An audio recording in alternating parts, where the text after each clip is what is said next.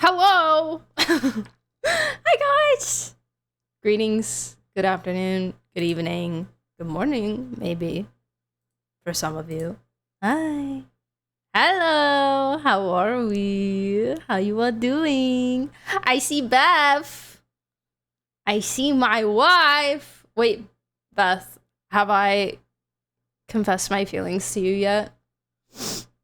Or...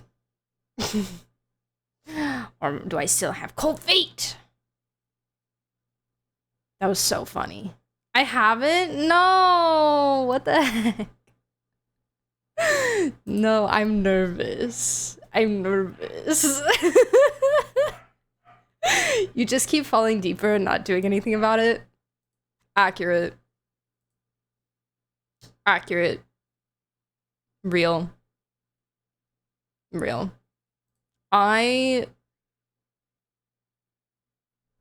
It took me...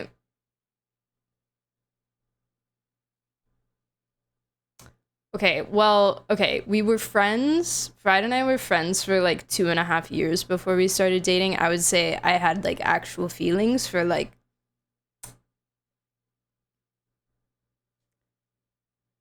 1.5 of those. So, accurate.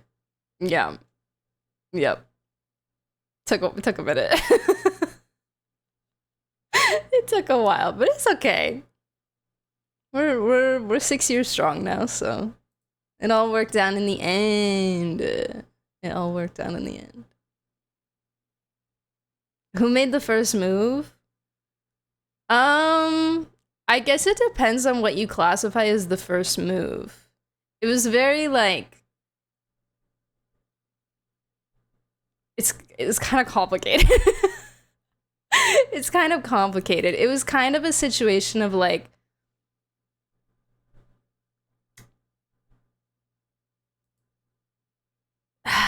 it's really hard to explain because technically I kind of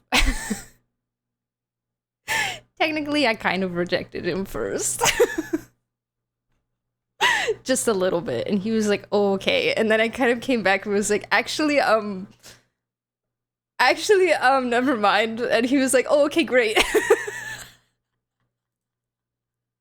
So yeah. Stop, me too. Are we twins? Yes, absolutely. No, it was, I guess technically you could say it was him kind of because he asked me to prom, but it wasn't like the prom situation wasn't like a, oh my gosh, I'm getting asked to prom, that means that like this person is like into me, you know? That wasn't the vibe, because it was a prom for like in our dance school that my friend and I helped organize, because everyone was like away from home and away from their families and away from school, and so they didn't get to have like their junior or senior proms. So we were like, let's just organize a prom for everyone like in the dance school so they can like have an actual prom. And it went amazingly, and it was an absolute banger, and it's one of the greatest achievements of my life, and it was so much fun. And so there were a lot of people who like asked each other to prom just for, you know, just for the fun of it, just for the funsies, you know, just like, you know, for the vibes that were like just friends.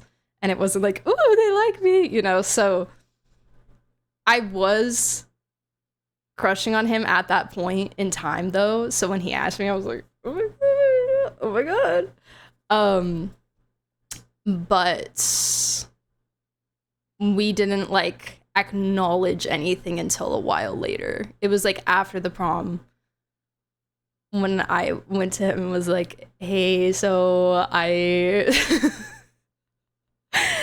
hey, so I feel like we shouldn't, and he was like, that's okay. And then literally like a month or two later, maybe like 2 months later, I went back to him and I was like, so actually never mind.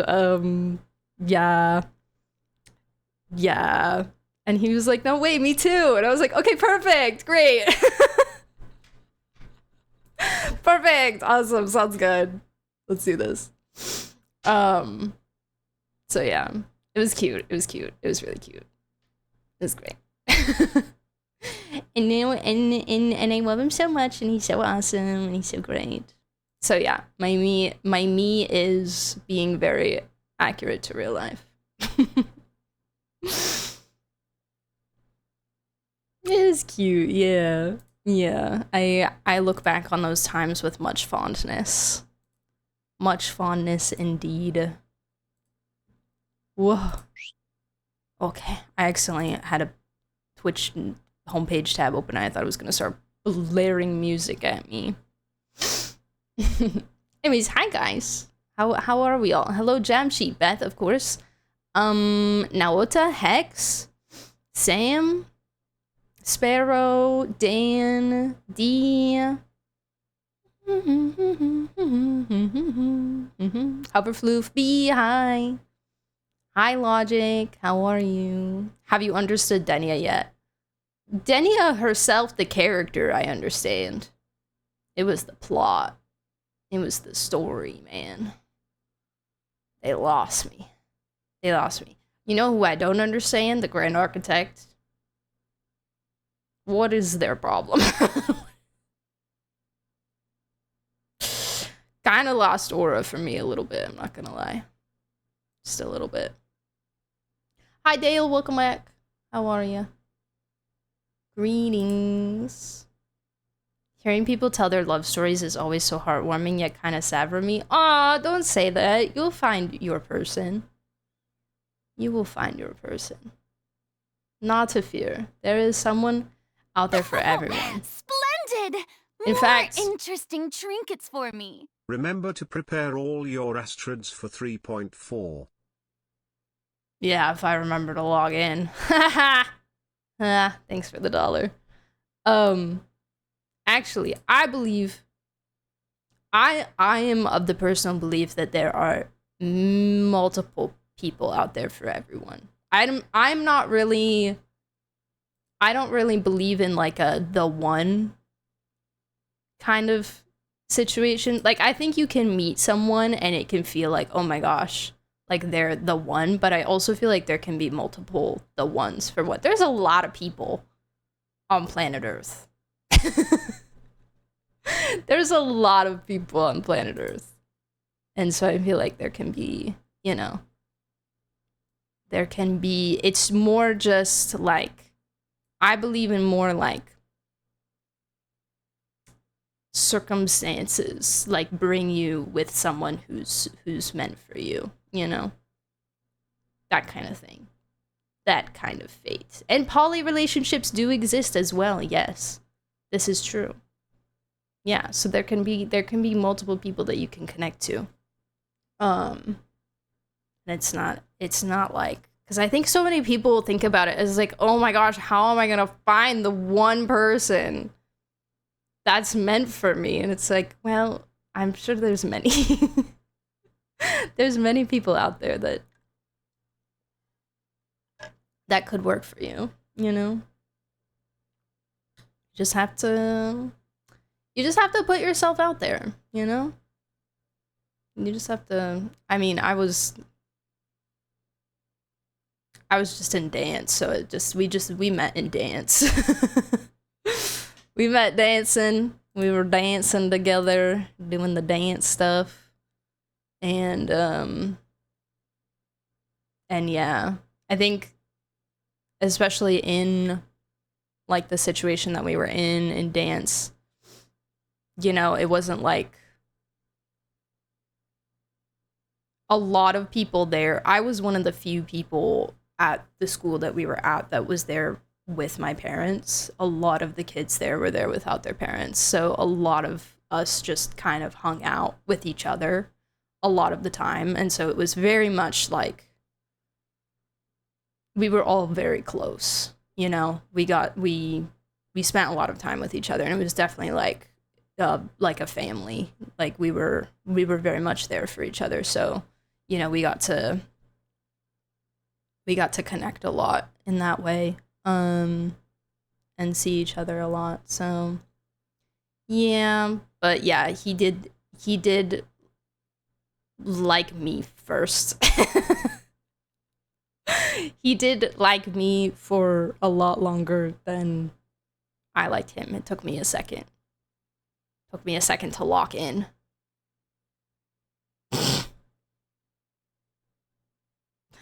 I don't think so, considering... Hey! No negative self-talk in my chat. What the heck? That's not allowed. I will time you out, actually. Real. Never do that again. Never do that again. Nuh-uh. Nuh-uh. Don't talk about yourself like that. Mm-mm. Hi, Rune. How are you? Greetings. Hello, hello, hello. But yeah.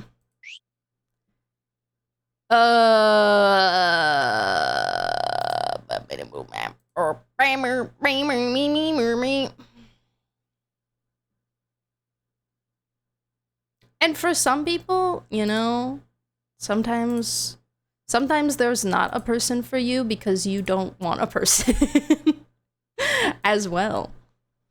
You know? Sometimes you just want friends.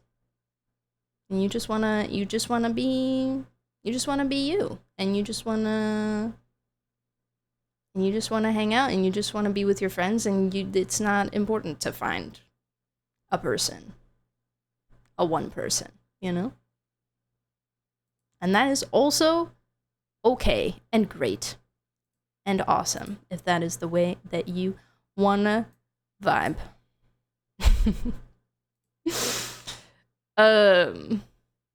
Me heck yeah. Yeah. So, oh my gosh. Woo! A crumb on my chair. Foul. Be gone. Ugh. So, today, this evening, hello, we are streaming. We're doing stuff. First things first, Act 9 is on YouTube. Full playthrough. Go watch it. Go save it to your watch later. Enjoy me staring at Pantalone for like an hour. Well, it's probably cut down a lot. Space. This was a, let's see, how long was this stream? 9 hours? It was a 9-hour stream. This is a 5-hour video. Impressive. I told Space, I said, I'm really impressed. I'm really impressed that you managed to do that. So yeah, there may not, it may not be as much of staring longingly at Pantalone in there as there was IRL, but it's still there. So go save it, go watch it. Act 10 will come as soon as we can get it out. We're working on it now.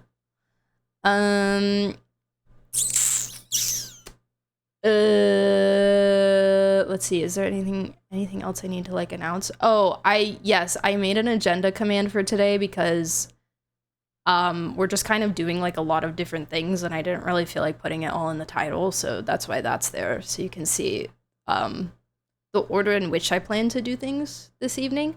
I really hope we can get it all done.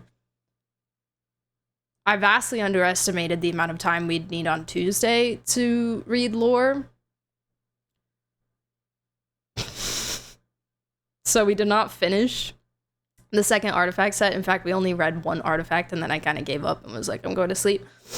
So we'll be reading that today. And then I plan to do the second lodge quest for Nicole, and then the witch's homework.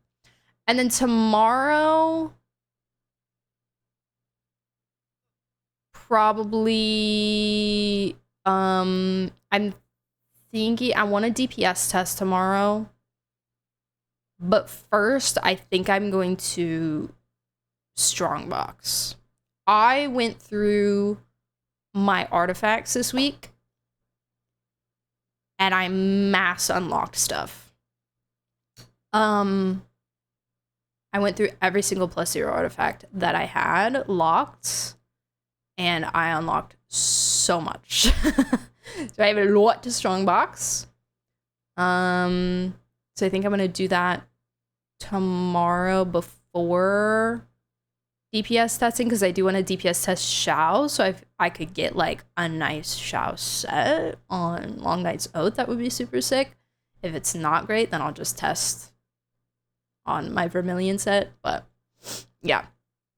Or we'll test both and see which one ends up better. Yeah, so that's the plan. If we don't finish anything today, then we'll probably do it tomorrow. Oh yeah. Hi Fazos, how are you? She's lying. The whole video is just her staring at pants alone. True. For 5 hours, yep. I mean, I'm basically thinking about him the whole time anyway, so it doesn't really matter.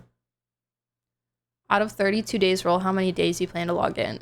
Logic, you can't force me to play the game. You cannot force me to play the game.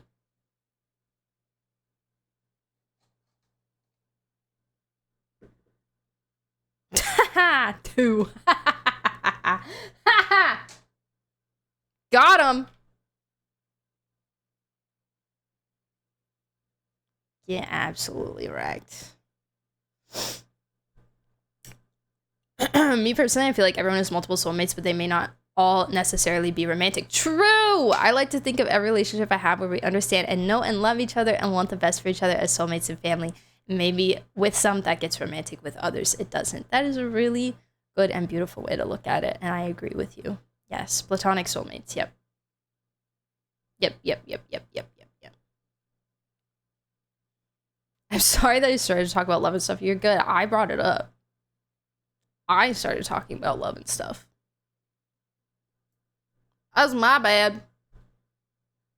It's all because the whole reason it came up was because Beth made me in Tomodachi Life, and my me is crushing on their me really hard, apparently, and won't do anything about it.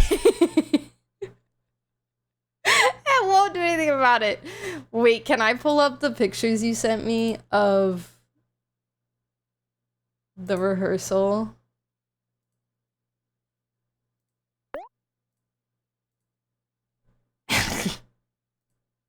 I love that I started doing it without waiting for your answer. Just so that people have context. Also, hi, ADHD Bard. Welcome. Hello, greetings. Hi, Mac. What's up? I need Genshin to do what HSR does and help me lock artifacts that are recommended for people. True. Yes, real. I also need them to do... Their auto lock plan makes me nervous. Like the auto lock. Like with Wuwa, the auto lock is so easy because there's no substats in Wuwa. Like there's substats, but they come later. They all come later.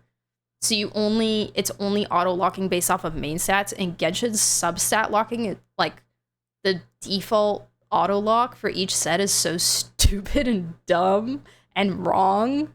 And I'm like, I don't want that at all. So I wish I could just turn that on, but I can't. What is this banger of a song?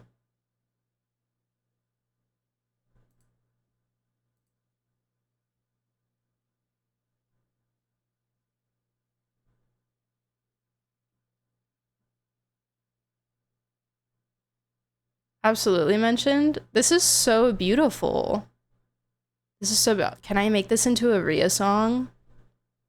Can I force this to be a Rhea song? I might just be able to. This artist is Ray's sister. I love Ray. Wait, I just discovered Ray recently with the thing that they did with Hans Zimmer. I heard a song with Ray and Hans Zimmer, and I love Hans Zimmer so much, and I was like, this is so gas. And I don't remember what it was called because I think I forgot to save it. But that's so cool. What the heck? To make certain lyrics be allegorical. Yes, no, exactly. I'm so good at manipulating songs that like shouldn't relate to my OC to relate to my OC. It's a secret talent of mine, I think. I'm like, yeah, but like, Okay, so like they're technically singing about their ex, but like in this context, it could be about this character from my character's tragic backstory, and like, you know, it's actually not romantic in this context, and and yeah, it's fun. Me putting Run Rabbit on my playlist. True. Yes. Oh, I need to add the Red Means I Love You to Lohan's playlist, because I started a playlist for Lohan from Run Rabbit, and I thought of the Red Means I Love You today, and I was like, that needs to go in his playlist. There we go. Done. Yay. Song number 2. Boop. Yippee.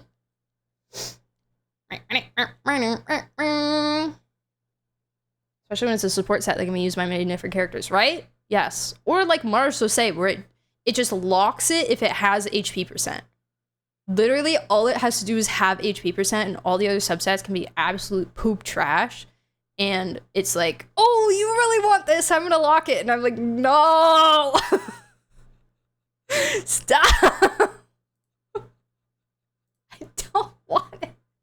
This is a damage set. It's a damage set. I want good stats. Now do you need help? Hold on. Hold on. Why is it being rude to you? Deep Purple Child in Time. Is it actually longer than 10 minutes?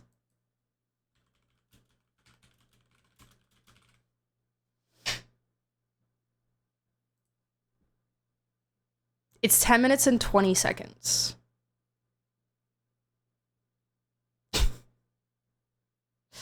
All right, I'm adding it. The song better be fire. Better be good. Also, hi, Ray Brain. Thank you for lurk. Okay, so the Chronicles of Me and Beth. Right?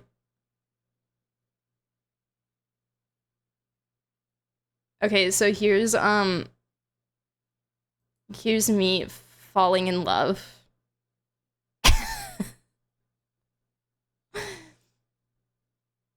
Here's me falling head over heels for Beth. And then this is like a separate thing. And then this is a progression. I love you, Beth. I don't know how to say this, but I'm afraid I don't feel the same way. Wait, what? Why am I getting rejected in my own practice run? I'm so pathetic. I'm so pathetic. Why am I doing this? Why am I rehearsing, confessing my feelings?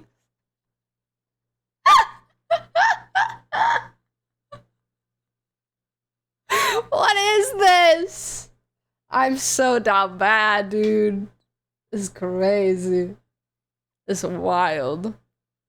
How do I wait? Can the Mies be poly? Like, can the Mies like have multiple relationships, or will they not let you?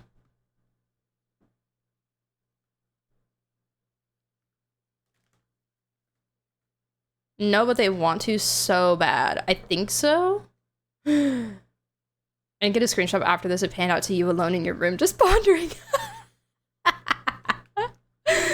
Daydreaming about you. I'm actually not sure, but I want it. I want to date Half My Island. No, that's so real, because I would also, because what I would do if I got that game, which watching you play it the other night made me Google how much the game cost.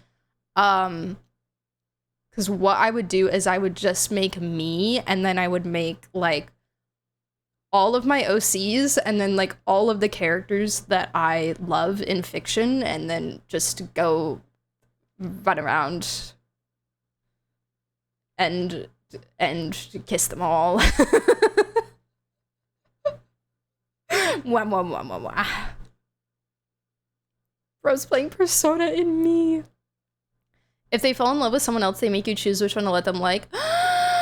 Rude. Oh, that's so rude.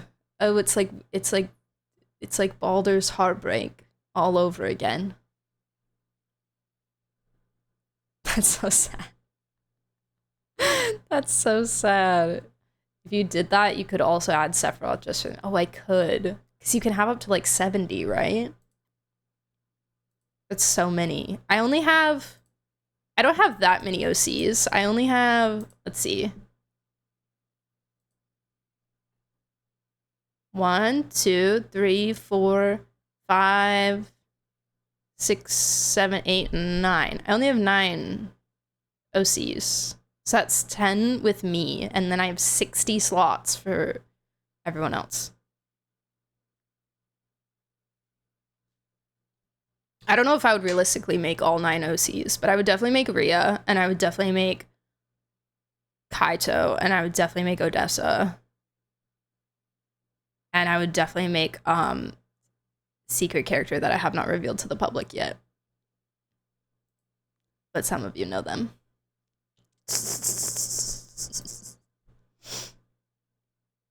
Tamagotchi is game of the year, true. True and real. I already have like 12 Miis and more I plan to make. I've had this game for 2 days. Are they all... Wait. How many of them are chatters and how many are not chatters? Because you have Beto. Wait, who else? Who else do you have that's not a chatter? I'm a secret character. Yes, you are. Yes, I sent you art of them the other day. Yes. I need to finish that art.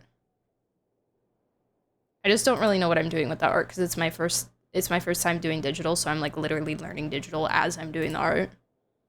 So I keep like changing things and like being like, oh dang, I didn't know I could do that and and stuff.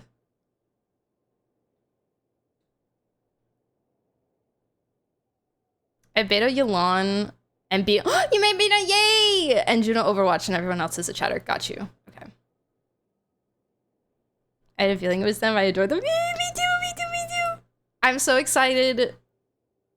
I just need the campaign to start already, then I can show chat. But I need to, like, I don't know when the campaign's starting, but I need to finish the art before the campaign so that I have it ready for the campaign. To be like, this is character. Nice to meet you. Would you make a regrader for Viri? Stop. Stop.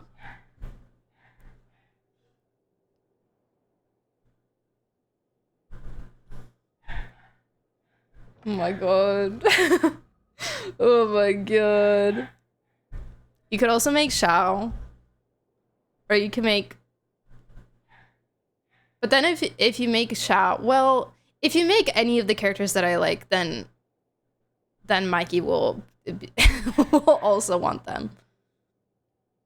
But Mikey's got their partner, so it's fine.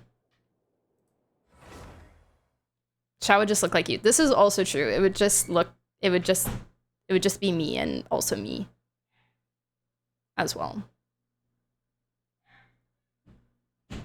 First time? Yeah, thank you. I've been doing art for a while, but like it's my first full piece on digital. Like I was playing around with digital a little bit, but I did transfer. I did the sketch for that one on physical, like in my physical sketchbook a while back, and then I imported that into Clip Studio Paint and did like the line art and stuff over it. I traced my own art. So that definitely made my life a lot easier instead of having to do like the whole sketch process on digital for the first time. But figuring out like colors and shading, because also a lot of the art that I've been doing in recent years has been just sketching and like not anything of color because I don't really have anything besides colored pencils. So yeah, just figuring out how that all works on digital has been great. I've just been watching a bunch of videos and like importing different pieces of information from all of them to figure out what I want to do, because also every artist does everything differently. So, and my brain is so like, I want like a cut and dry, like this is how things are done, but that's not how it works. So I have to like, it's good. It's a good exercise for me. I have to expand my mind and try different things and see what works for me. I hope a grader manipulates us. True. Yes. And I would let him, what? Run Adventuring and Don Hung. Yes. Yes, please. Mikey's got like God. Exactly. Exactly. So I can have everyone else. When I did art classes, they taught us to do it like that too. Sketch first and digital. Oh, perfect. There you go. There you go. Yeah. I love the feeling of like a physical sketchbook. Like doing a sketch on a physical sketchbook. My drawing tablet is like a dedicated drawing tablet. It's a Wacom. So it's got like the textured screen. So it feels like paper, which is really nice. So that's good. Other than like not having like the slippery screen, you know. Tutorial and graders interactions would be hilarious. I know. That's also who I would make in my own world, and then I would make them kiss. Let me see if I have any art to share of them, because I've been kind of going crazy.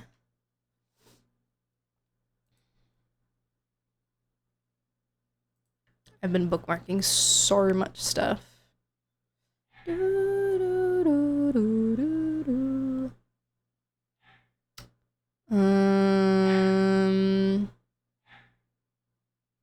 Adventuring and Sundays, they can finally interact. True. I love Ratio Reen. It's great and all, but I also am a pretty big fan of Adventuring and Sunday as a ship. I'm not gonna lie. Okay, this one's funny.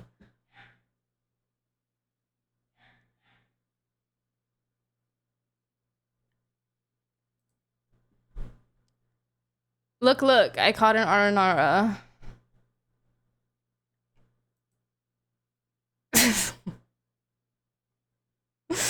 Are you delirious?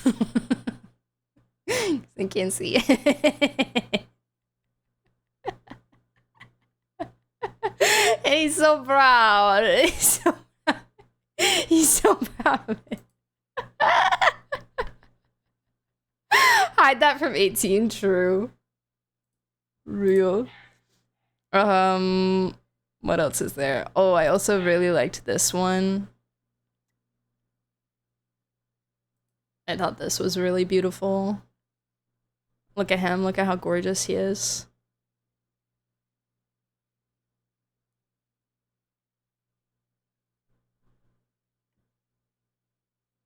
I just really love like the composition of this.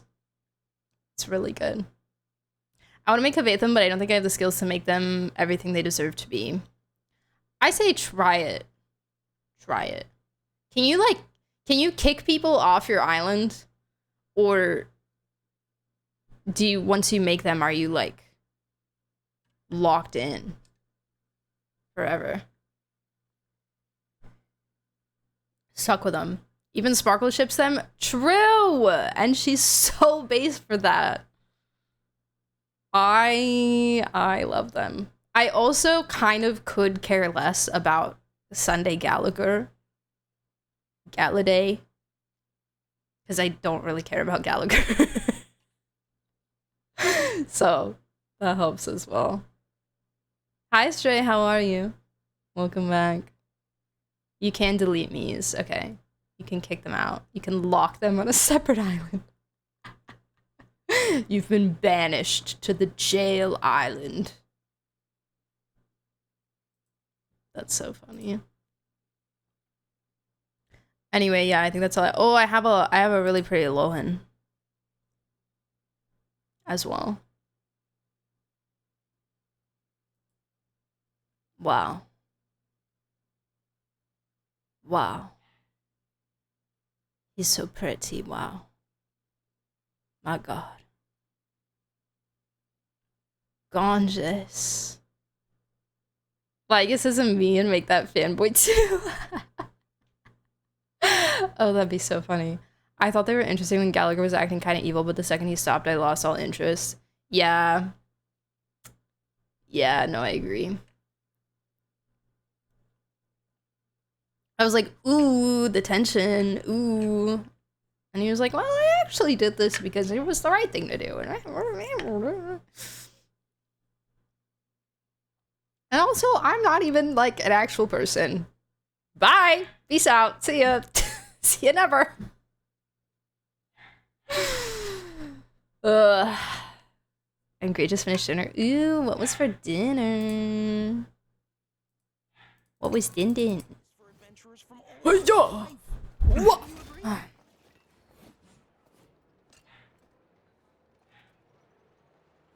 I'm so neutral on Ratio and Avon, but I do really like Avon, Ratio, and Sunday. As a throuple?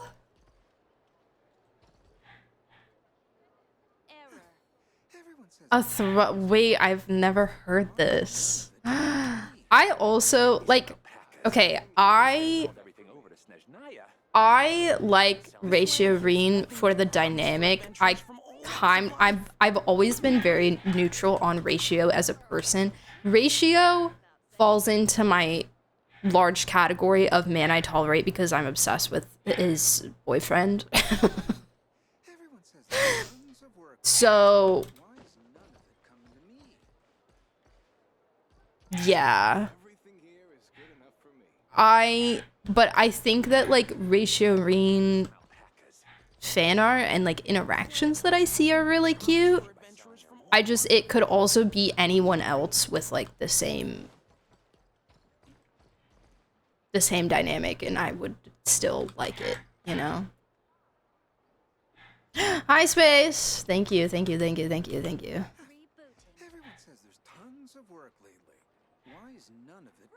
you finish the streamer event in HSR? I did.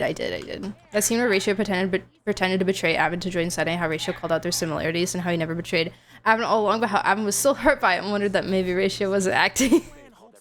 The three of them in that room together. Wait, I see it. I see it. The tension. Okay, what do I need to do with my life? I need to get artifacts.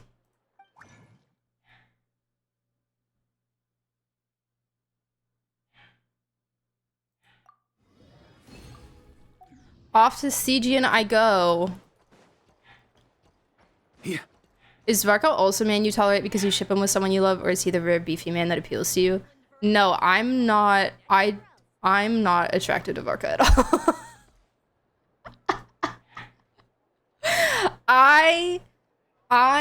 Varka is man that is like a guy. This land holds nothing but promise for adventurers from all walks of life. He's just like cool, you know? I'm just like, oh, you're cool. You're a cool dude. Like he's cool. And I got him because he's Varka, right? And then he proceeded to make me insane about like his writing, his character writing and how he was written. His story quest made me go crazy. And I couldn't stop thinking about it. And I almost made a video on it, but then I got lazy and didn't have enough time to do that. Now, where's a good spot for a nap? After I finished it, all I wanted to do was yap about it.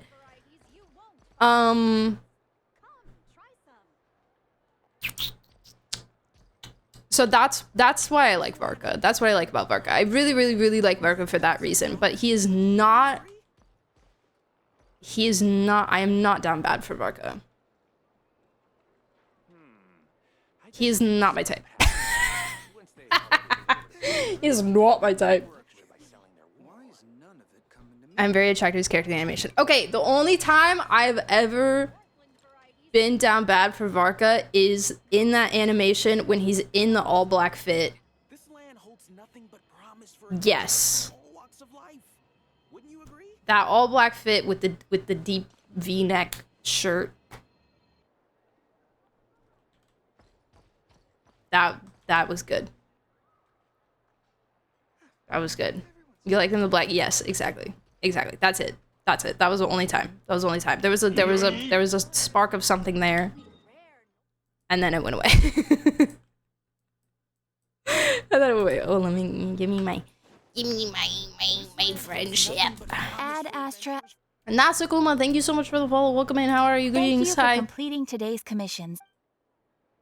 Varkol forever. Yes, I do. I do love Varkol. Very much Varkol shipper. 1000% yes. But it's not like, it's not the same where I tolerate Varka because of Nicole. I just like them for different reasons, like separately, but then I also love them as well. Together. Is this a Mighty situation? Kind of, yeah. Mighty was like a whole conundrum for me. Mighty confused me to no end because I really could not decide if I was like hot or not, you know?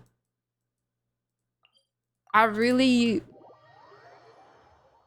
y'all if y'all were there, you remember it was a really tough time for me, and I was kind of I was giving myself agony over that, and I needed to not.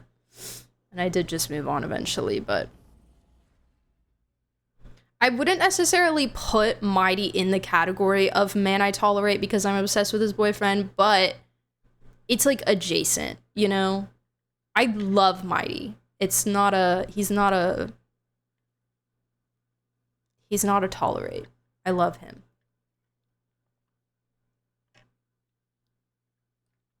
I expect to be down bad for him, but I'm still sad he isn't older. I want him to have facial hair, and I don't know, like white hair even, but alas. I know. Someone in my community. Who was that? Somebody drew Varka with facial hair in my community and sent it in the Discord, and it was so good. It was a while ago, so I don't know if I'm gonna be able to find it.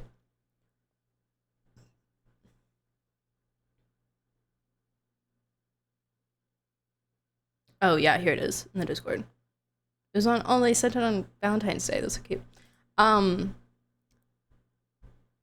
Yeah, I would have loved that.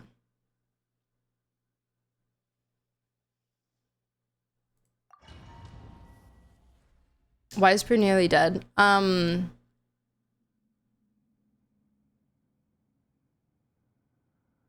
She probably died.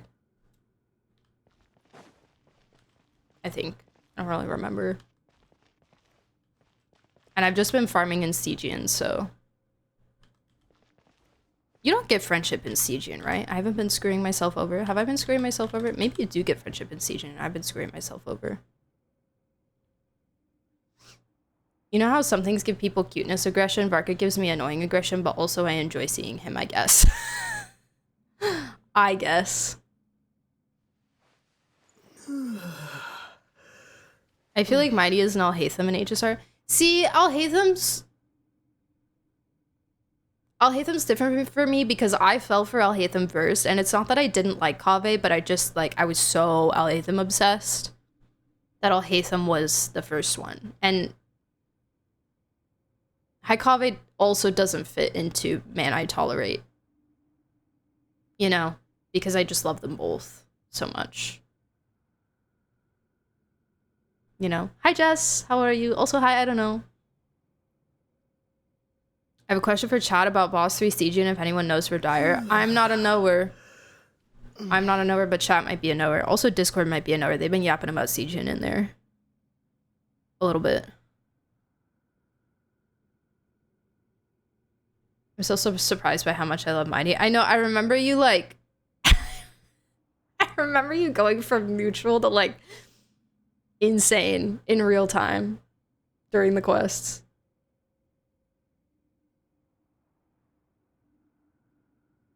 Is it better for Hydra or Pyro to be the first app? I feel like I saw people doing Pyro, but I don't know. I'm not sure. She died hunting, which is true. You do? That's crazy. I've been just fighting the Tulpa. Okay, wait. Then maybe I can just do... This has been... The Flynn's team has been literally a 9-second clear. But I can probably do this.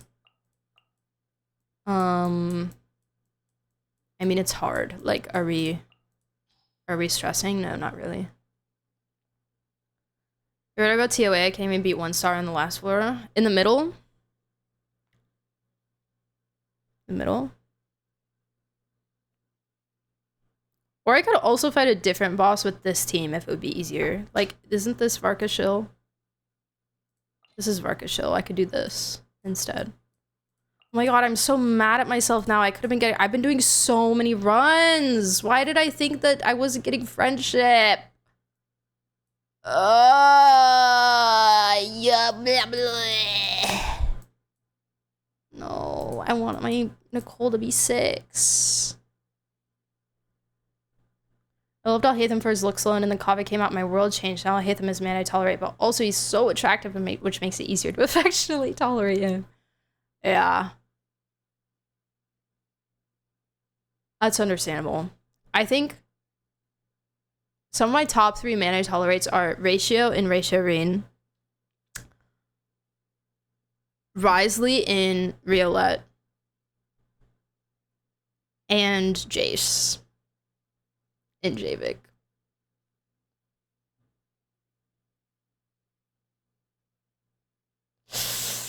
Sorry. Oh, what he did cast a spell. He did. He did cast a spell. Yesn't? Wait, what does that mean? Wait, what does that mean? What? Jace? Jace is just so, like... there. You know? He's so just like... okay. Whatever. Watch out! Had enough? Hammer time! Burn! Oh, maybe I'll have a bad time. I don't really know how this works.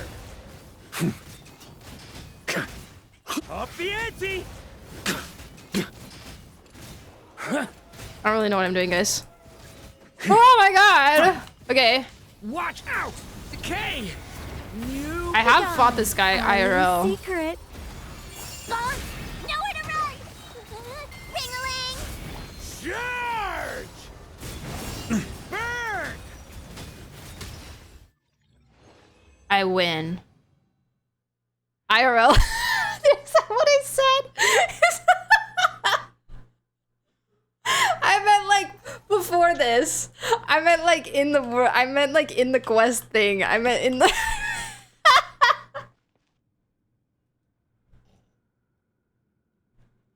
I meant in the weapon quest. In the Varka weapon skin quest. That's what I meant. Oh my god, I hate you. Mav is better for this? Okay, well, I need the best boss I can do. Let me just try the Tulpa. I need to use Nicole and Prune.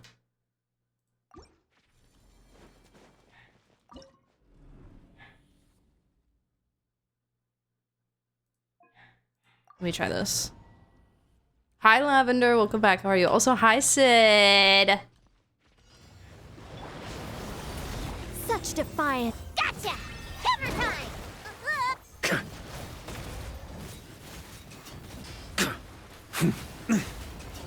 Thunder!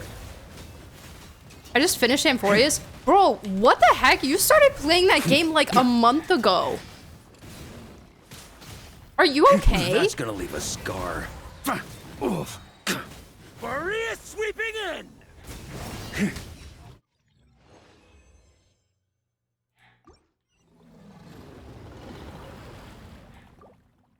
All right. Maybe not. I think definitely not.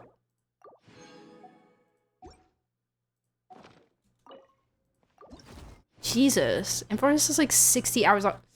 What are we doing? What is going on? What is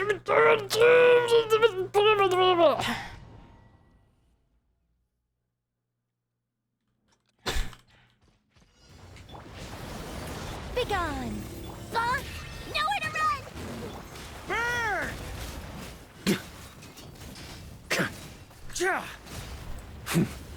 Thunder! I should be farming the other set. I should be farming the other set. I know I should be farming the other set. Stay back! The story has only... Such defiance. Had enough? Hammer time! Charge! I forgot to swap the set a solid 4 times with CG.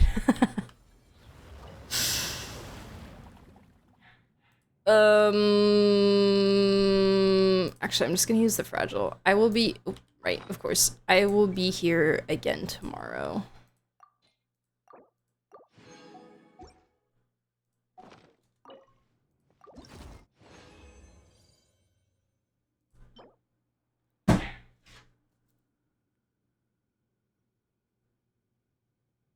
What do you mean? No, I don't want that. Get out. Are you supposed to be farming for Nicole? No, I'm done with Nicole. No. My Nicole build is not great, but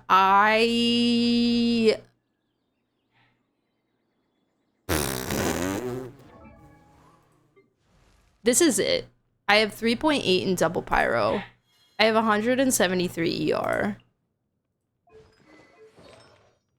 It doesn't really like my pieces, and I got some kind of horrible rolls, but I kind of don't care. In other news, this is the other situation. There are other numbers that will be added to this that I can't really specify, I don't think. That I dreamed about in my dreams.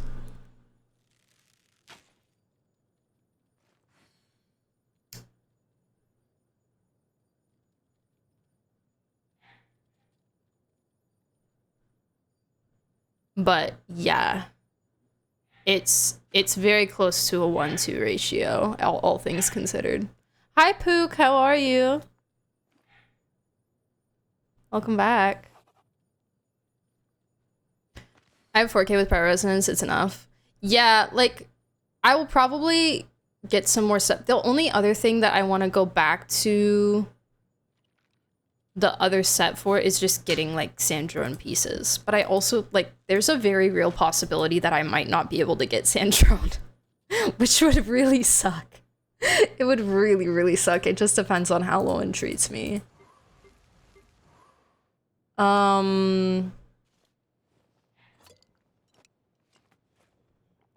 Mika, yeah. Yeah, totally Mika. Do you think EM matters much for Superconic like it does for Melt and Lunar reactions?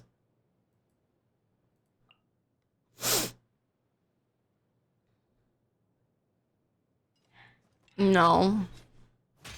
I was like, I don't think so. I just want to look at the numbers.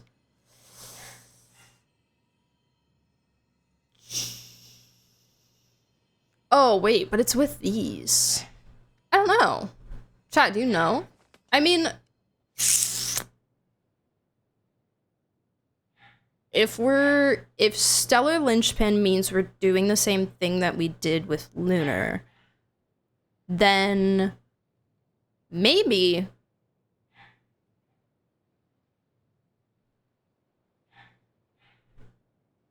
Oh my gosh, I can't. Ren's been barking for the past, like,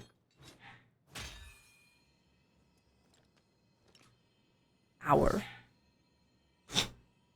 The past, like, well, not hour. I've only been live for an hour. The past, like, 30 minutes. I need her to stop.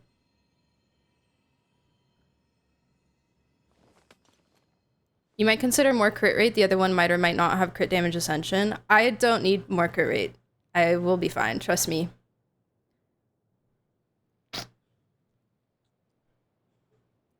The set will give me 20.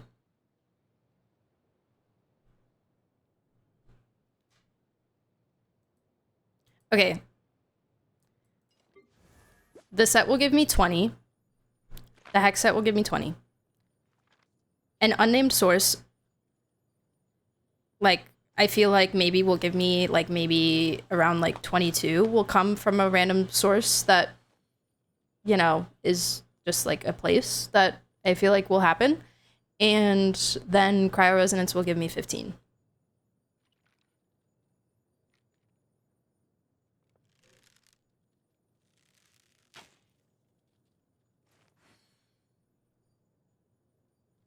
What is Stellar Stealth Fan Club? True.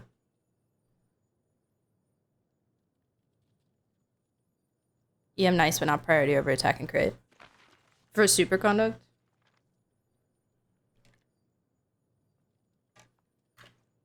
So I will have there. All things considered, I did the math.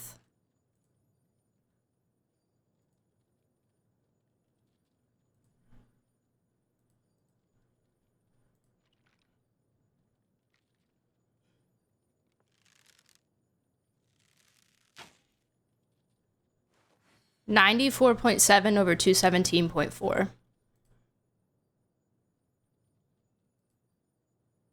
Who's the crowd you're putting on the team? Seat Lolly, I believe. Why are you building Mika, or is he placeholder for San Jordan set? He is placeholder for Loan. Mika Superconduct Trust. Yes! Physical Mika Superconduct build. Yeah. Something along those lines. Hold on, guys. I'm gonna be right back. I'm gonna go check on the dogs real quick. You wanna look at Nicole because she's beautiful? Yes, everyone says in unison, yes. Okay, beer.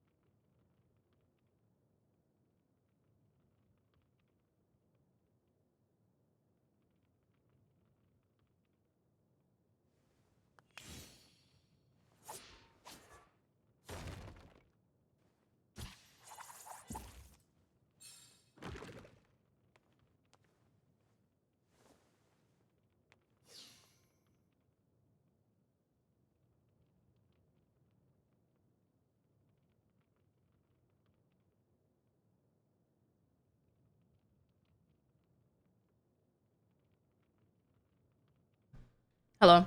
Am I tweaking or was I just hearing the Storm Terror theme? No, you were hearing the Storm Terror theme. It's my cozy music playlist and there's a lot of Genshin OST on there. Chair the best streamer? Whoa! Whoa. Take good Calm care down. of them. Anyways, yeah. I need... This is, like, fine, I guess. This is, like, fine, I guess. I would love to get something better here. I don't know how much EM we're looking for. I don't think we really need that much. This is, like, pretty nice. And this is pretty... I stole this from Duran. I had to steal so much from Duran, I just put him on Noblesse.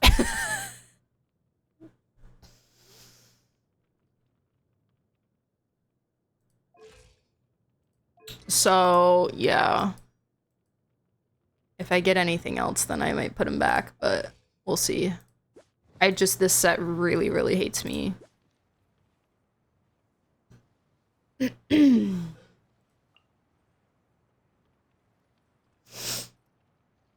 What's his weapon?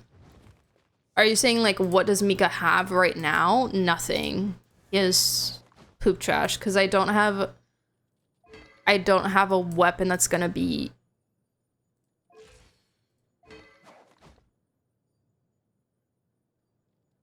accurate unless I steal one that I don't want to steal. Take care of you when it matters most. I have VP spears, but they're too much. They're too much. My dreams told me that they were too much crit rate, so it wasn't going to be accurate. So I just decided to do math instead. I don't want to take Xiao's weapon. I don't want to take Xiao's weapon off of him. I just finished my CGN runs. Yay! Free feather. I also have 35 elixirs and 23 feathers. So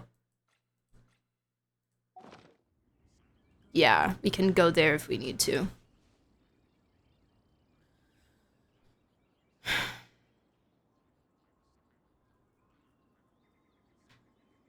Is this some kind of Mika DPS? On me. Yeah. No, it's not. It's not. It's a placeholder build. It's a placeholder build for the one. Okay. What's up, guys? Burn. Die. Okay. Should we should we lore? The song is such a vibe. What is this? I believe it was Walker's song request, which is Candle Flame by Jungle. Oh, in this X-ray, he is. Yep.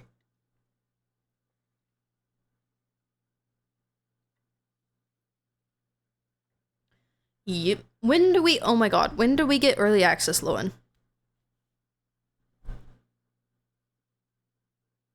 When even does he happen? Like, it should be like next week, right?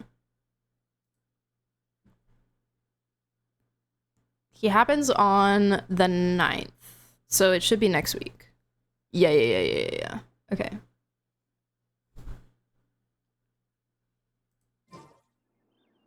I could have waited until next week to talk about it, and then we could have just talked about it, but the weekend before the release. Okay.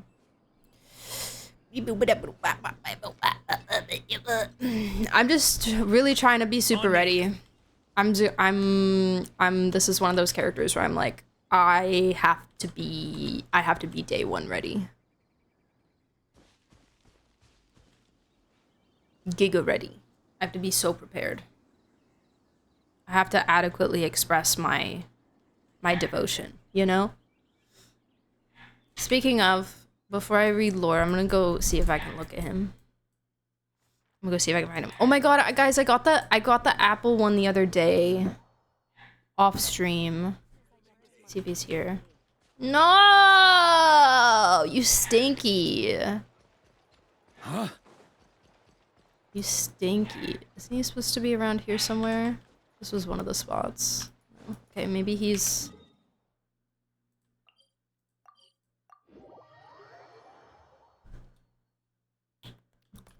On me.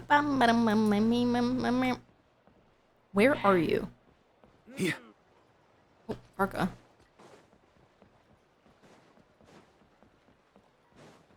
Not you. Actually, have I done this interaction? Oh yeah, no I have. There is no interaction. He hates me. He hates me. He hates me real. Oh, maybe he's in that room. And I didn't look. No, he's... Yes, he is! Yeah, baby!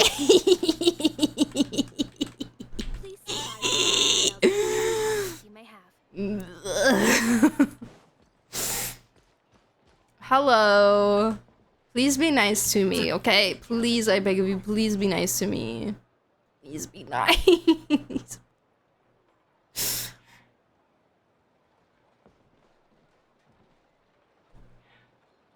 selection process is going well.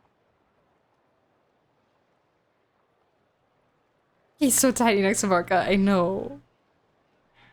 Please Just a little provide baby. details of any requests you may have. Just a little crazy guy. God, I'm so excited for his voice lines.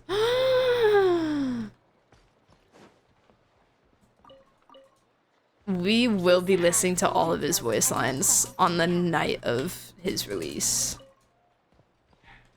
It's so great that he's second half because it means he'll come out earlier. Then we can start stream earlier and we can start pulling earlier and then I can do more things the night of and I can stare at him for I salvaged and I still have too much. That's so funny. His eyes remind me of Arlo's and those same. And also just like Anoxa colors. Details of any requests you may have. Very Anoxa colors. Huh? Okay. Alright guys, Rushing won't do any good. I kind of don't really feel like walking back to the sanctuary. You know what? Let's read Lore in the Temple of Space today.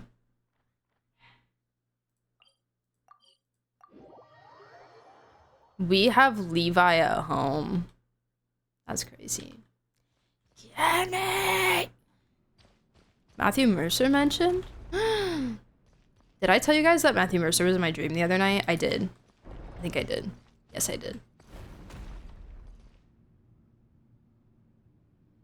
I'm curious about his story quest. From what the trailer indicated, it seems we may be dealing with some remnants of Dottore and Monsat, possibly relating to his shenanigans in the manga. I think so, because, and I really hope that there's Escher stuff in there. I think didn't they say that there was going to be Escher stuff in there? Or not Escher, sorry. E-names, Eric. Yes. Eric mentioned, and apparently Duke playing a big part, yes. So yeah, I think yes. Which, bro, have you guys read Varka's character stories? Like, that's how I learned about Eric. I don't know if that's how we all learned about Eric. I don't know if Eric was mentioned before Varka's stuff, but like,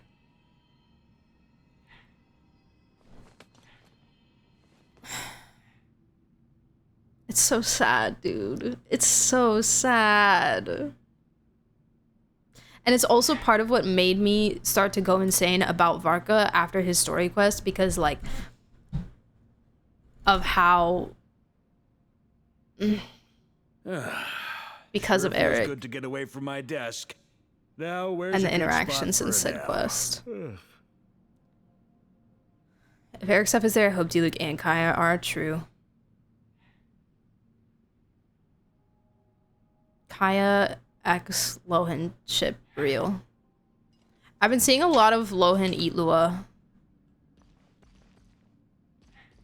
There's an Eric in Tamat, yes. Indeed.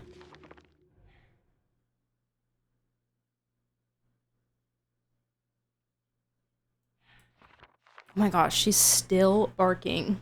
I'm so sorry, guys. I need to Fried's home so they can be let out. I'm just so sorry to leave you alone again, but I'll be.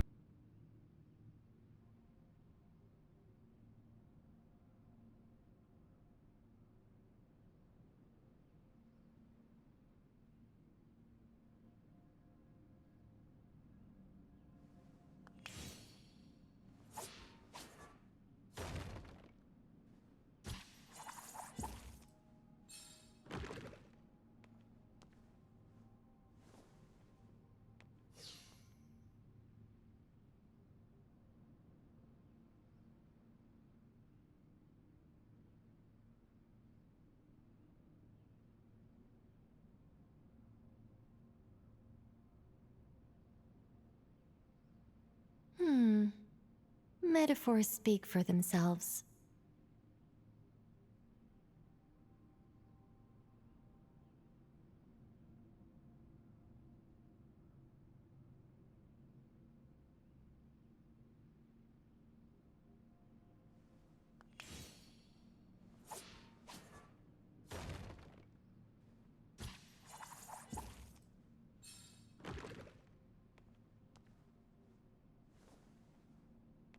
Hello. Okay. Are you guys ready? Are you ready to read again? Do you have your reading brains on? What am I now, you ask?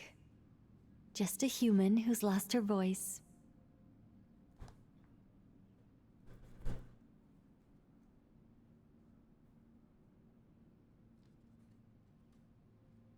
Okay, I have my notebook out. Wait. I'm gonna mention what was here because it's not spoilery, but Yuri hasn't read it yet. Oh. Nicole's story 5? Oh my gosh. Oh, we still have to read her weapon too. I didn't put that on the agenda. That's okay. It's fine.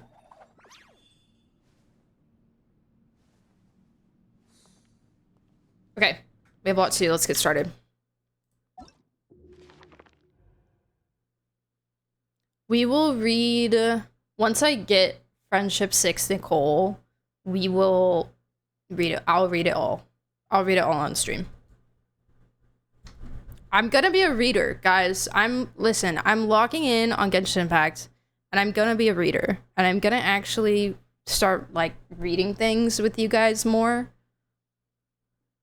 It's what I want to do, and I came to the realization that being a content creator, I can literally do whatever I want, and I should be doing what I want to be doing. And since I want to do that, then I should just do it. Then I should just do it, because I know it's gonna make me so happy, and I know that I'm gonna, like, I already enjoy the game so much, but I know that I'm gonna enjoy it even more by enjoying it the way that I like, the parts of it that I love, you know, which is the lore and also character analysis. So yeah, this is reading summer. Yeah, who needs hot girl summer when you have reading girl summer? Okay. Equipment. Ooh. There we go. Alrighty. Okay, we did already read this one, but I will read it again for those of you that weren't here. Because it is quite interesting, and also I was in my brain just absolutely gone. So yeah. Also, again, feel free to request music if you guys would like. I would love if it was lyric-free music so that I can think easier. But yeah, feel free to request OSTs or whatever you guys want. Okay. Here we go. These days, few visitors seek out the mountain manor held by the most preeminent of the Snegovic. Snegovic. Though it is said that in ages past, many a noble lord would arrive bearing gold-etched invitations to feast within its walls. The silver-haired maiden was once among them, though in those days she had yet to become a mage in the shadows, nor had she knocked upon any gates concealing secrets. She was merely a court attendant following the Emperor of the North. Excuse me. The idle talk of the Fae was always oh so stale and wearying. Moreover, being human, the maiden drew too many gazes from those who were not of her kind, and so she quietly slipped away from the banquet hall. Unfortunately, the interior of this 1,000-year-old structure was a veritable maze, and by the time the girl, intent only on going upward, realized her mistake, the way back was lost. To return, she would have to navigate a tangle of winding halls and endless stairs as the moonlight played one trick after another through the windows. But within this uninhabited silence, the maiden finally found a peace that had long eluded her. It was not until the master of the banquet, the princess of the Snegorochka, appeared behind her, that she realized the mistress of all frost and ice had also long since grown tired of her guest cliches and banalities. Thus, the two had already turned their backs on the banquet, and so the mistress showed the maiden the paintings, sculptures, and puzzles hidden away in the manor, and the silver-haired maiden met them with a wit and acuity that had already set her apart. Finally, as their talk drew to a close, the princess of the Snegorochka revealed the deft craft of the Fae, an entire courtyard shaped from ice that never melts, with towers rising like pillars of salt and trees that swayed without a palpable breeze. Along the pale grass, frost flowers, rabbits, along with pale grass, frost flowers, rabbits, and even an imposing moose. My favorite part, personally. Everything unfolded at their feet, like a dream suddenly spilling from beside a sleeper's pillow. As though she caught the longing in the maiden's eyes, the princess of the Shnagorochka offered up a cautionary word. Even the ice that never melts is but a creation of magic, and thus it cannot truly endure. What you see is but fleeting light and shadow engraved in the blood of those who were once enslaved. Yet the servants of yore may still perform such wondrous tricks, while the humans who were once their masters can no longer reclaim their former glory. At their parting, the Shnagorochka princess fashioned for her a flower from silk. Unlike the unmelted ice, while the vibrant hues of silk might fade, its substance would endure much longer. As she watched the Shnagorochka pin the silken gift to her chest with her long, slender fingers, the maiden said with a smile, "I thought you were only artful in how you wield power to shape all things from ice and snow." "Axinia," the princess of the Shnagorochka replied, "it is never the craft that is artful, but the heart. This is proof of our friendship. From now on, no matter when, I shall be delighted to receive you here." So, the Silverhair Maiden is in fact not the Tsaritsa. I thought she was at first, but she is this woman named Axinia, who I think this is the first time we've ever heard of her in the lore, from what I understand at least. She is simply a woman, I suppose. And then here, I think what she's talking about here is the servants of yore may still perform such wondrous tricks. I believe is the Fae. And the humans who were once their masters can no longer reclaim their former glory. I believe is the Hyperboreans. Would I be correct in assuming this? Because that's how it reads to me. And then the princess, I think, is the Tsaritsa, right? Right? I don't really understand what happened here, but I like the vibe of this. Girl at party. Girl said, "Party boring. I go explore." Go exploring, get lost. Oh no! Meet other girl. Girlhood. Other girl, show her beautiful things. Say, "Faye, make this." But it's also sad backstory. "Here, have present. Flower made of silk. Also, we are best friends now." The end. There you go. That's what happened. Kind of giving romantasy, right? Like, it's giving YN. It's giving...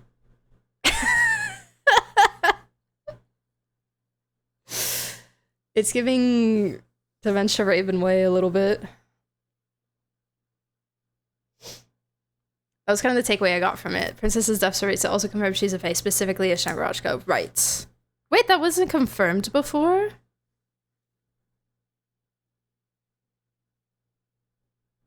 That she was a Fae? The type of Fae makes sense.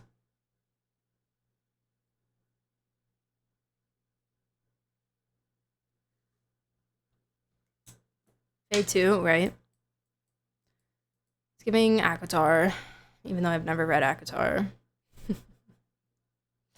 W Razor Language, thank you! I appreciate it. Thank you so much. I thought it was so cute how she was at... That's where the romantasy really, like, comes in. She's at the princess's party. And had left because it was boring, and the princess herself came and found her wandering around. It's giving meet cute of like oh, I'm just like a random girl in the Empire and I got invited to this random stupid ball and I'm not like the other girls and I don't like balls and I don't like socializing with people because I'm an introvert. And so I'm gonna go wander around in the gardens, and then like hot brooding man comes along, but she doesn't know that he's the prince of the household, you know? She doesn't know that he's the royal prince. And she's like, "Who even are you?" And he's like, "Let me show you around." And then they bond, but she doesn't know. It's giving Cinderella kind of a little bit too. But Yuri. I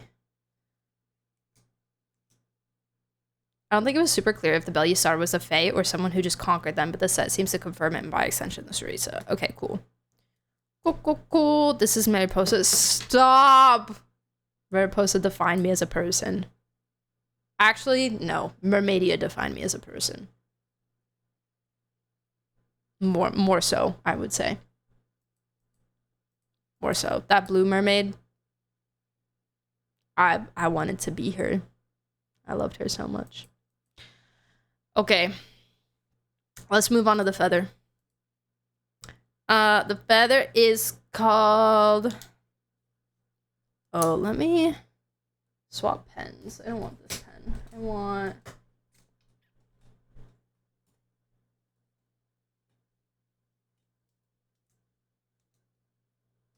this pen.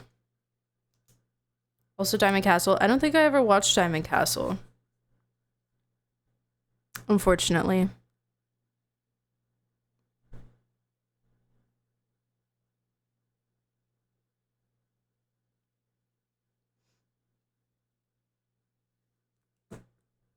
You should. I should. There's a lot of Barbie movies that I haven't watched that I should. Okay. Feather. It was here that the young apprentice, following the silver-haired researcher into the shadows of the world, beheld the ruins of a once resplendent golden civilization laid waste by devastation. The towers, frozen in time and space, loomed like giants with shattered bodies, while the earth lay open as a weeping gash. It was a blow that the master of the heavens had struck, a wound congealed upon the world since days long past. Okay, I remember reading this first sentence before I gave up.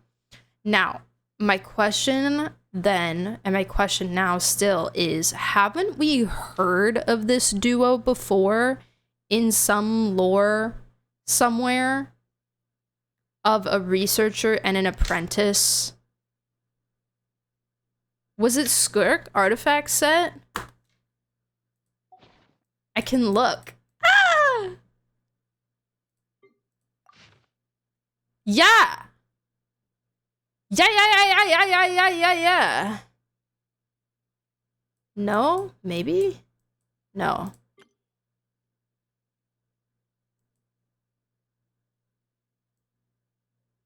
No, because this is Koitar. Right?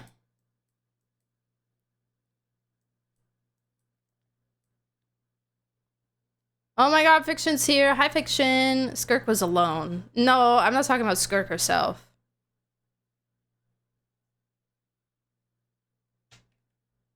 Maybe Golden Albedo? Oh, like you're saying these people might be Golden Albedo?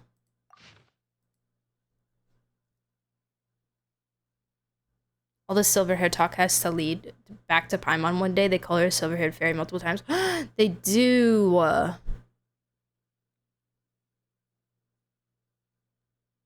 I suppose Paimon could be Fae. I feel, honestly, I kind of wouldn't be surprised if she was.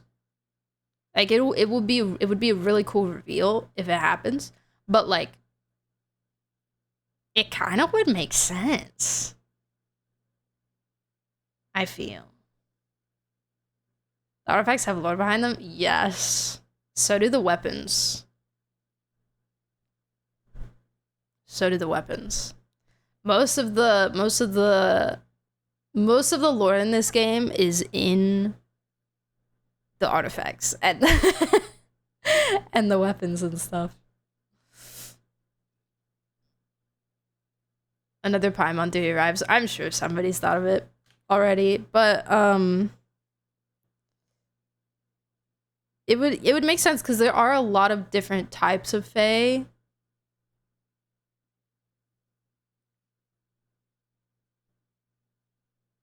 But anyways, Paimon got so many celestial motifs. Well, maybe she found the outfit on the side of the road and put it on. I don't know. Fae and fairies are so connected. Exactly. Exactly. But we also, I feel like, I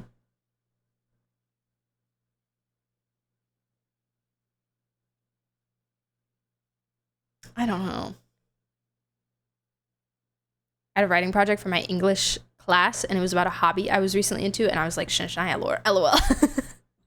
How does one get to the Lord of the Artifacts in the game? So you can go in here, which is just in the archive tab, here in the menu, and then you can go into equipment, and this first tab is the weapons, and you can click this little button to read them, and then the artifacts are here. You can also read it in like the character menu as well, but this is kind of the easiest way to like go through all of them.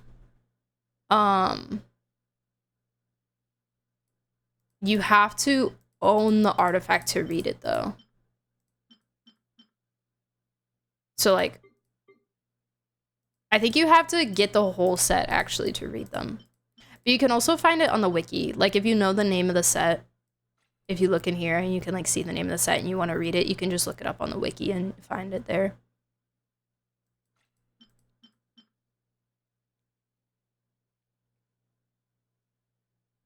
Word fae is also derived from fata, which means fate or to speak.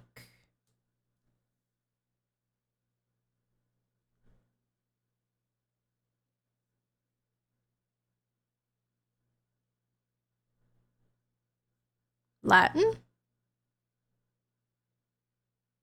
Or what?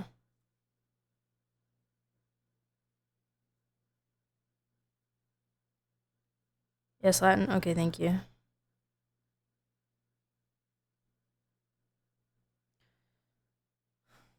Wiki's great for all the weapons I will never put. You pull it? Yeah, I use the wiki for weapons. Cause I don't get them all. Thundering Fury, don't remind me. Don't even.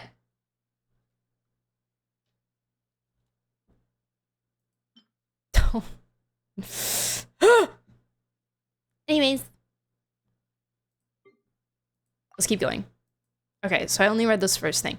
So I don't know if the silver-haired person is the same person as Xinia, but I'm going to proceed assuming as such, tentatively. And then we also have an apprentice figure. Oh, do you ever write a word down and you're like, oh my gosh, I wrote that so good? Like my handwriting isn't the like cleanest handwriting in the world ever, but sometimes I write a word and I look at it and I'm like, dang, I kind of cooked on that one.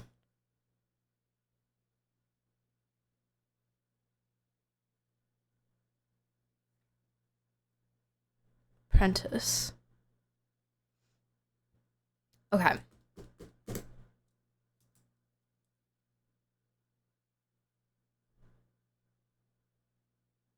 Sealy quartz are fae? Yes. In like mythology and stuff, you mean, right? Yeah.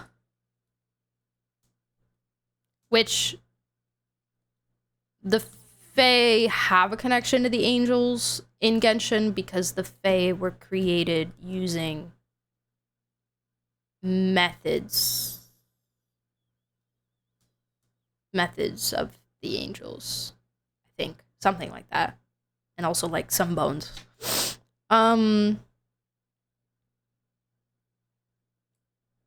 Okay, paragraph number 2. All dreams of freedom had been annihilated, extinguished as fast as snow beneath a scorching... Oh, wait. First, we gotta talk about this. The ruins of a once resplendent golden civilization. I'm assuming Hyperborea, laid waste by devastation. The towers, frozen in time and space, loomed like giants with shattered bodies, while the earth lay open as a weeping gash. I feel like this is what we saw in Nicole's teaser. I know when I first saw it, and I think a lot of people when they first saw it was like, oh my god, Celestia, just because it's got that similar vibe. But I think it also because the people that were there were dressed as Hyperboreans. Like when she was walking through the kind of ruins of it, they were all in Hyperborean NPC wear. And this like frozen in time and space, it looked very much frozen in that teaser. So I think that's what it was. Loomed like giants with shattered bodies while the earth lay open as a weeping gash. I don't know why it was like up in the air though. In the teaser. It was like a floating city almost. But whatever. It was a blow that the Master of Heavens had struck, a wound congealed upon the world since days long past. So, HP. All dreams of freedom had been annihilated, extinguished as fast as snow beneath a scorching sun. A cruel reaping met every seed of rebellion before it could even sprout. Even so, the researcher who had witnessed it all pressed on through the ruins, seemingly oblivious to the danger, moving deftly as if dancing across a tightrope on blades of ice. The researcher who had witnessed it all. Witnessed the destruction of Hyperborea. What were you doing there, girl? What were you doing up in there? Are you not afraid? The path you walk, the path once trod upon by those before you, ended in nothing but destruction. Are you not afraid? The threshold you seek to cross is long shattered, and the stairs severed by the high heavens. The silver-haired researcher listened quietly to the young apprentice's pleas for caution, even as she continued to sketch the design of a grand undertaking never meant to be. Jamchi! You said golden albedo. I read the words grand undertaking in my neurons start firing, personally. I will never forget paralogism.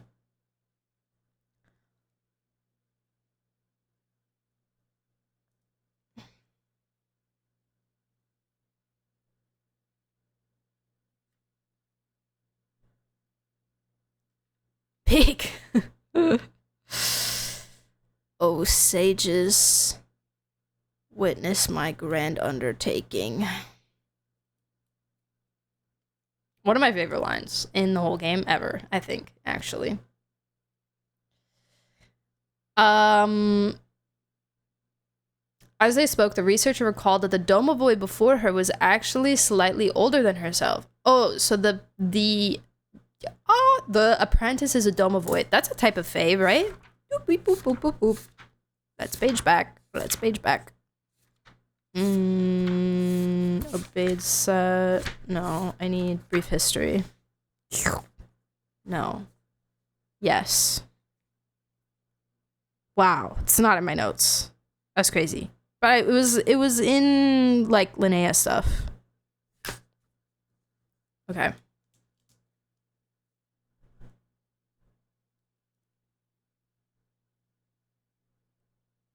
Apprentice is Domovoy. One of the 6 main types alongside Shenkovic. Okay.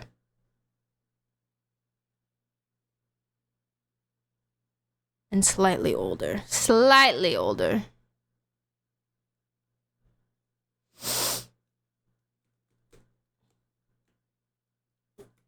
Have they specified a gender for this apprentice?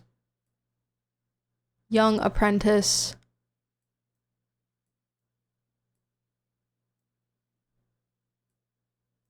Okay, not yet. I don't think so.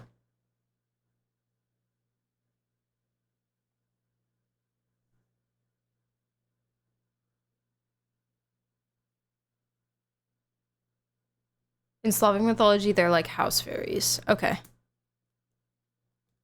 Kind of like gnomes. Okay.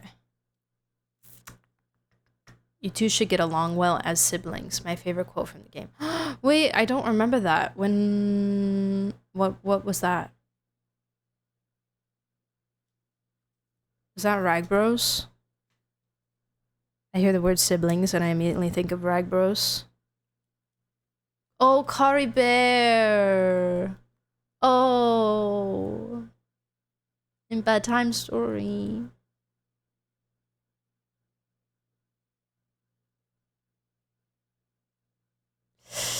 Okay, I don't want to cry. I'm not gonna cry. I'm not gonna cry. I'm fine. Moving on.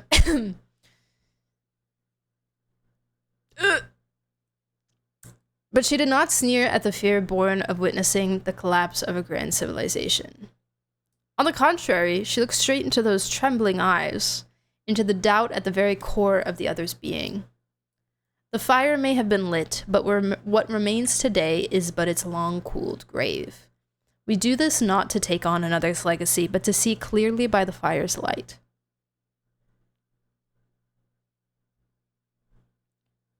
Beautiful. This is my favorite part about reading the lore in these things, is that it's written so beautifully. Like, the wordplay that they use in some of these, I'm like, amazing.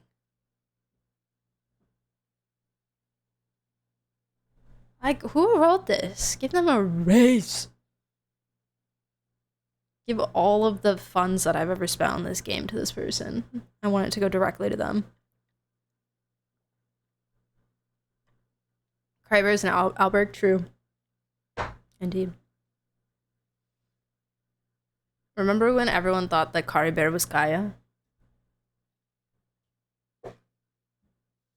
I guess technically could still... I don't know. I don't know if that's been completely disproven, but... Everyone's like, oh my god, it's Gaia! And he's just lived forever. Reading them at Age of Start. Yes, Amphoria's stuff was written so beautifully as well. Yep. You do this not to take on another's legacy, but to see clearly by the fire's light. So fear not, for even if we are unable to step into the new world, there will be others after us who can go one step further. And fear not, for even if we cannot cross the new threshold, our bones shall serve as the next step for others to climb. Like, I feel like I'm reading the Bible, you know? Like, what do you mean? The silver-haired researcher, a girl no longer, placed her pen in her apprentice's hand. The young domovoy's hand grew heavy, not from the feather, but the sheer weight of the researcher's conviction. This is giving for those who come after. Yes, that's what I said when we were reading Celestial Gift as well, because Celestial Gift has so much for those who come after energy too. Yes.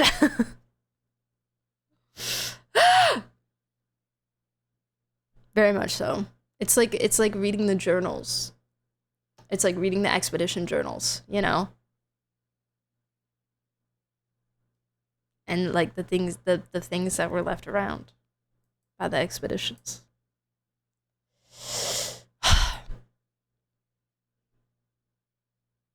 Okay. A girl no longer. All right, next.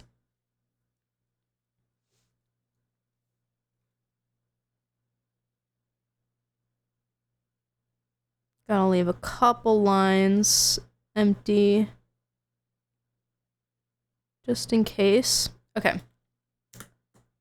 It was a time before the Tsaritsa, who now rules Chechnya, had ascended the throne in Zapoliani Palace. A time when the land of ice and snow had not yet, due to the harbingers, forbidden all practice of the art of alchemy.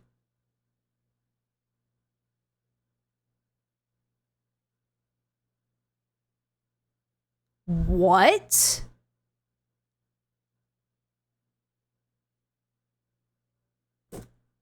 Not allowed?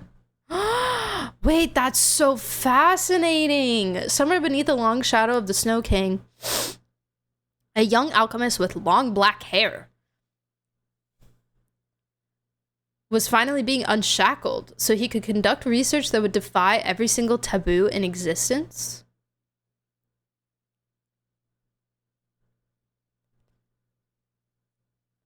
Long black hair, long black hair, long black hair. Capitano, true. No Albedo and Sheshnaya. Ah!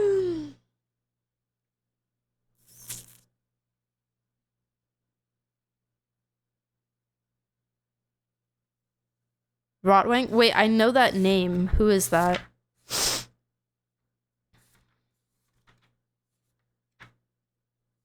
Is that his name? There is somebody named that, I'm pretty sure. And is the Snow King Miskislav? Or is it the Tsar?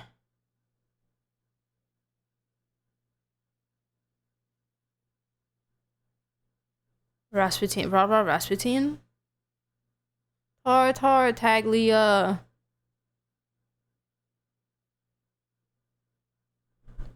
From the Night Sky set. He's from the Shania Reed Miller story. Oh, that's why I've seen his name before, because I have so many Reed Miller truthers on my Twitter feed.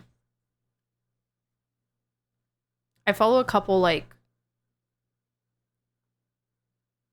I follow 2 accounts that I really love. One is a Genshin World Quest focused account, and one is a Genshin NPC focused account, which is also pretty much just Genshin World Quest. Considering they're all about NPCs. But I wonder how Dottore felt about alchemy being banned there. Wouldn't he have felt that was a restriction? I don't know. Maybe he just did it in secret anyways. I saw another thing about theory about Dottore coming back that was based around alchemy, because they released the cutscene of him getting pulled into the tree, and it's called Crucible of Causation? Crucible. And someone was like, oh my god, Crucible, alchemy, blah, blah, blah, blah. And I was like, I'm not enough of a nowhere for this, but. Let me find the cutscene. Yeah, Crucible of Causality is what they named that cutscene. His name is Rotwang. Okay.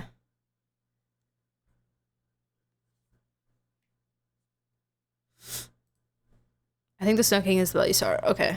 Alright. Somehow Dottore returns. I hope not, but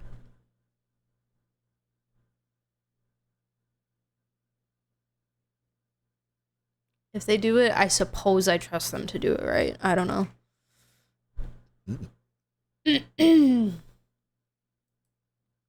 Okay, we have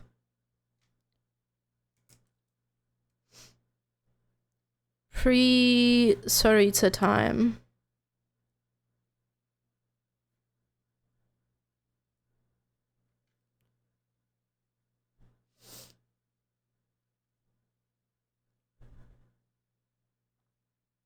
Saritsa / Harbingers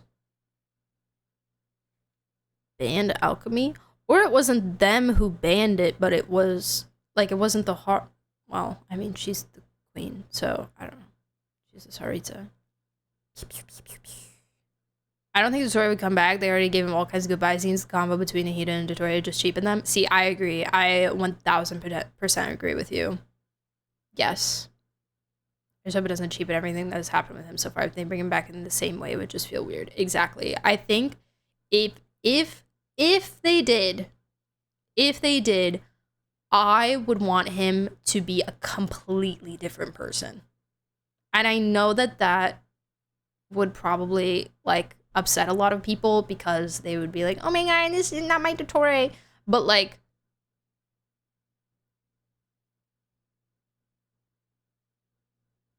it would need to be some kind of like reconstructed, like doesn't have his memories, like just some kind. It would need to be basically a new character essentially, which at that point it's kind of like, what's the point, unless they somehow fashion it narratively to make sense and be really beautiful.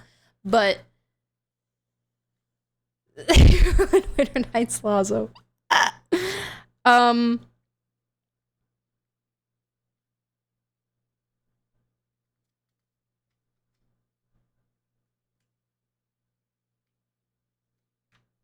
Shen's is already here. Why would they introduce another Dottore character and complicate the arc on quest? There's already too much story to cover. Now a new Dottore character. Yeah.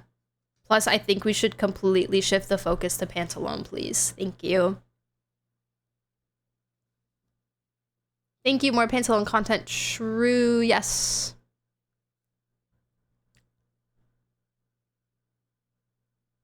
I need him to haunt the traveler, but in his mind, don't bring him back. Yeah. Exactly. Exactly. And like, I want like trails of Dottore in Shishaya. Like I want to see his presence. I want to see things that he's done. We like finding his actual like base lab in Shishaya would be sick. Like that would be so awesome. Like finding the actual place, like Harbinger headquarters, and we're able to see like where he operated, and there's like notes and lore and all that kind of stuff. I would love to see that. I would love to see pieces of his influence in Shenshnaya with different people, maybe in like world quests and that kind of thing. I don't need to forget about him. I will never forget about him, but I think he needs to be done. You need to stay dead. Stay dead. His embalmed body. Stop. Come with us and burn that lab after we get the lore. Yeah, extract the data and then burn it all. Just like Irminsul. What?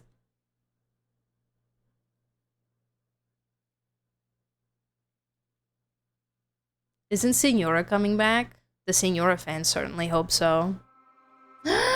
Oh my goodness! It's my favorite buddies! Hi, Dorso! Hello, hello, hello, hello, greetings! I'm imagining a bagel. I'm imagining a bagel. I had a bagel today. I ate a bagel today. Well, I ate half a bagel. I ate half a bagel with cream cheese, and the cream cheese tasted kind of weird, but it's okay. It was just a plain bagel because so my boss got bagels for the workplace, and so there was just like ooh, the Midwesterner came out, a bag of bagels on the counter at the workplace, and I opened it up to see what kind of bagels, and a lot of them were the kind of bagels that were like just covered in like stuff. And unless it's cheese, I'm not a huge fan of bagels that are covered in stuff. So I just took a plain one. Because there were no cheese ones. A bag of bagels. Oh, didn't see you there, sorry. Anyways, hi Raiders, how are you? Welcome in. Stuff. There was a poppy seed one, but it was like I could barely see the bagel underneath the poppy seeds, you know?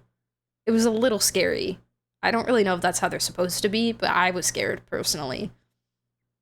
And then there was another one with some like herb crust that I wasn't really sure what was going on there, and it just a lot of smells greeted my nose, and I said, I'll just take a plain one, thank you. The stuff takes away from the mouthfeel of the chewy bagel dermis. Right. Yes, correct. Indeed. Did we confirm yesterday that bagels are closed? Enough poppy seeds to fail a drug test. Stuff is good, but not a lot of stuff. Yeah, exactly. Exactly. Yes. Why aren't we talking about the mouthfeel? True. Yes, bagels are closed. Right. Yes. Indeed. Bagels are very close. I'm so proud of myself that I caught on to your, like, brain waves with that so quickly, you know? I think we connect on that level, right? What do you mean closed? So Dorsal's mother has this concept of open versus closed foods, and like some foods are open and some foods are closed. Are everything bagels more open leaning than plain ones? I would agree that everything bagels are more closed than plain bagels.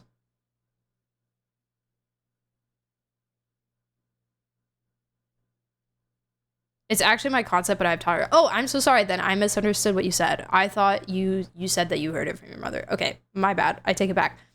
But yes, most unique thought I ever had. I think I agree, honestly. I think I agree. Water is open. Tea is closed. Most of the time. Most tea, I feel like. It probably depends on the tea. But, like, tea is closed. Lemon, you said lemons are open, which I agree with. Lemons are open. Soup is closed. Bread is closed. What are some other examples? It's making me hungry. I need to grab a snack. I'm so sorry. I'm not a bagel haver, so imagining them is more challenging. Well, then you should go get some bagels. Tea feels closed, but I think boba is open. See, it's tough because I feel like if it's like milk tea boba, then to me, that's closed.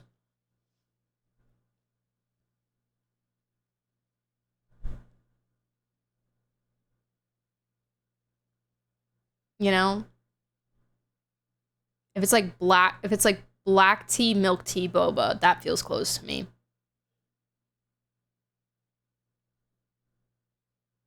This is like that color associating synesthesia. I feel like this is synesthesia adjacent. Dorsal, do you have synesthesia?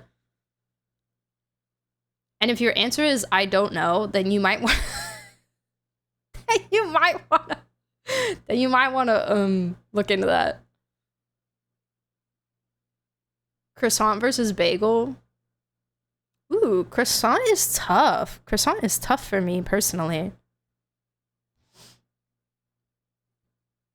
Croissant feels like maybe a little open, but it's bread, so it's like kind of closed, but it's like a little open, you know? I don't think so. I don't know. This might be a form of synesthesia that no one's ever heard of.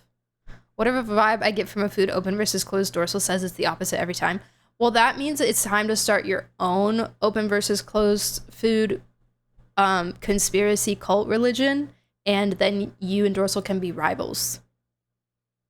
You can be direct, your natural rivals. Marvel rivals? What? What makes these open or closed? See, I couldn't tell you.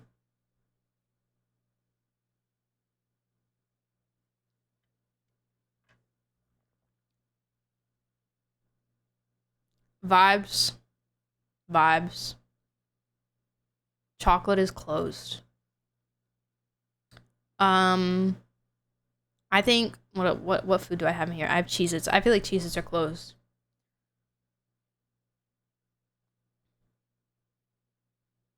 Synesthesia Beacon, Boot Hill. True. Sandwiches are closed. I think sandwiches are pretty generally closed, yeah. You might be able to make an open argument for certain sandwiches, possibly, but considering sandwiches are primarily bread, it's pretty easy for them to be closed.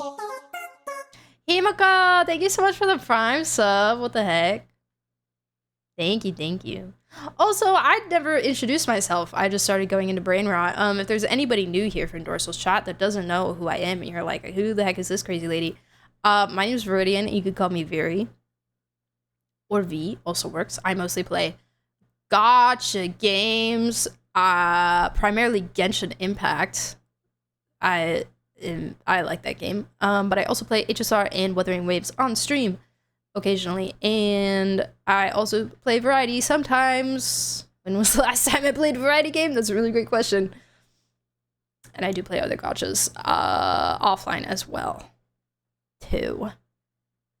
Namely Infinity Nikki and Love and Deep Space. I think the open versus closed food cult civil war could be a good arc. Yeah, I think that we could write a book maybe, or a D&D campaign. Ooh.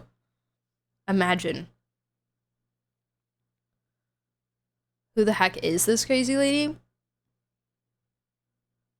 Who the heck are you? Verso also wants to know when.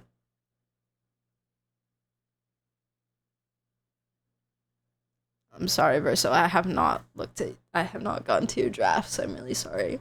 Blame the gotchas, Verso. Blame the gotchas. I remember you played Undertale last year. I did. I did play Undertale last year. That was last year? No. I played Undertale last year? Feels like it was so long ago. I gotta make a Viri Nikki. Wait. Like in Infinity Nikki? Oh my gosh, do it. I want to see. Genshin is a variety on its own. This is true. This is true. Have you seen Bessie's Viri Maid's Fire? It is. It is. Beth did such a good job.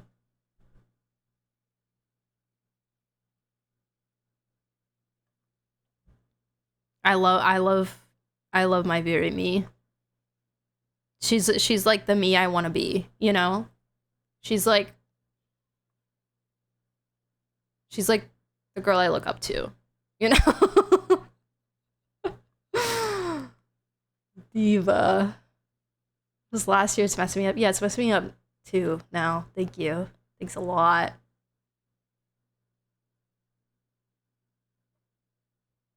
I've been making people Infinity Nikki. I would be so honored. Thank you for the hydrate, D, by the way.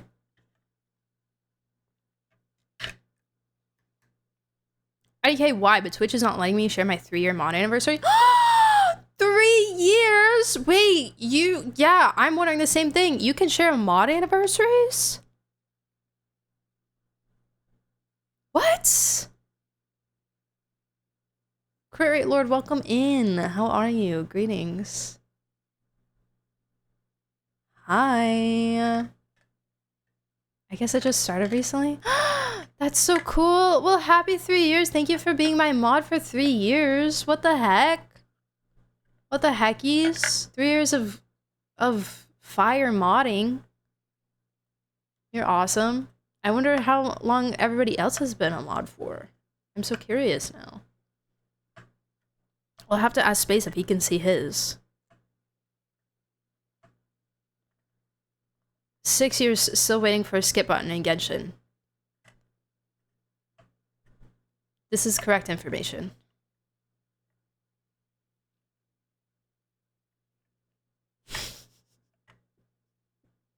Oh my god, a hype train.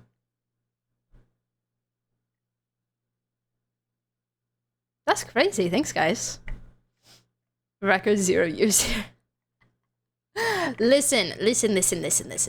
I am pro skip button for 2 reasons. Because I do think that some people it would actually genuinely be useful for some people so that they can like skip through the story on their second accounts. And reason number 2 is so that people will stop asking for it.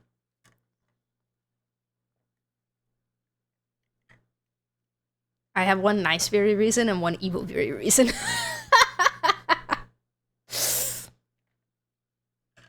It's a 50-50, just like we all are so familiar with. I want to skip button because I watch the story here sometimes. Yeah, exactly. Like, you know, sometimes you watch the story other places. Sometimes you have alt accounts and you like don't want to watch it again. I would actually come back for at least a little bit. That and loadouts would probably sell it for you, huh?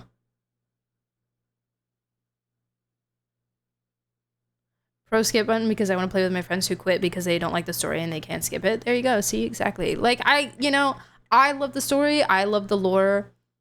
Of course, I want other people to enjoy the lore, but I can't force other people to enjoy the lore. And so if they want to enjoy the game, I'd rather them be able to enjoy the game without the lore than not be able to enjoy the game at all, you know? Like, I'm not gonna sit on a high horse about the lore and be like, well, you, in order to play the game, you have to also like the lore. Like, you have to enjoy the lore to enjoy the game. No, that's dumb and stupid. So, you know. Absolutely pro skip button for World Quest. I don't think I care too much if they didn't have an Archon Quest, but considering how long they are, I feel like they really should just roll it out across the board. Yeah. Watching the story in 4 streams and have to do it on my own made me cry. Loadouts would have me locked in. Yeah. Yeah. Internet speed through non-voice or non-main World Quest content, so a skip button would be useful. Mm-hmm. We further delayed until literacy improves. There's no downside to having a skip button. Agree.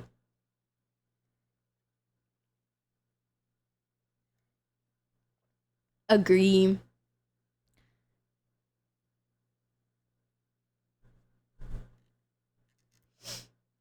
Which game has a summary for each chunk of content you skip? I think it's WUWA. Most of them do.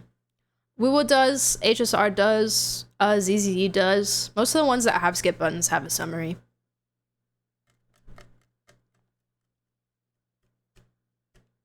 Forcing people to play and not letting them skip makes some people less interested in the story. Yeah. Exactly. Because, like, if they skip and they have a summary and they're like, ooh, actually that sounded kind of interesting, they can always just go watch it on YouTube in their own time if they really want to. And they can watch it on, like, X2 speed or something, you know? The internet exists.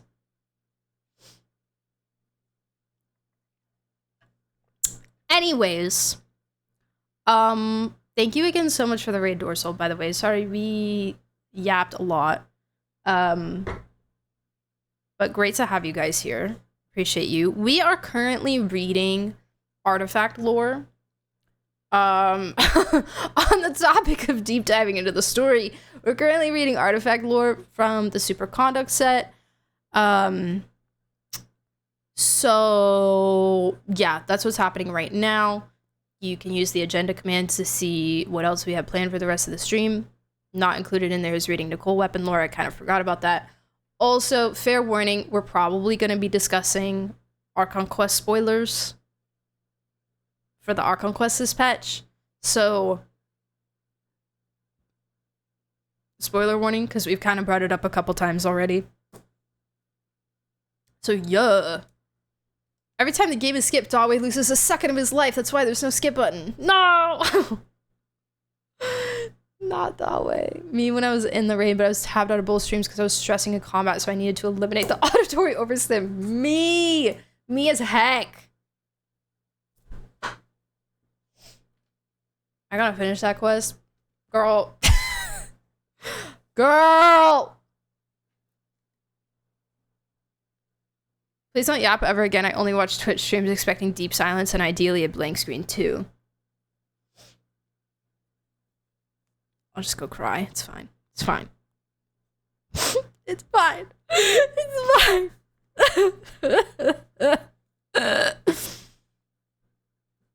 Was that good? Was that good acting? Did you believe me? Okay. Don't make noise while you cry either. I'll just cry in silence. I'll just mute my mic. It's fine. Muted mic, black screen. Black screen stream. Not even black screen, white text. You don't even get text. You get nothing.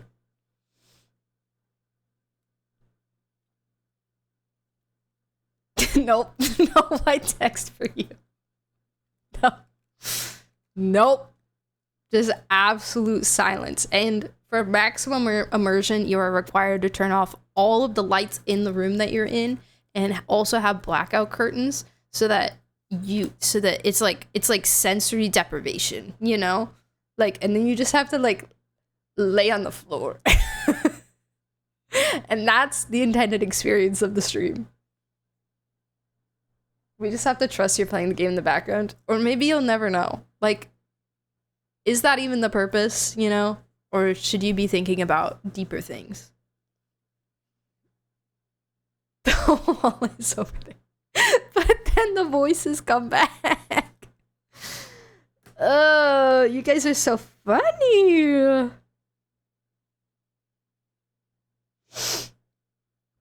A mindfulness exercise. Yeah, it's just a meditation practice. But it's not guided. Can I lay on the floor like after we eat a ghost sandwich with Napstablook? Napstablook! Oh! My god! My absolute go! Oh! My favorite part of the game. That moment was my favorite part of the entire game. And I'm being so 100% for real with you. Favorite NPC, even over Muffin. I love Muffin, but favorite NPC, favorite moment. It's so good. Even over Muffin. Muffin's close. I do love Muffin. She's great. But Napstablook is my homie, dude. Like, that's... He's my soulmate. He's my platonic soulmate. Not even platonic. I give him a little kiss. I give him a little smooch. Napstablook on the Hear Me Out take. Alright.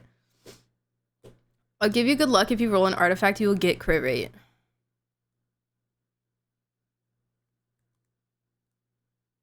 Okay, and what do I get if I don't get crit rate?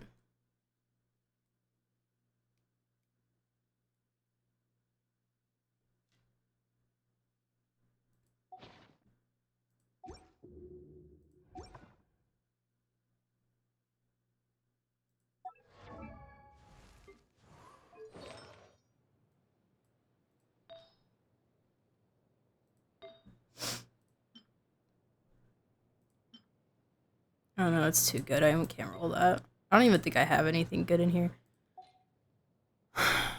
You will, it's guaranteed. I don't even know what to roll. Crit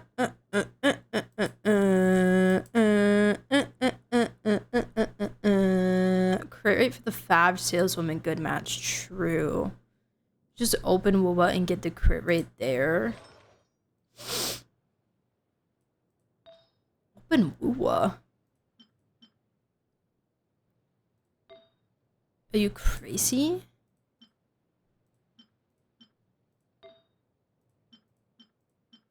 Oh my god, I got this yesterday and it made me so mad. But I guess I have a piece for when I get... Does Venti want Animo? Does DPS Venti or support Venti for Varka want Animo? By chance at all? Because I can't use this on Varka. Okay, I'm rolling this. I'm rolling this to 8. You said I get crit rate. Wow, you were telling the truth! Oh my god! No weighing, that's crazy.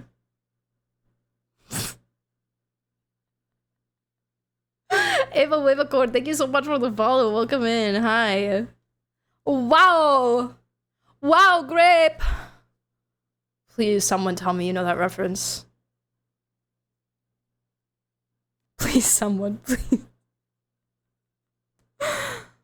It's for Xiao when he becomes Hexray, true.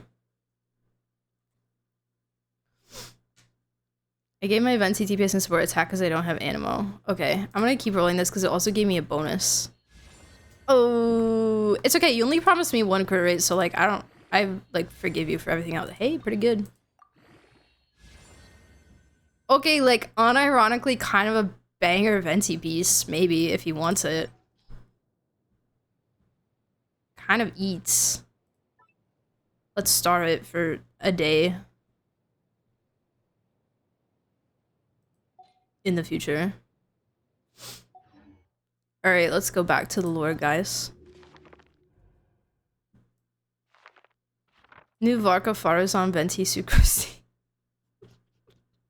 Pure animal Varka. Oh my god. Good piece though, yeah, and it's just gonna chill on its own until I have somebody to put it on. It might be a nice off piece for somebody, maybe, eventually, at a point in time.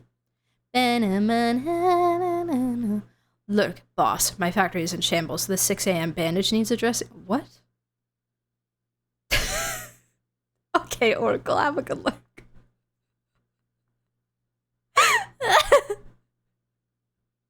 Have a good look, I guess. That sounds bad. Good luck. Godspeed.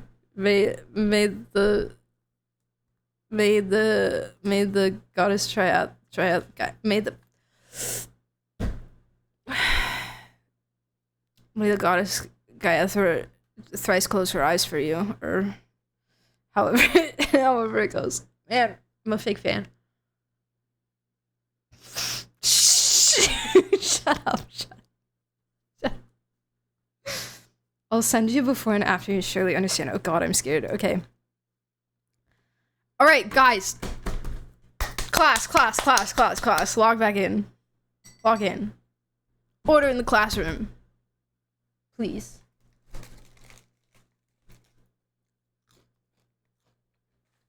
Oh my god. I dropped a crumb on the floor.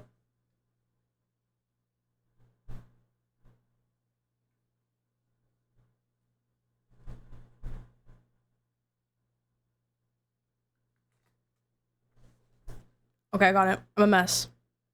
May the mother goddess thrice close her eyes for you, keeping your blood eternally pulsing. May your journey be forever peaceful and your schemes forever concealed. There you go, Oracle. Rin has blessed you. Amen. Okay. We're in pre-Sarita time zone. Alright? Alchemy has been banned.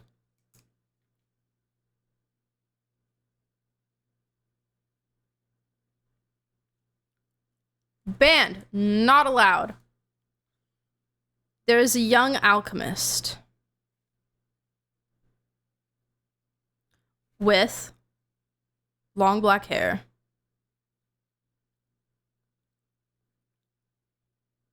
Sounds kind of fine. Not gonna lie. He was being unshackled, which means he was locked up. What did he do?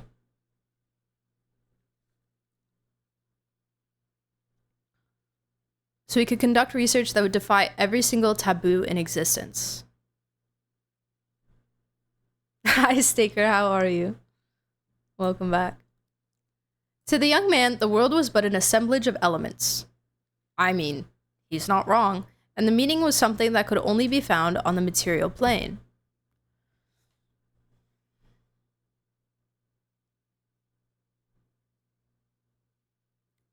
Planes?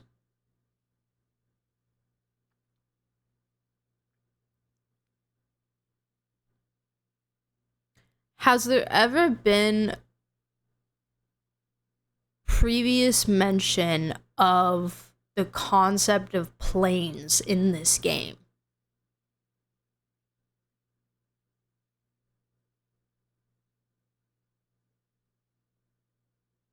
Because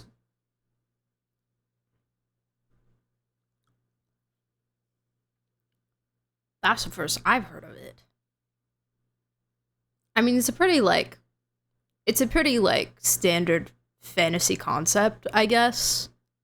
But it still opens up possibility of things, you know, of other planes existing in a world building context.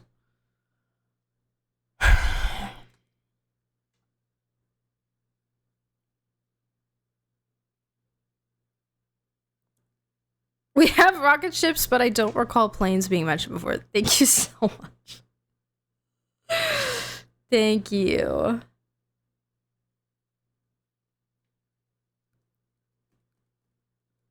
New possibilities for fate. Yeah, exactly. We do have different realms. Rio's ship was flying. Right, we gotta ask Riley, is that a plane?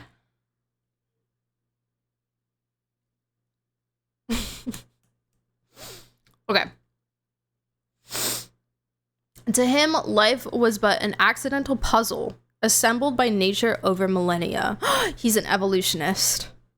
A mosaic that human intellect, reigning sovereign over all, could freely cut and paste at will. Maybe? I don't know. Thus he grew wings on four-legged beasts, and insect wings and casques on tigers and leopards. What is a casque?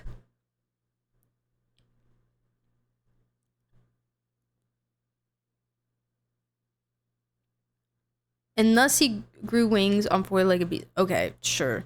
He made Pegasi. Though his reshaping of life impressed many of his peers, he remained unsatisfied.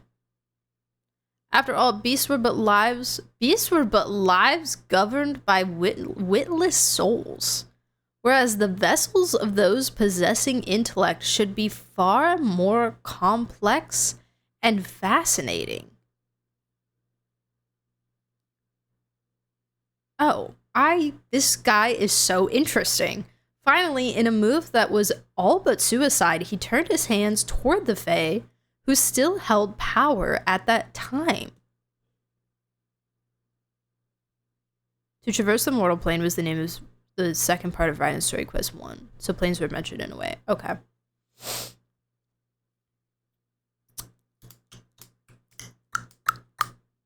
Chimera casques are helmet-like engraftments. Oh, okay.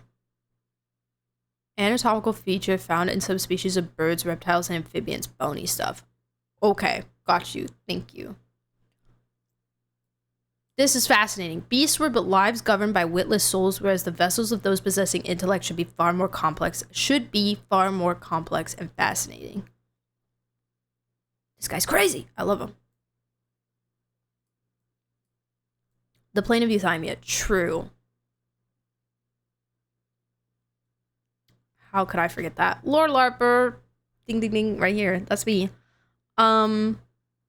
This should have been the end of the young man's life. Instead, his crimes drew the attention of the Snow King.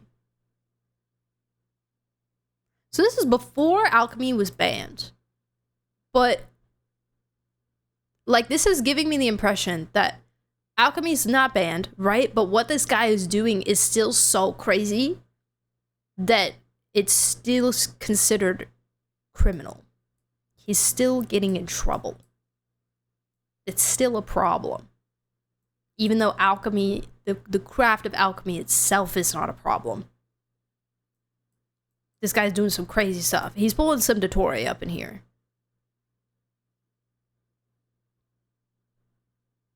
Mark Z, hi, what's up? Welcome back. It's interesting though that Tibet and Euthymia are considered different planes.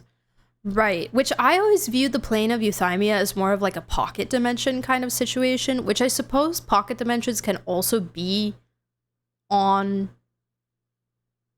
different planes, technically. I'm mostly thinking in like D&D terms, kind of, you know?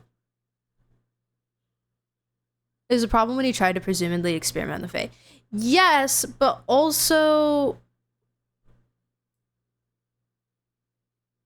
he was locked up previously, unless this is before. Wait, let me keep reading.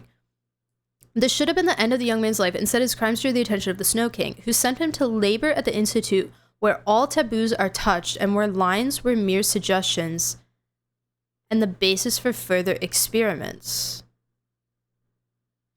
Oh, okay. I think this was previously. So he was a crazy guy. He went to go experiment on the Fae, which got him in trouble and got him locked up. And the Snow King said, I've got just the place for you. Let me send you over here. I think this is what's happening. It was on that very afternoon that the gloomy alchemist first met the silver-haired maiden. However, her gentle words and tenderness only wounded his pride. Driven by spite, or perhaps by a desire to provoke her into fear and drive her away, the alchemist used the brief moment of their handshake to work a secret art, causing an ear to grow within her palm. OMG.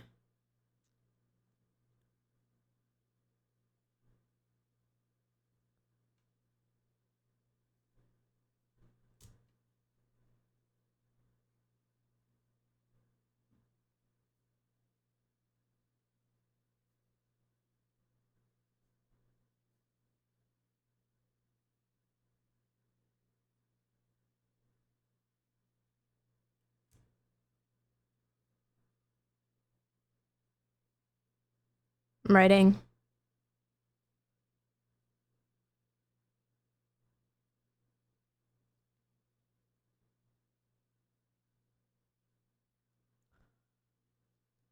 Sarisa Silverhaired? No, this is a different woman.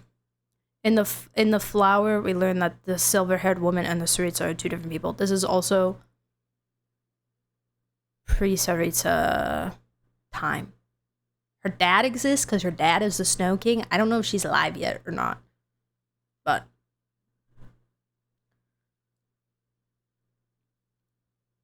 anyway. Ah, I see now. So this is the art you have mastered. This will be of great use to our endeavor indeed. Our endeavor? The maiden covered her mouth with the hand that bore the ear and whispered to it. It was only when she saw the confusion on the alchemist's face that she realized he could not hear through the ear in her palm. It was, after all, meant to be just a temporary modification of the flesh using secret arts, nothing more than a loathsome prank. The extra organ soon fell away like a scab, dissolving into a puddle of mud. The maiden, however, felt a trace of regret.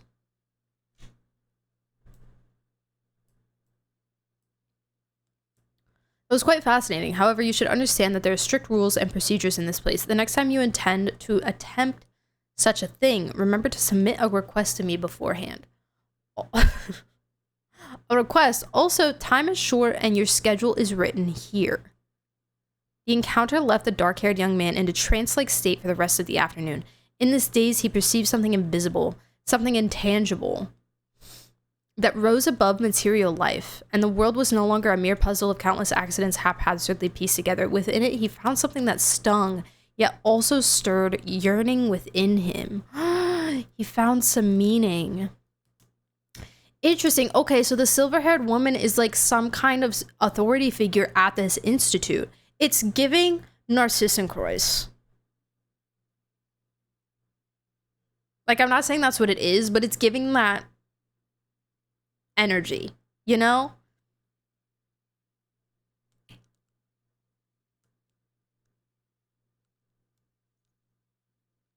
I'm assuming she was either not alive or not important, relevant to this given the specification. Yeah. Yeah, she could have been alive. She could have been born. But just not here. Considering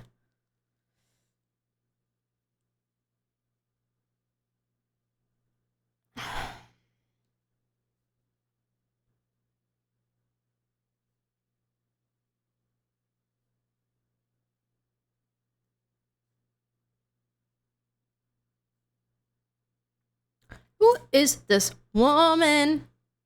Axinia. Before she rose to power, she might have been around as the Snow King's daughter, since they referred to her as the Princess of the Shnegurashka on the previous one. Yes. Yeah, because the Snow King is the Tsar.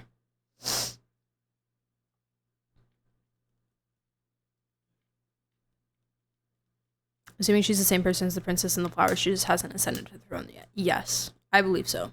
That's how I'm running with this right now. Okay, fantastic. So he met Axinia, or who I'm assuming is Axinia, played a silly little prank on her, and said, haha, ear on your hand. And she said, that's cool, but lock in. Lock in, bro. Okay, moving on.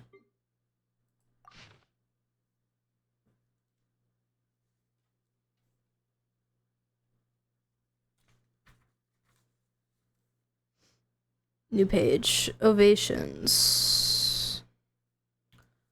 There was a time when primordial venom and primal light clashed.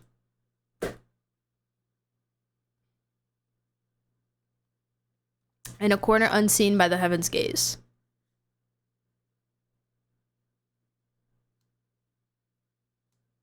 Cute, now get to work. If a love, a fervor, and an ambition just greater than the world itself were to take shape, they had to be born and kindled in a place unseen by any eye.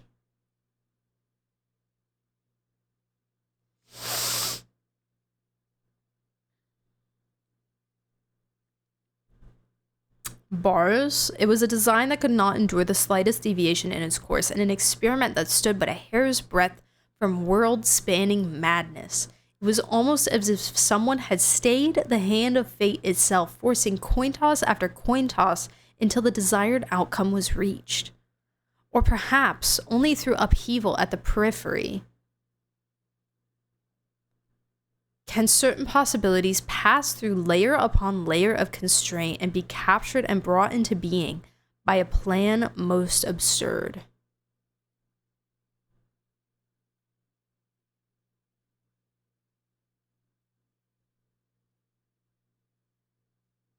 Only through upheaval at the periphery, conflict at the border, possibilities passing through layer. We were talking about the layers of the firmament, layers of constraint.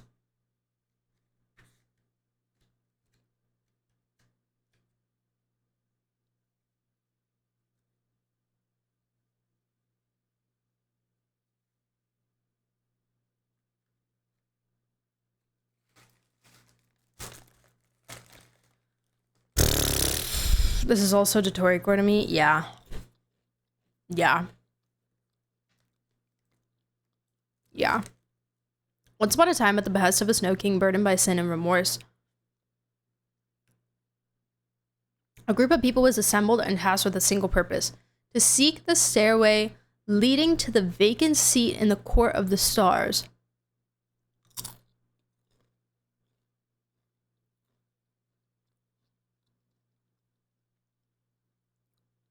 A passage to a place where worry and sorrow would no longer trouble them ever again.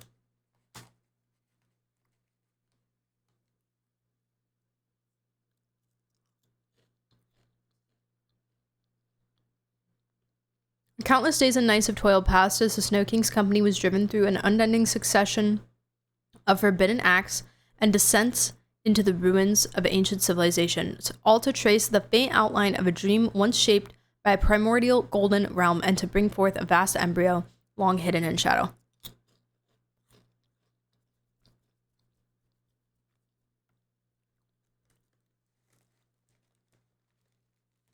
Like this is Celestia related or perhaps Elysium theme, but leaning more to the former. The vacant seat in the court of the stars. Was that referring to a throne of an archon?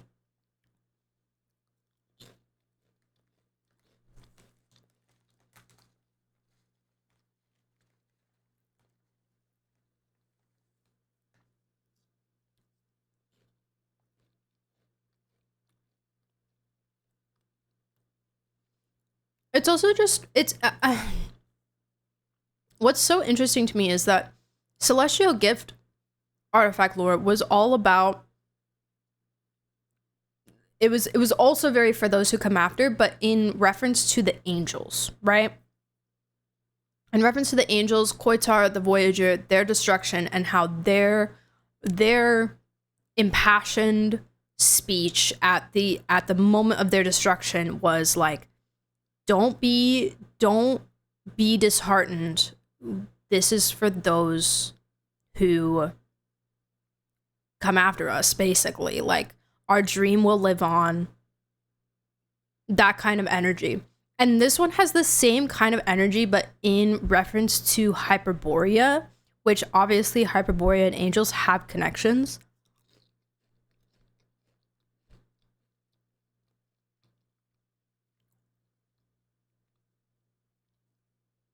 And the angels, going back to this paragraph again, the angels got their ideas and kind of started their like awakening process of like, oh dang, this isn't good, from the Voyager who brought it from outside.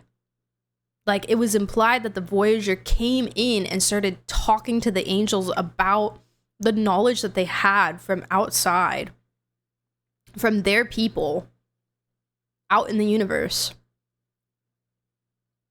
Came into the angels and started like teaching them, you know, basically this stuff. And so this feels to me like that being passed down like from the angels to the Hyperboreans, because obviously the Hyperboreans also got a lot of stuff from the angels, right?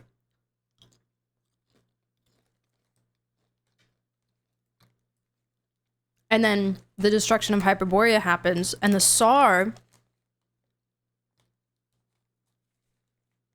is trying to find the remnants of that from Hyperborea, which is, I feel like, another way that you could interpret layer upon layer of constraint, because it's like the layers being different civilizations that caught on to this, that caught on to these secrets and like this truth, and were thus destroyed for it. You know? Am I cooking? Am I using my brain? I think I am. Court of the Stars sounds like Celestia to me. I agree.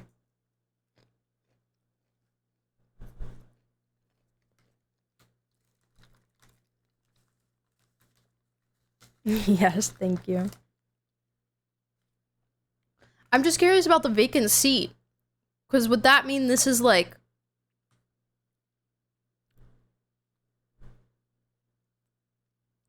mid-Archon War?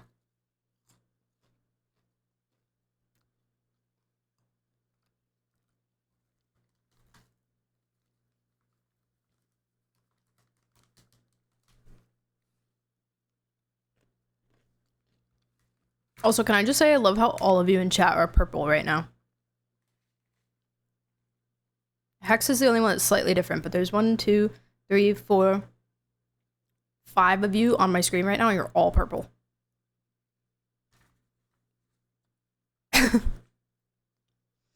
Oh, and Bart is purple too. 6. Everyone get more purple. I'll break it. No, traitor, heathen.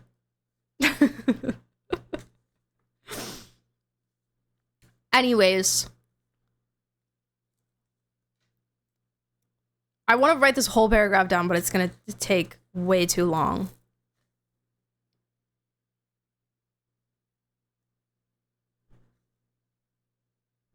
I'll paraphrase.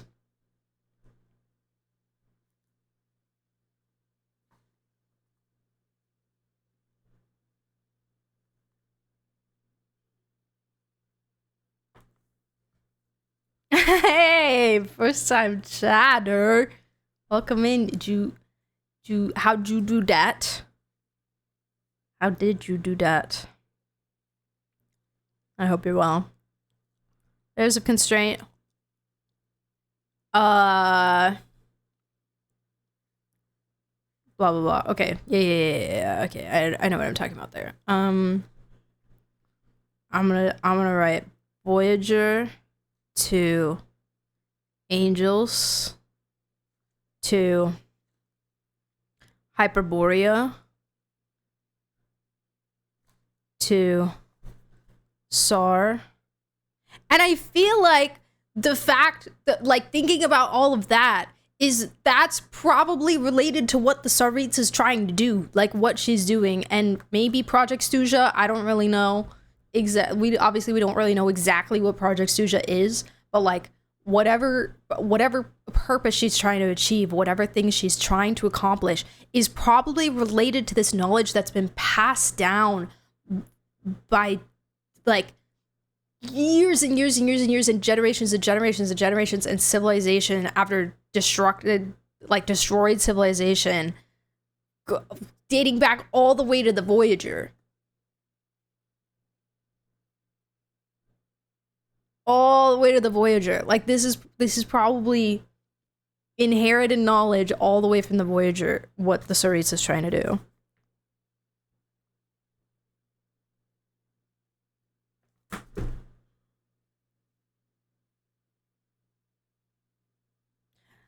I love this game. It's really cool. I like reading the lore. This is fun, guys. Yeah, we need to do this more often.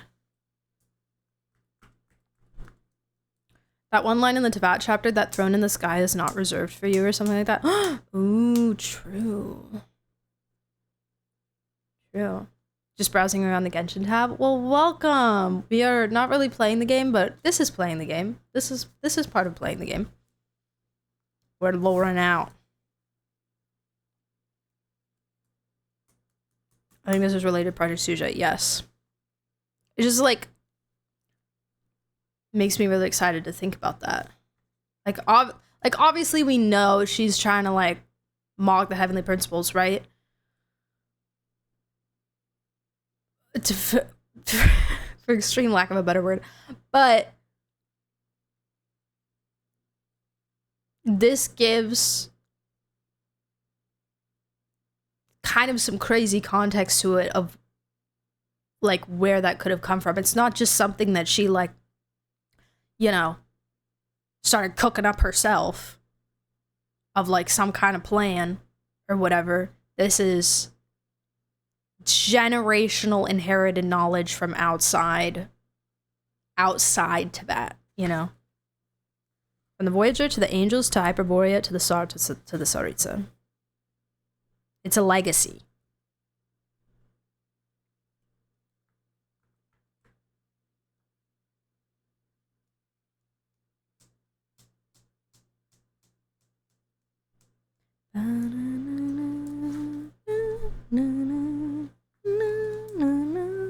Foul legacy.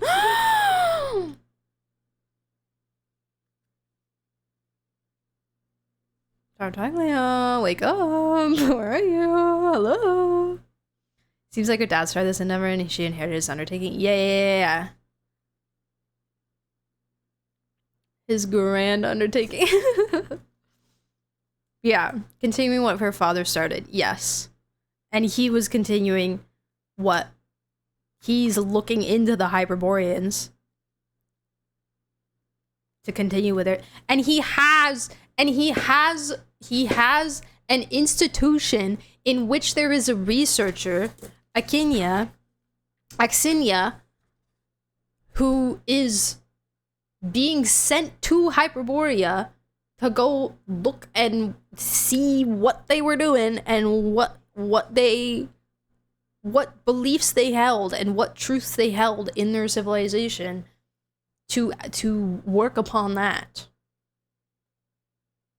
And I fully believe it's also connected to Celestial Gift and the legacy that the Angels were trying to leave behind as well from the Voyager. Word vomit, sorry. It's basically a type of exploration. Yeah, exactly. Exactly. True. See, you get it. You get it. Excuse me. Oh my gosh. Cave it never ends. Okay. Bring forth a vast embryo long hidden in shadow. Yeah, like describing it as an embryo, like something that's been cooking for a while. You know? The ancient Domovoy Alvis cast his gaze past the princess of the Snegurochka and the burning long-haired alchemist as he rose from his high stool. Whoa, he's got a name.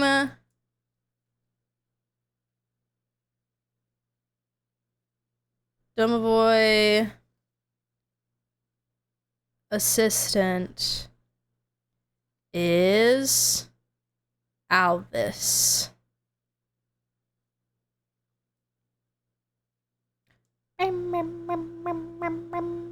Domoe myth is a house spirit? Yes. I've got that. What are we gonna do when Nicole joins up with the stories when she figures out what's going on in the connection equator?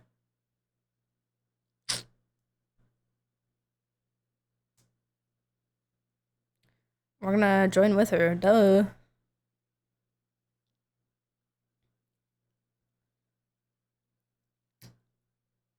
As he rose from his high stool. Oh, he's got a high stool. An amiable yet unloving old man, the great lord of Kitezgrad, who had monopolized the city's mining industry since its founding, raised his wine cup toward her and said, "It is hard to imagine such a great undertaking. Such a great undertaking ultimately being led and completed by humans. We are all aware of what you have given, such that you could reach and even surpass everything left by those who came before in the blink of a single lifetime, Xenia, and you have every right to take pride in this achievement."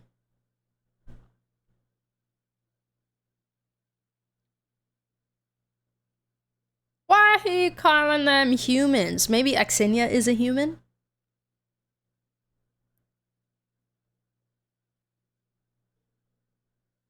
Maybe fair. I don't know.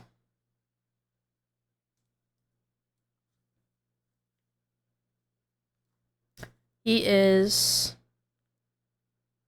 amiable, yet unloving.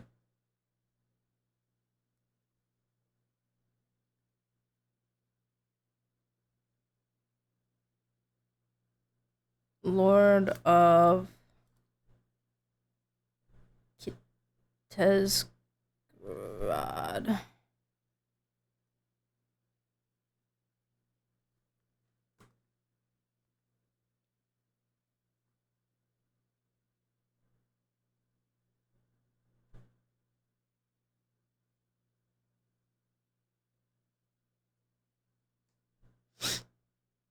Rotwang is a human from Conria.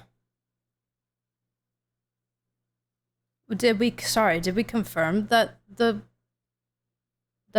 other guy was, or that this guy was, no, not this guy. That this guy is Rotwang?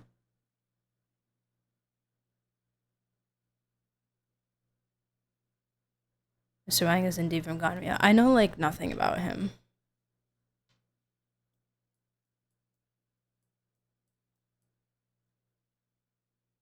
No, we're just thinking. We're thinking. We're theorizing. The thinkers are thunk. The Princess of Snegoroksha is the Sarita. Yes. Can be assumed. I personally think he's a separate individual. Okay.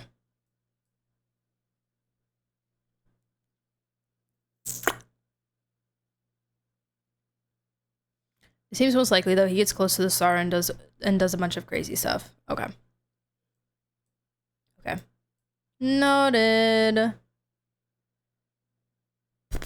Kitez is a mythical Russian city that sunk beneath a lake. Hoyoverse and their cities that sink out in the water, man. They love them. There's been like at least 3 that I can think of.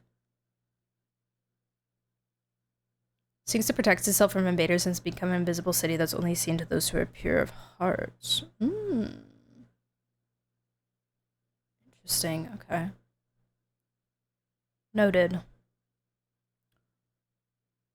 It could not have been easy for the Domovoy Lord, who had always held humanity in little regard,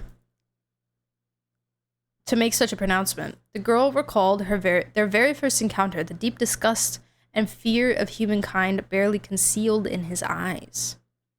But none of that mattered any longer, for the Fae's hopes and resentments were of no consequence next to the Snow King's grand dream.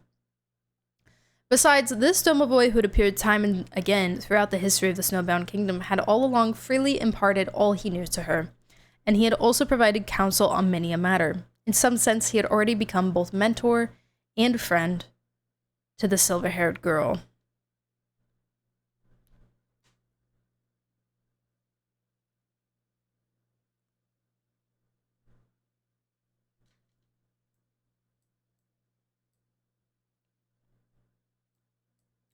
Silver-haired girl is also the princess of Shinjuku. No. No, the silver-haired girl is Axinia. She is a researcher.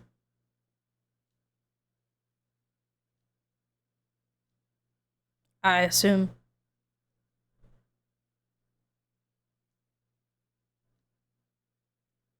Because in the flower, there was the princess of Snegurachka and the silver-haired maiden named Axinia as separate people.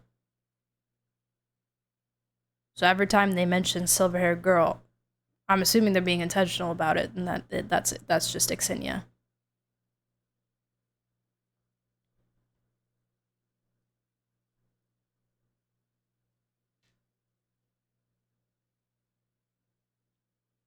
Are they not talking about the princess? No, I think that this is told from Axinia's POV.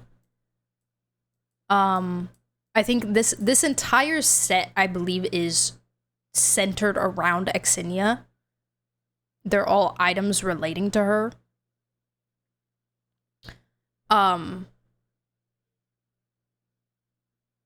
And so I think Axinia is observing this interaction that's happening in which the Tsaritsa is present.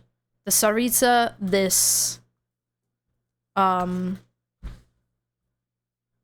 crazy alchemist guy, and the Domovoy assistant. She is watching them. And Axinia is the researcher. So there's kind of like four characters here, plus the Snow King. Pumpkins, thank you for the hydrate and posture check. Take a break from my grind of pulls for a blade. Nice. How's it going?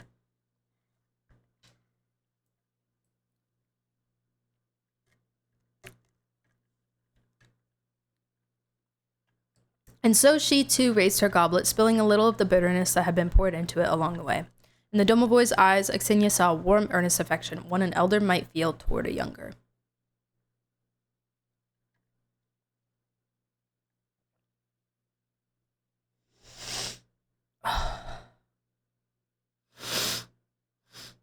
Excuse me. The sick is getting a little worse, so I'm feeling it in my nosies now. That's okay. You have a survey up for viewer polls? No, I usually do it on the Sunday before.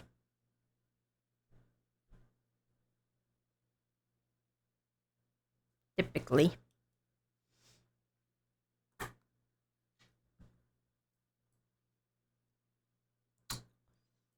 Okay. Cool. I know, I really hope I'm not, like, stupid sick tomorrow, because I really want to stream. But we'll see. It's more just, like, it's kind of in my nose and, like, a little bit in my throat right now. But I'm not super congested yet. And then I kind of just feel it, like, in my head. You know, you can just feel it in your head. But we'll see how it goes. Take some medicine tonight.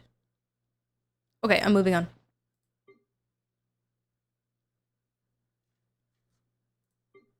Patience. Okay.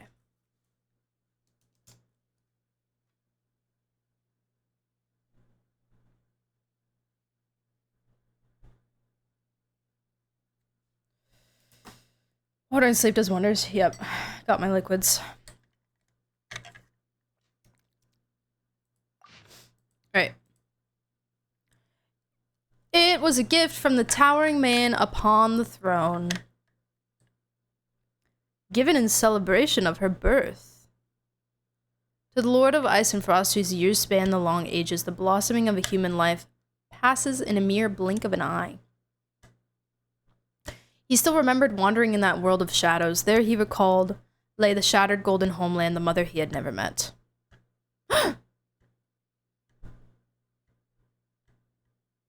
Mother is an actual mother, or mother as in motherland?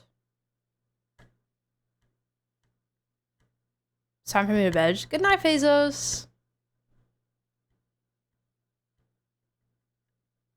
See you later. Thank you for hanging out. I personally think Alvis could be Pulcinella. Ooh.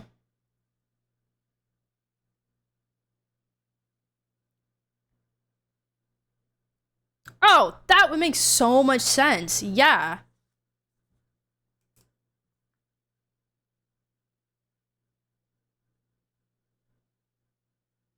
I feel like that tracks with the information that we have so far. Because he is like a little gnome guy. He's just a little guy. Amiable yet unloving. Great lord. Yeah. Yeah. Okay. Alright, I'm down with this. The mother he had never met. Weird. I'll file it. He was there. It was there that he discovered the secrets of the Hyperboreans that had been buried in the deepest reaches, finding the answers about himself that he had pursued for thousands of years. But nothing he learned was enough to free him from the endless pain and doubt, for more often than not, wisdom is but a curse in disguise. Ignorance is bliss, my friend. Countless times thereafter, he walked the ruins in the shadows, pondering whether he should shoulder such a burden. For in this day and age, none remained who would demand the responsibilities and burdens he had been made to bear. That is, until one day he passed by a broken structure filled with life-sustaining devices from ages past.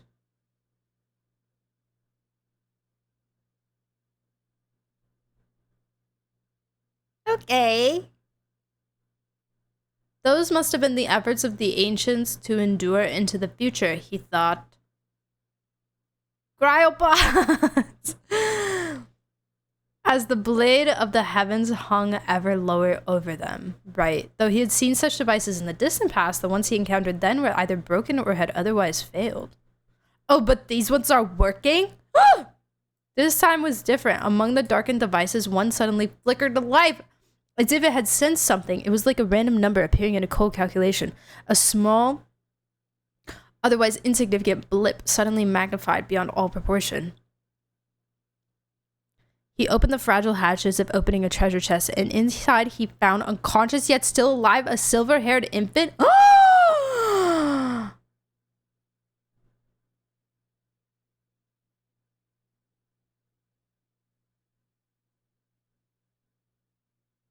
So Xenia is Hyperborean?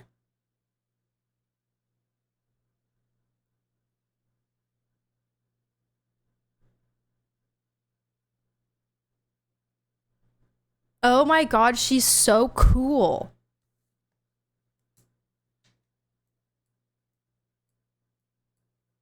Kevin and May's child. She was in cryosleep as a baby. She was a baby in cryosleep. What the heck?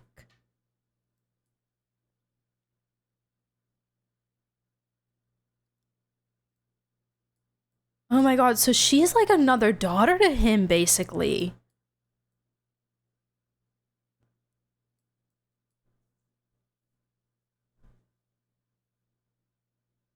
But I wonder if he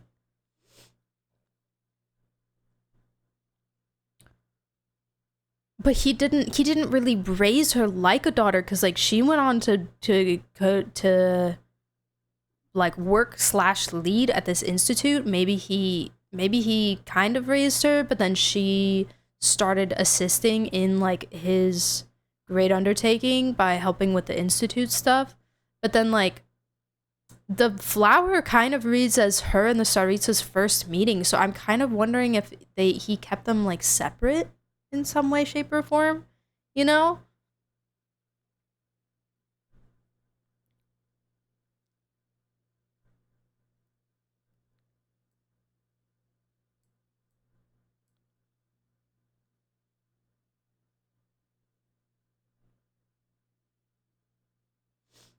Taking care of children does kind of give Rooster vibes. Oh, do you feel like this is Pulcinella and not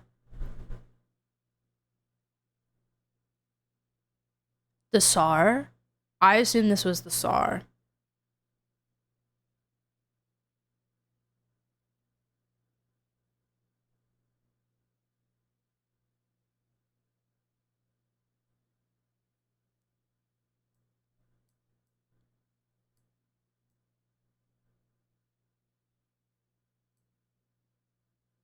I think it's the Tsar because Lord of Ice and Frost. Yeah.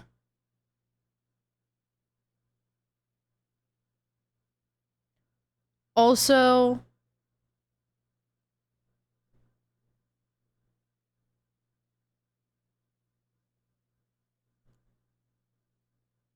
I'm sure it would be what's reminding me of him, not that it is him. Yeah, similar values, I guess. This woman could be the Saritsa. No, this woman is Asinia. This baby is Asinia. Axinia. This baby be Axinia.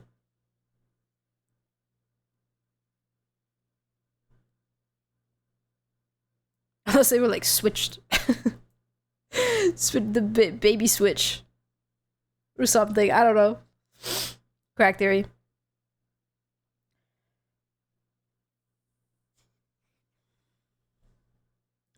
Oh my god, that's crazy. Okay.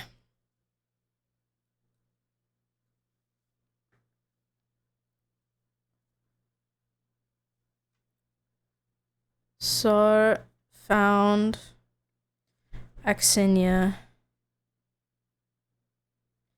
in Hyperborea. Cryosleep. Life preserver. As a baby.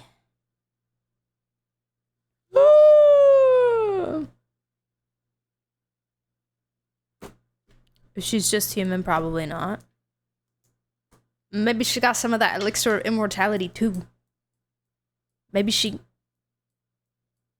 snatched some of that from the Dore.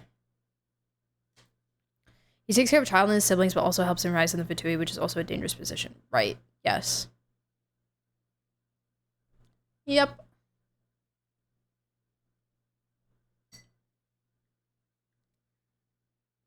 Also giving Dottore taking care of Pantaloon. What?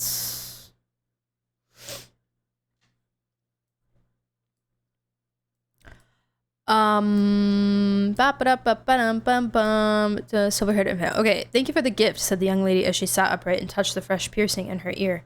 Her earlobes were still burning a little. Wow, he pierced her ears right there. The King of the North returned to the present moment. The young lady, who was all grown up, spoke her thanks with a hint of probing intent. What can I give you in return, she asked. It was a question to which no answer was really needed. But all of a sudden, a long, lingering sadness settled over his thoughts like frost.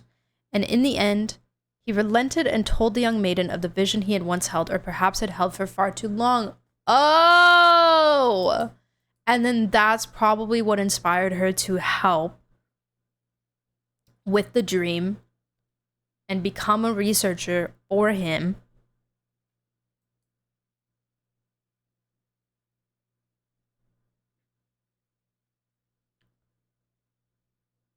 To assist with it.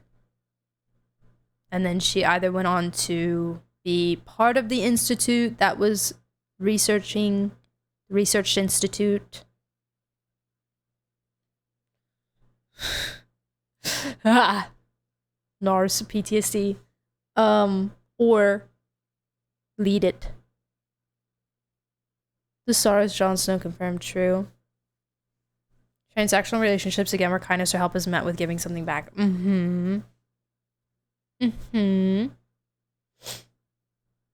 Kanish would thrive in Shashnaya, I think. He would thrive there. That's so his vibe. Kanish would be a great harbinger. I think the mother he never met could be referring to Koitar. He learned about the origins and secrets of the Hyperboreans here and how the angels supplied the info to create Fae. Oh, like a metaphorical mother in the sense of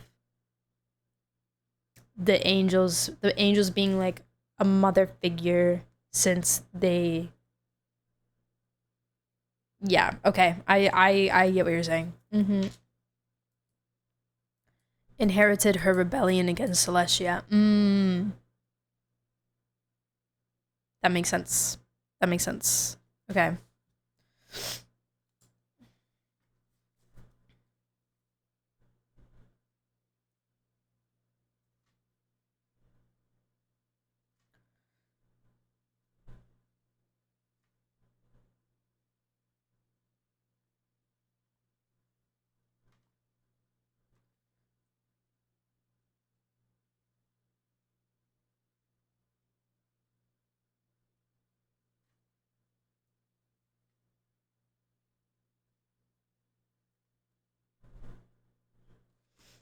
Perhaps he felt a sense of conflict owing to his appointed status as a cryo-archon.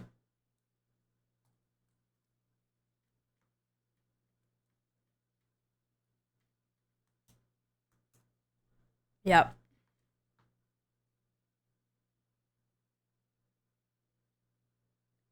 Okay. Cool. Oh, man. Oh, man, I loved that. Both of these, dude. Both of these were crazy.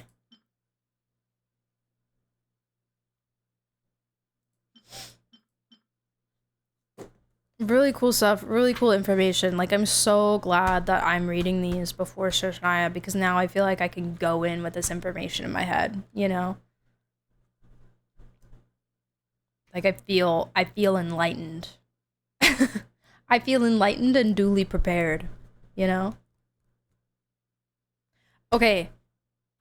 I want to keep moving along at a steady pace. However, do you guys mind if I take a quick bathroom break and then we can read Nicole's weapon?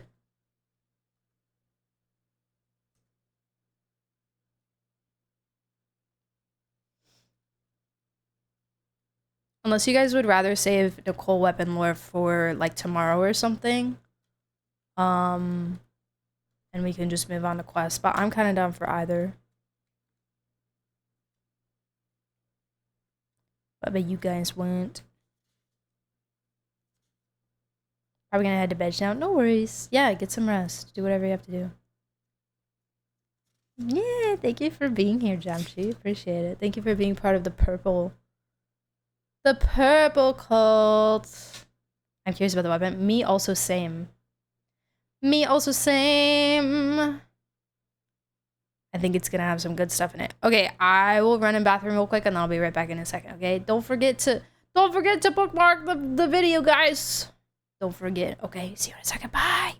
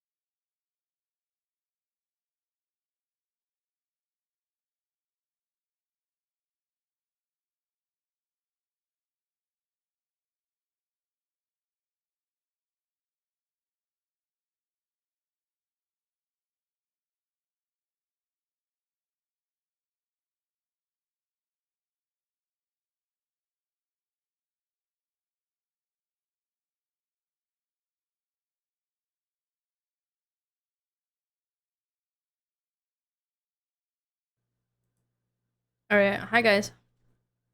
I'm back. Boopy doo boop boop bop. Whew. Okay. I shall call weapon.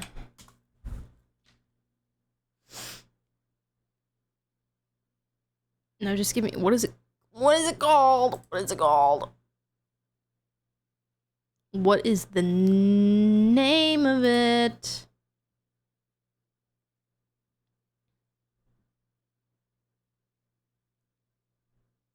Angelos's heptades. Heptades. Thank you. Wiki. We're going to the wiki, my friends.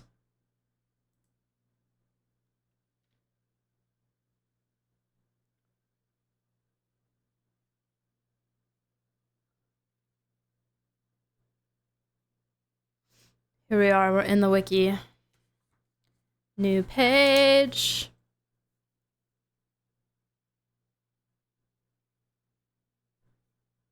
Ah! Cheers to 25 months, Mathematician, thank you so much for the 25 years! What the heck? What the heckies? Thank you. Appreciate it. Happy 25. Happy. Alright. A golden box, as splendid as the light of the heavens. According to legend, it once belonged to a divine envoy of the Eternal Court.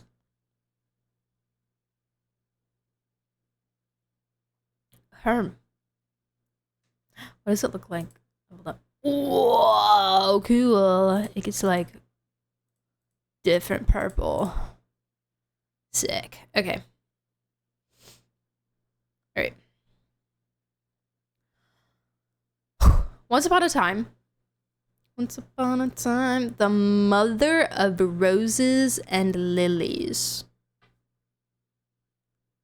graced the girl's silken swaddling with a violet perfume to ensure that an endless stream of joyous dreams might ward off death's bitter gloom. The beautiful songstress who once plucked elegant melodies also bathed her wings in the warm, gentle waters of compassion, for the precious newborn was never meant to be touched by the music of the world's mundane strings. Oh. This was a time when the chains of eternity had yet to be shattered, and when carefree refrains could still be heard before the throne of the heavens. It was a time when the days beneath the silver-white tree were as sweet as honey, and the glorious messengers thronged the primordial paradise. In a rich golden dream, steeped in the warmth of the spring sun, the innocent child basked in the doting love of all her sisters. In their cradle of tender azure light,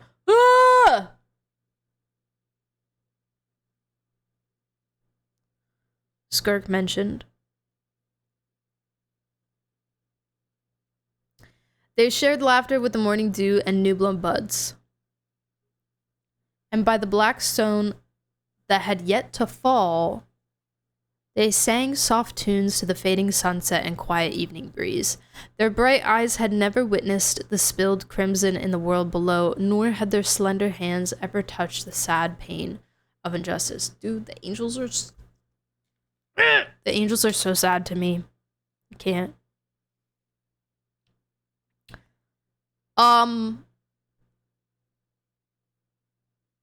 Okay, good. I was like, Goddess of Flowers? Mother of Roses and Lilies, Goddess of Flowers? I'm assuming who is Koitar. Okay, cool. That makes sense because she sings and stuff.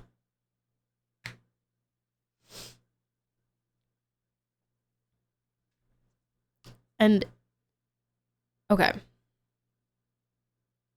So, Mother of Roses and Lilies, Malikata. Songstress, Koitar. Newborn, Nicole. this tree has been mentioned before, Irminsul, but the tree, it's been mentioned as a silver white tree in other texts as well. I don't remember what they are, but anyways, and Azure Light mention, which also had Koitar stuff in it. Then Starlight from Beyond put an end to that bucolic idyll, and the bucolic? Too many texts to count. And the bonfire of disobedience was kindled by misguided desire. Rustic. Oh, okay. The bonfire of disobedience was kindled by misguided desire. The eldest daughter who dared overstep met her end, plummeting from the mountain peak, while the armored emissaries who swore to strike down the Lord of Hosts perished one after another. All this time, the youngest child, the most beloved of them all, was hidden far away in a palace deep within the wilds, sequestered from the storm of violence and the relentless rain of blood.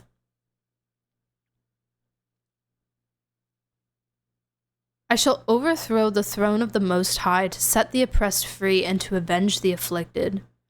But as for our sister who is young and tender, we shall not harden her heart to make war against the false lord. Whether we prevail or fall, it is not right that her wings should bear the heavy yoke, which we ourselves ought to bear. Wow. While no one knew of the capricious ruler's desire, the righteous rule still afforded one the chance to choose one's path. And choose the youngest did to cast off the divinity and her former powers. Then, miraculously, this child was allowed to retain human form. Thus did she step into the world of the mortals with nothing more than her broken wings and a fragile body of flesh and bone. In this utterly vulnerable form, she wandered alone through a land filled with sorrow and tears, tainting her once pristine feet with muck and mire. This went on for thousands of years, in which countless towers turned to sand, and songs of lament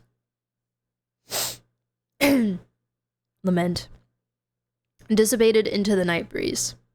The envoy who wandered, the envoy who met the witch, the envoy who at last was relieved of the past.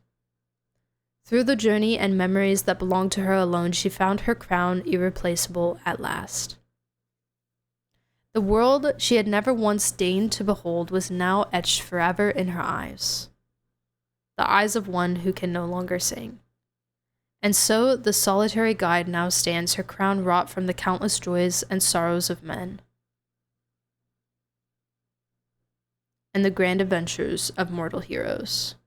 What a beautiful world this is.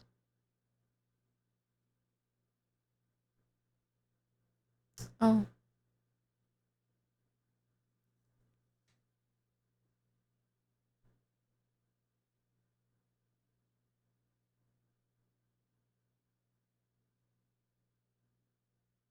So she was like intentionally preserved.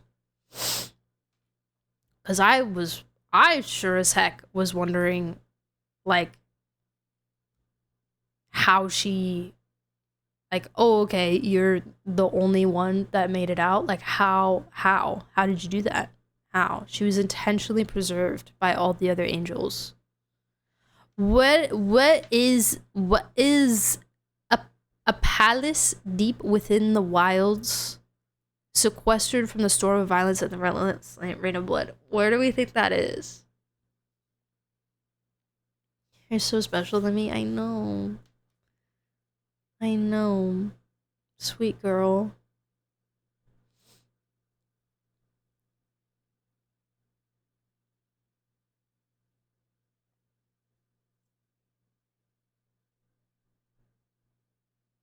The righteous rule still afforded one the chance to choose one's path. I guess it would be Darksea, maybe? Perhaps. Shao was allowed to retain human form. Thus did she step in the world of the mortals with nothing more than broken wings and a fragile body. The envoy who wandered, the envoy who met the witch, the envoy who who at last was relieved of the past. What does that mean? Relieved of the past. Through the journey and memories that belonged to her alone, she found her crown irreplaceable at last. The world she had never once deigned to behold was now etched forever in her eyes.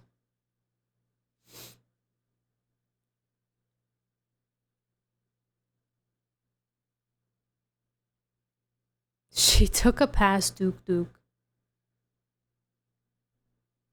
Since this would have been around the fight with Nimble and HP, so Teyvat was in shambles. Can't imagine there was really anywhere that was safe, right?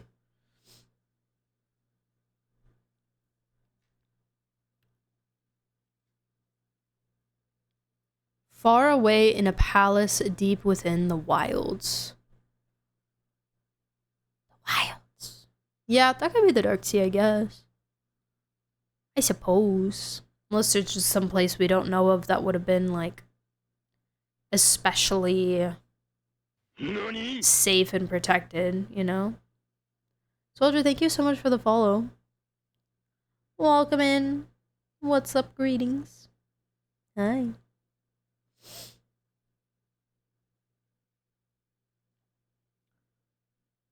Beautiful. Okay. Yeah. Nothing crazy like... Nothing crazy like revealing here, I guess. But it gives a lot more like intention and context to Nicole, you know? Of why she's important and why she survived. Why she made it out. Because girlhood, because her sisters cared about her so much. And said, you're too young for all this, queen.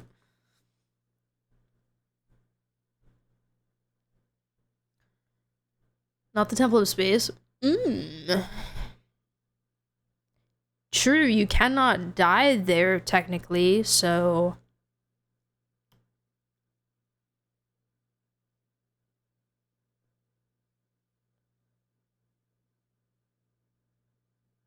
Possible. I'm very wonder brain all the time, but relieved of the past reminds me of him too. True.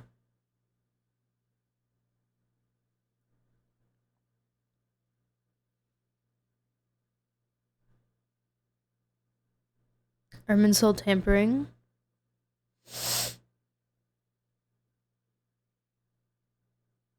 Love whatever song this is. This is one of our mods' favorite songs in the might be her favorite song in the world ever. She was in like the top like 0.01% listeners of this song in her Spotify Wrapped or something crazy like that. It's wild. It's a great song. Vibes. It's mesmerizing, right? It's really good. It's good.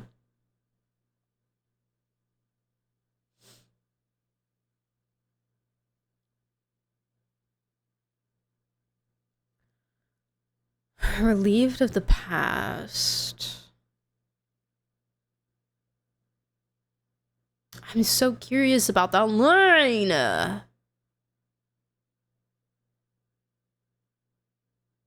Relieved, like it was a burden, you know? And she found her crown irreplaceable at last. Also interesting. I don't really know what that means, but...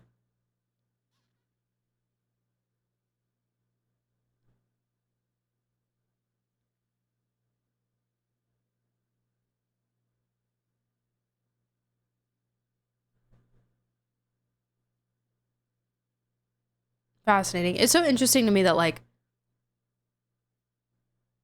they took this care to set her aside and keep her safe. And all this. And she went back and approached the HP herself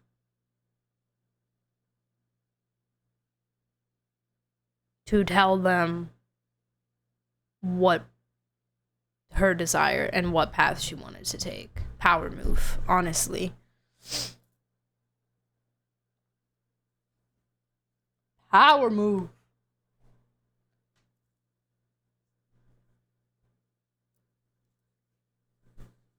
She was relieved from her divinity.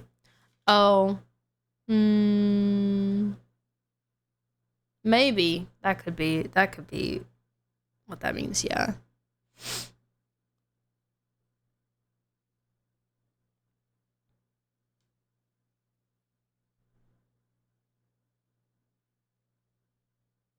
Beautiful. So when it says it once belonged to a divine envoy of the Eternal Court, do we think it means what? A divine envoy. I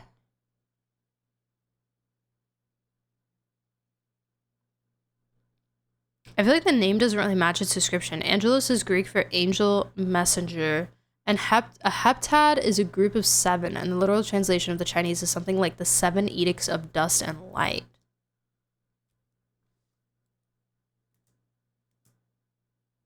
Dust being the mortal earthly world.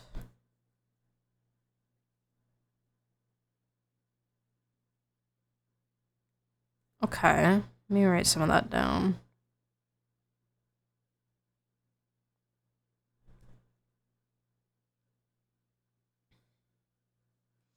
It's kind of just a little life story of Nicole. Yeah.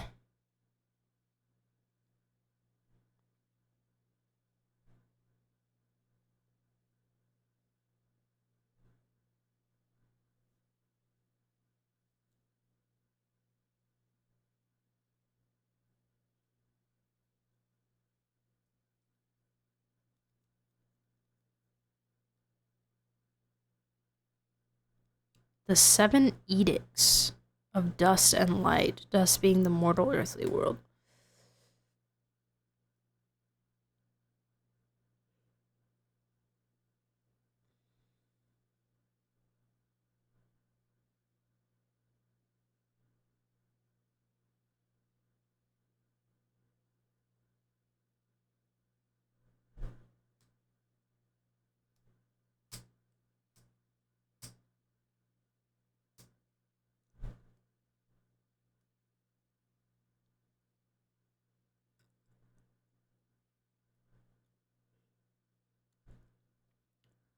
I wonder if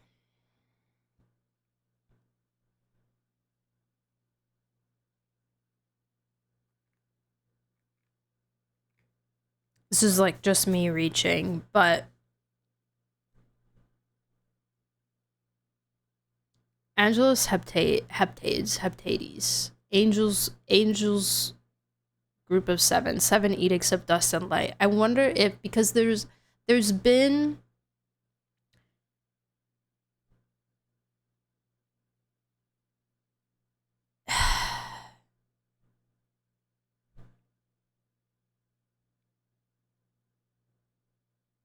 I'm thinking angels that parallel the archons. What is this going to mean? I don't know, but I'm just thinking seven archons, 7 angels, angelos heptades, 7 angels, 7 of them. 7 edicts of dust and light, dust being the mortal earthly world, light being the divine world, right?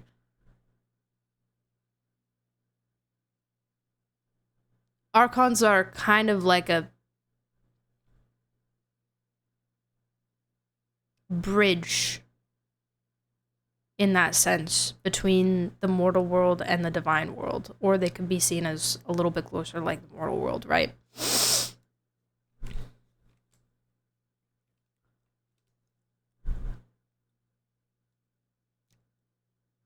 Obviously, Malikata being associated with Rikavada / Nahida. Koitar, I don't know, because music could be Venti. Another translation for edict was admonition, so I guess in a way her story is a sort of warning.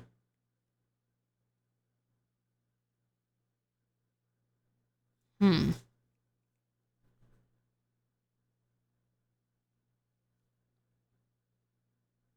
Okay.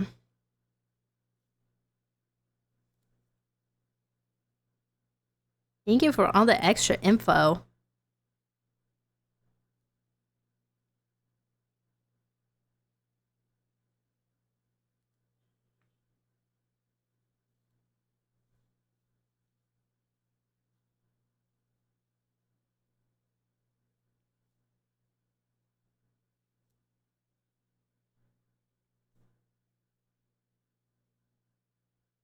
The naming convention in this game can be a bit weird sometimes, especially with the literal translations. Yeah.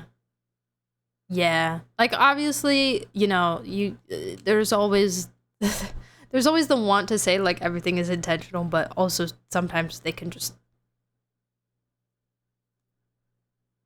slap fun sounding words on there that have something to do with the theme of the of the thing, you know.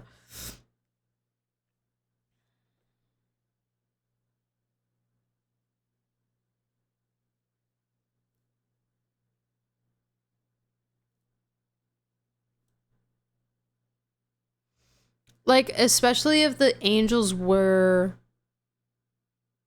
going back to kind of what I was saying of the 7 archons like paralleling the 7 angels in a way, you know, thinking from the perspective of the HP, like you had these envoys that were there to guide humanity for you, and then they went and disobeyed you, so you had to nuke them, right?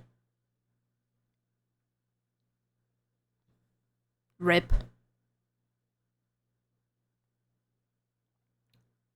And now the archons are kind of your new your new dudes, you know? Your new guys. Sometimes things are intentional, but more like Easter egg like rather than being something huge. Yeah, exactly. Go back from making a snack. What are we doing? Nicole weapon. Reading Nicole weapon. Well, we're done reading it now, but we're just yapping about it.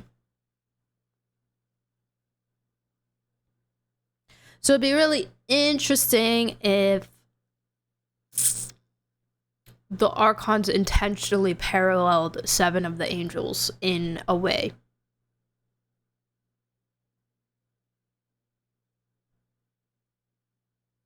You know?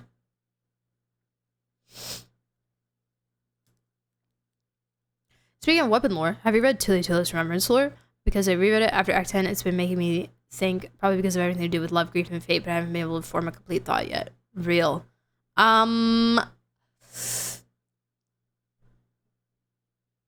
Yes, didn't we read it after the event? I think we did. I don't think you were here. Fiction, you might have been here. I think... Yes, because isn't Makaira in Tula's? Isn't that where Makaira is? Or did we just read the Makaira weapon? We might have read both. I don't remember. I wasn't here, but you asked me a question about it. Yes. Okay. One of the places. Right, because the event talked about Makaira a lot. And like her story. And so I was like, who is this lady and where can I learn more about her? So yes, I do believe I read that in relation to Makaira. Do I remember a ton about it besides her? Not really, but I'd love to hear your thoughts and maybe I'll go back over it. I will go back over it because that's what I do. Some lore rabbit hole at 2 a.m. I will venture upon that. Okay. Well, that was cool. Nicole is cool. Nicole is freaking awesome, man. Wow, guys, my brain is swimming and I really like this game. Hi, Nicole. She was just a baby, guys. She was just a sweet little tiny baby thing. So baby, so tiny. So baby, so tiny, so little. I personally love the idea of the characters from Thrilling Tales of Dragon Slayers being the sinners.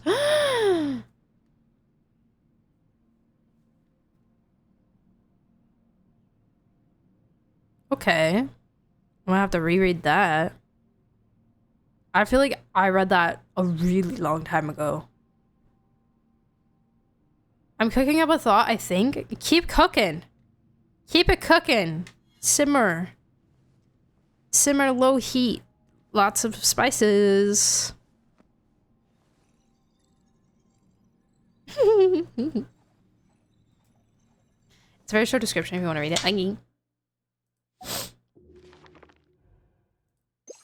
Beep boop beep boop. It is a little babby weapon, so that makes sense.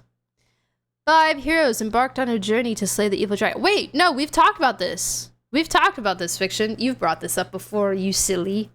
You silly. No, I remember you saying this before.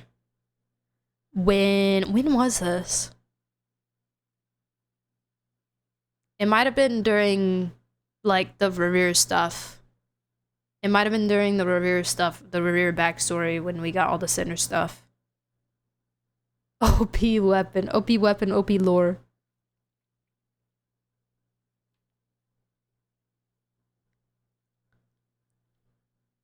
I think, did I write this stuff down at some point?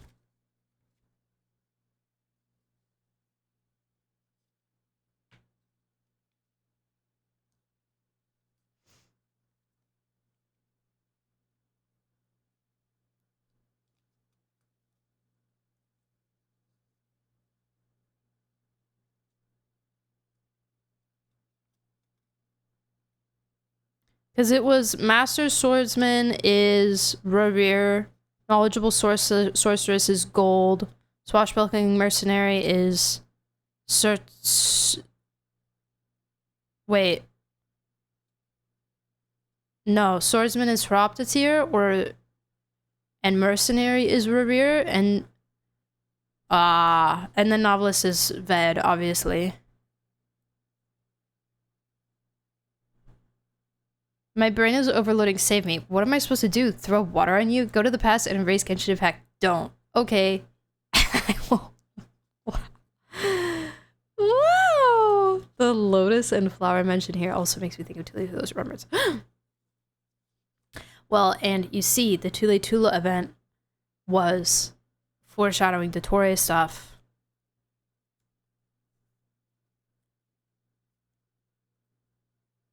So, you know.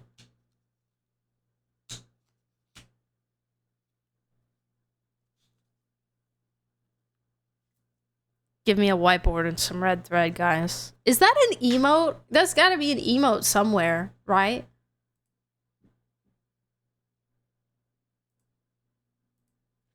Somewhere.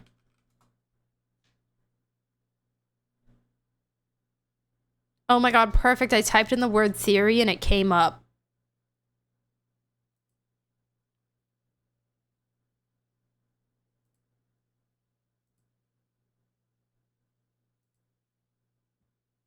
This is amazing.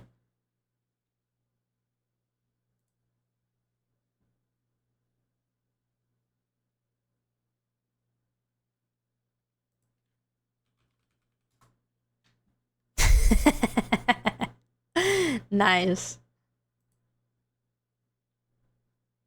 That's you right now, Rune. They talk about the Moon Sisters and Tule Tula's Remembers too, which is also not Cry-like. Yes. Indeed. Also, I can never stop thinking about the Moon Sisters Inazuma situation.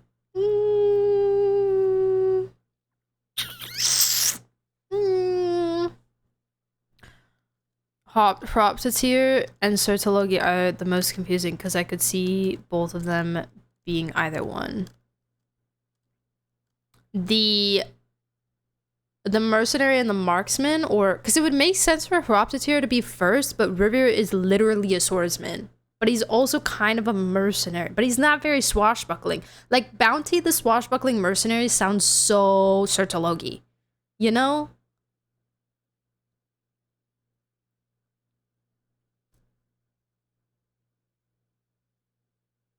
That sounds so Sertologi to me. He's like reckless, you know? Kind of vibes. Mercenary swordsman. Oh, so marksman to you is warrior. It's not sure. Oh, I keep forgetting you don't have 7TV. Yes, it is an emote, and it is the whiteboard man. It is the whiteboard man going insane.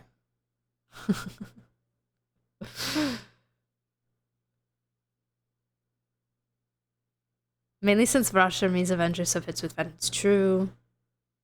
True. He had a Deadeye marksman. He had a gun at some point, trust. Or a bow, I guess, but gun is funnier. They just left that out of the Archon quest. They're like, oh yeah, his sword, yeah. Sword.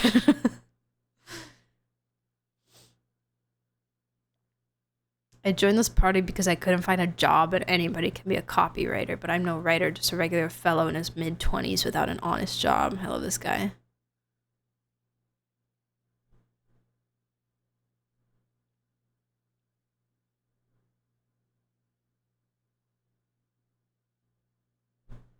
Would have been really cool if the weapon skins matched up with this. Oh. But they don't, do they? Me. Just a regular fellow. Aren't we all? Aren't we all just regular fellow? Hello, Flay Blade. You gorgeous weapon. Okay, guys.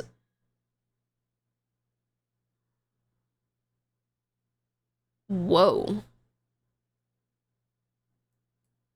Whoa. Hello. I might just screenshot the lore for TM. I'm not typing out the full name anymore. And annotate it with connections on Google Docs, and I'll really become that meme. Do it. You won't.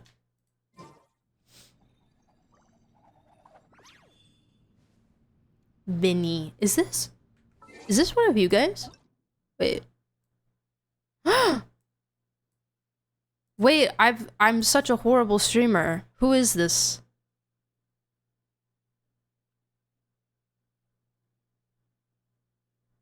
C6 Layla and Fischl. Who is this? Which one of you is this? Vinny. Vinny, who are you? I need to name, like, rename some of you in Genshin. Like, when you friend me, I need to rename some of you with your actual Twitch username. So that I don't... so I don't forget who you are. Like, some of you I know. Obviously. But... I don't know who Vinny is. Can I friend you? Yeah, absolutely. I also have some people in my friends list. I have Scara Defender, who is #1 Scara main NA, real, not fake. So Rune, I think you need to go fight them.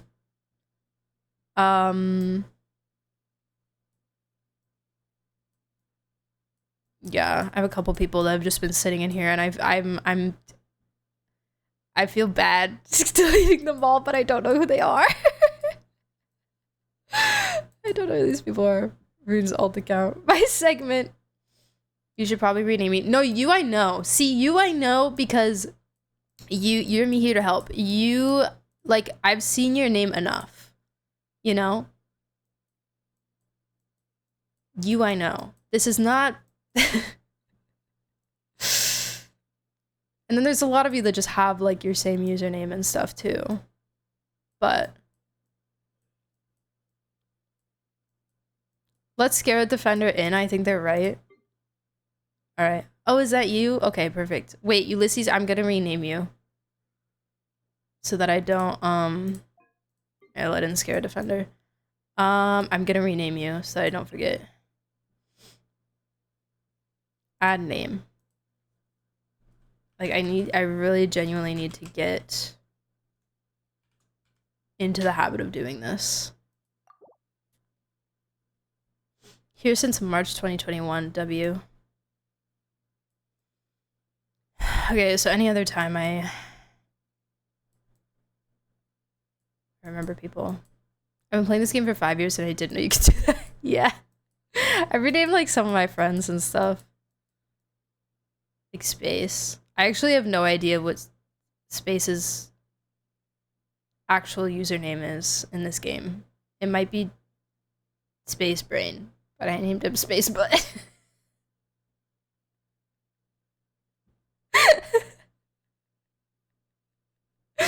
And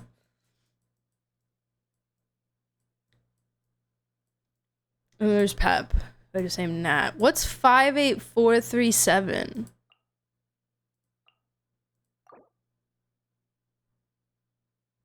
Wait, she used to have her bio about me in space. What's 58437? I'm texting her right now. She's probably asleep. Hey, what's 58437?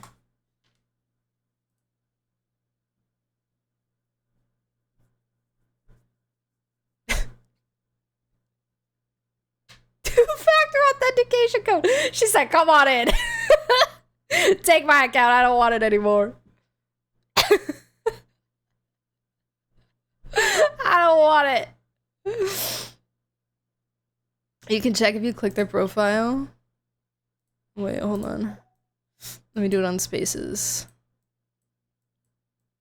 Where did Space go? This is also Space's NA account, which is not his main account. This is his alt. Because he's an EU gamer. Well, maybe if I just take it off. What do you mean? Girl. Girl, wait, where are you? What is this? What is... Oh, Akasha? Wait. Akasha account linking. Oh, okay. I thought this was some kind of like secret message to the world. You can change it? I'm not on your account.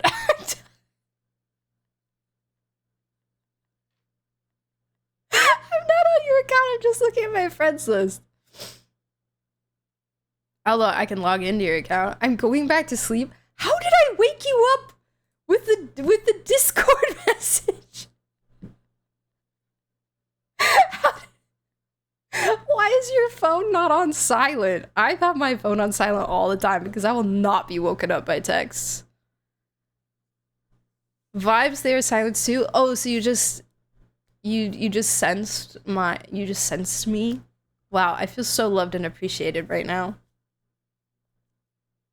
Marriage? Question mark. Anyways, good night. Go back to sleep. Love you. Bye. Disturbance in the force. Oh my gosh. Okay, well now we've figured out the mystery. We said it was your 2FA to your account. The account name here is the white and nickname unders. Oh, okay. Space Brain. Yeah, okay, cool. Cool. This person, guys, I will never forget this. I will never. Also, cryo enthusiast, look at that face. Look at that. Oh my gosh, beautiful. I will never forget this person. They randomly joined my world one day, and I went, oh my god, they have the same username as me. Peak, right? We did not interact as like people. As like they came in, there was no like, hi, how are you? How are you? They came in, I was standing on Venti's hands at the statue. I was probably Shao or something. I don't remember exactly who I was, but I'm pretty sure they came in. I don't even remember who they came in as, but they came in and we immediately started RPing. They came in and immediately started talking as the character that they were. And then I responded to them as the character that I was. Like they were having a conversation on the top of Venti's statue. And we just kept that going for like so long. For so long. We went to Diluc's Tavern. We went to Diluc's and we were like RP like, let's go get a drink. And then we like went to the tavern, like had a whole conversation there. Ningguang came out at some point and like met somebody. And we had a whole RP session in Genshin Impact without even like greeting each other. Never met this person before. They just completely joined my world by random. It was one of the best co-op experiences I've ever had in my life. And then at the end, they were just kind of like, oh, okay, like, this was super fun, but like, I need to go now. Like, thanks so much. You're super cool. Then we added each other. Or like, it's cool to meet another sage. And then we added each other. And that was... And then I do think that they came in a couple times. When I first started streaming, they came in and hung out and stream a couple times, like a really, really long time ago, but I haven't seen them in forever. And I just thought that that was so cool. So cool and fun. The other best co-op experience I had was when I met Vortex. Meeting Vortex was pretty sick as well. That was also very random, and then we just like bonded. We started talking about Zhongli and child fix.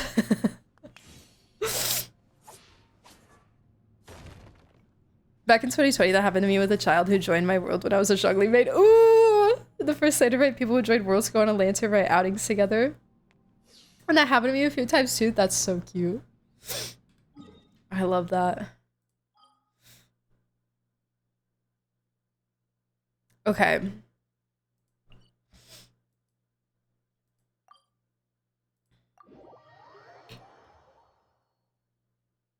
Are we ready, guys? Your prune is also still nearly dead. Fine. She looks so vibrant here. It's like the purple of the area is like enhancing her purple. Or something.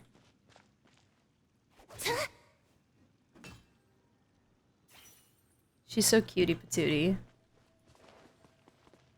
Alright, Prune, let's go to the witch's house. Don't kill Nicole, please. Actually, no. We're taking Barca on his second date. It's like us when we were all purple. You guys are a collective prune. Oh, I should probably turn on the in-game music, huh? I was just starting to wonder if I should send you clearer instructions. Girl said, you took too long. What the heck? OMG, yes, I can't wait. Wait, is this a good one? But then I thought, if I make my hints too obvious, it might get in the way of your travel plans. And then, just as I was pacing back and forth, we're going into the painting, guys. We're going into the canvas. Anyway, so it looks like everything worked out fine. Hey, Nicole! You're so full of energy today! And words! You're so full of words! Words! I'll take that as a compliment. All right, then. Are you ready to check out my next room? You're so full of words. Very good. Oh my god, yay. I'm so excited. Studio? The last one was great. Why is it just a bunch of empty frames on white walls? Why is there... Let's take a closer look. Why is there a domain icon? A world in canvas? Yeah. New mail. Lily. Someone's birthday?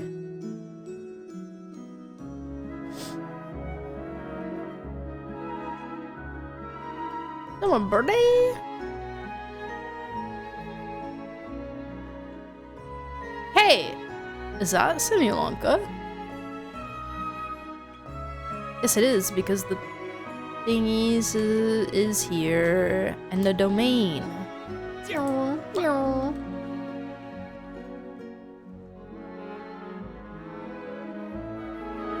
Which? Red. Paimon almost had a heart attack being sucked in by a painting like that. Can Paimon even have a heart attack? Wait a sec. This place looks familiar. Oh, it's the table where the mages hold their tea parties. It all started the first time Alice invited me for tea. On that day, I didn't attend in person, mostly because back then, I still hadn't decided whether I really wanted to join the Hexen Circle or not. When she was a little Alice was the only babby. one there who knew my true identity. She warned me not to say a word or let anyone else Or did you discover just who take I that was. long to decide? I was only supposed to observe. And then what happened? Well, then I concluded that she was punishing me for my hesitation to join. Everyone was talking about such interesting things. How could I not chime in? And of course, when you're in the middle of a conversation and someone throws out a question you know the answer to, how are you supposed to keep your mouth shut? Which brings us to the bet between Barbeloth and Alice, Rhindaughter's forbidden creations, Ivanovna's political machinations. Pause. Okay, first of all, she's so autism. Second of all, the bet between Barbeloth and Alice. Wait, I remember something about this. And yes, Ivanovna mentioned my goat. Political machinations.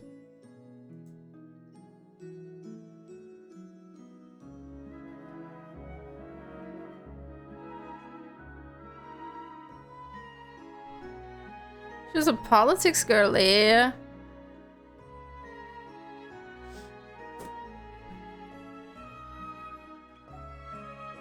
It was like a series of exquisitely acted plays, distilled within the confines of a teacup. Their words alone were enough to ignite my instinct to lay the truth bare before them. So, you piped up inside their heads? You don't know a lot about Ivanovna? Not at all, no. Of course not. Even though I felt like my head was going to explode, I still made sure to hold it all in. Not much I'm at a all. responsible angel, after all. And I'm well aware of the difference between what I want to say and what I'm allowed to say.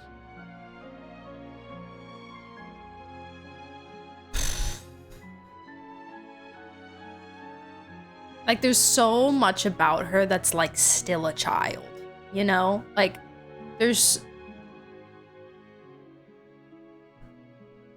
God, she breaks my heart. So, I had a private little word with Alice inside her head, just me and her, and I agreed to join the Hexen Circle, right there and then. Really fast talking. She was the first maid of Shoshoga. She killed her lover and she's dead. 07. She was quite happy about my decision, but as for the talking inside her head, well, she claims that over the next few days, she had such a headache that she had to visit a doctor in Liyue to get some relief. But she can hardly blame me for that. Mention my husband, my dearly betrothed.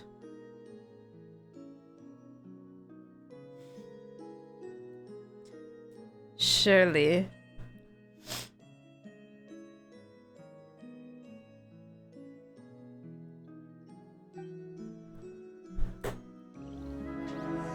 Oh, wait. No, I wanted to run around. That's so I'm rude. starting to feel like she needs some relief. Why is this too. wall so blank? I don't like that. So I get that there's a window here because that's like the outside, I suppose. Maybe? Kind of. Not like this house has any rhyme or reason to it. Anyways. Is that an Irminsul tree? Oh!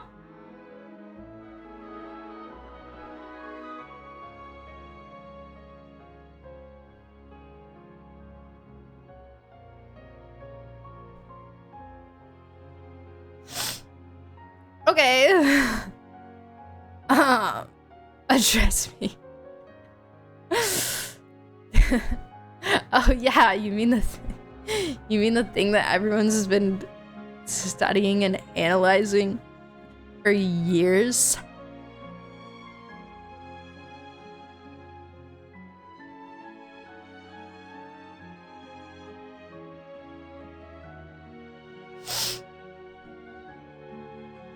Oh, this painting here? You're clearly no strangers to the white trees. But did you know that the first angel's betrayal happened beneath one of their very boughs? Oh my god, they kissed under the tree. Mwah. Sounds familiar. Paimon's curious now. Well then, I guess it's I finally wasn't time too bad. for me to I tell wanna you a know. tale of romance and horror. Let me just think how best to protect the identity of those involved. Girl, you don't need to. All right, got it. Girl, you do not need to. Don't worry about it. Don't bother. It's okay. Don't bother. Let me show you all the books I got. Let me show you all the receipts I have of who these people were. Let me show you my whiteboard. A long, long time ago, there was once a traveler who wandered among the stars. They were nothing like you, but that's not important right now. Oh my god, the Voyager was a squirrel. The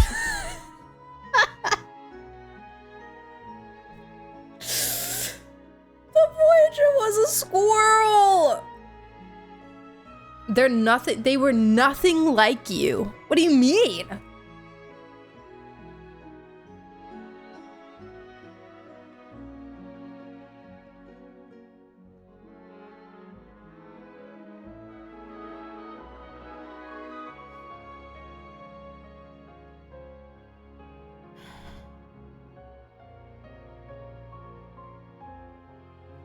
Ratatosk? Who the heck is Ratatosk?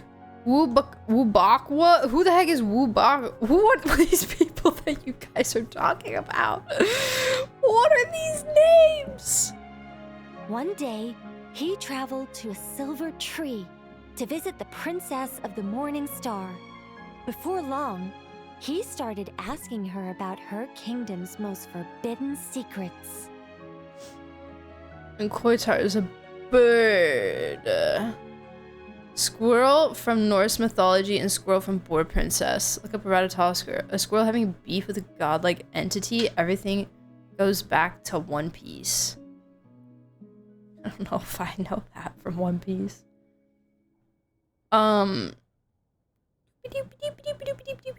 Ratatosker. Wait, now that you mentioned Norse mythology, that sounds kind of familiar. Ratatosker. A mischievous squirrel who runs up and down the world tree. Oh, that's crazy. His primary role is to ferry messages between the wise eagle perched at the top of the tree and the dragon resting at its roots.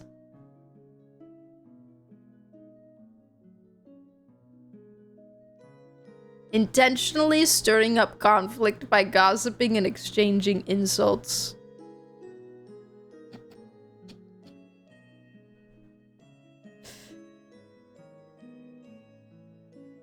Yay. He said, I'm here to make drama. What a silly little guy. Wait, I love him. He's here for the tea. Oh, he's in Smite. Maybe that's where I recognize the name from. Perhaps. Wubakwa 2 is Ratatosker. Right. Okay. Okay. Everyone is Ratatosker, true. Okay, one day he traveled to a silver tree to visit the Princess of Morningstar. Before long, he started asking her about her kingdom's most forbidden secrets. His words puzzled the princess. How could he possibly know of all these things forbidden by the gods? The young man revealed his origins and showed the princess things she had never seen before. A free will and love, both noble and spiritual. The knowledge of good and evil. His words awakened her sense of self, hitherto shackled by the gods. Her heart soared, carrying her beyond limits she had never crossed before.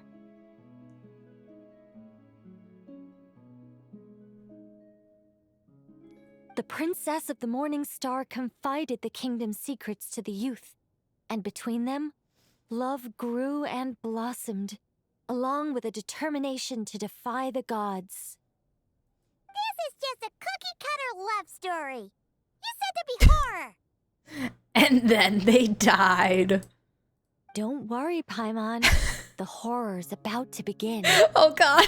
They yearn to help the people live lives of unfettered freedom, but the gods could not forgive their betrayal. They sent down thunder and fury, destroying the lovers' home. And when the Great War subsided, the power and the wisdom of the princess were lost, never to return. Even her closest friends were cursed. Yeah. That ending was pretty scary after all. But didn't you say you were going to tell us about the first angel? And you're not saying this story is actually true, are you? It sure is. And that's the scariest part. You tell him, Nicole. Oh.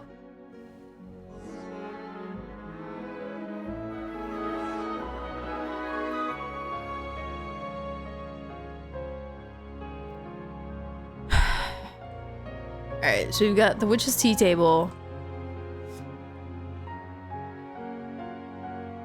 Irminsul and Simulanka. That's all we get.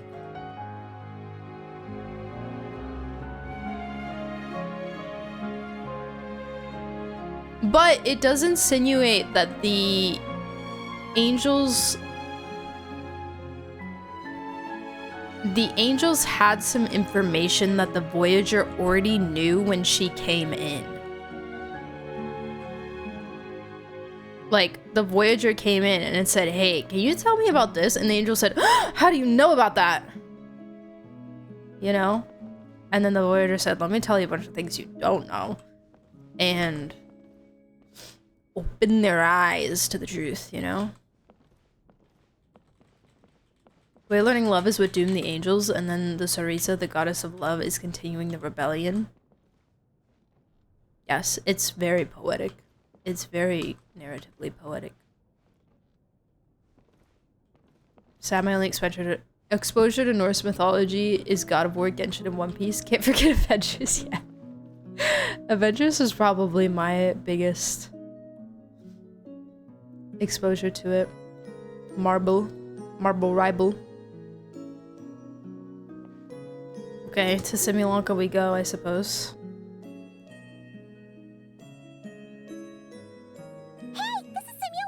Goddess of flowers, goddess of flowers, goddess of flowers. Why are there light novels from Yai Publishing House all over the floor? Who the frick is that beautiful woman? Who is that book about? Well, on the subject of my literary enlightenment, my greatest inspiration of all is none other than Lady Anya herself. Oh. She was the last to join the Hexenzirkel, and yet the first to leave. Last to join. I loved all of her stories. Whether it was just an idea or a fully fleshed out manuscript, Anya was always so skilled at making her readers gasp with joy. Hexenzirkel discussions rarely stray far from magic, and it's my belief that Anya possessed a unique magic of her own. She could weave love and compassion into words and stories that would touch the hearts of others. I asked her for tips on how to write compelling tales. She taught me a lot of tricks and techniques, but in the end, my biggest enemy has always been myself. This is foreshadowing that Simulanka is coming back true, and then they're gonna put it in permanent event story. Also, hi Fischl. Going to bed. Good night, Ulysses. Thank you for hanging out. Have a good one. Too lazy to put pen to paper? That's one way of putting it. Wow, Traveler just called Nicole Communicating through lazy thought to her is face. So much more convenient. I guess even angels can succumb to laziness. Girl, I would too. However, recently I've so resolved to make relatable. an effort, even if it's just to spare myself reproaches from a certain old silly friend of mine. Mr. Nine mention. Wait, I want to see Mr. Nine again. Oh! Does that mean we're finally gonna get to read something you've written? Who said anything about writing? Give me a book. I'm talking about buying popular works from the last few centuries to flip through in my spare time.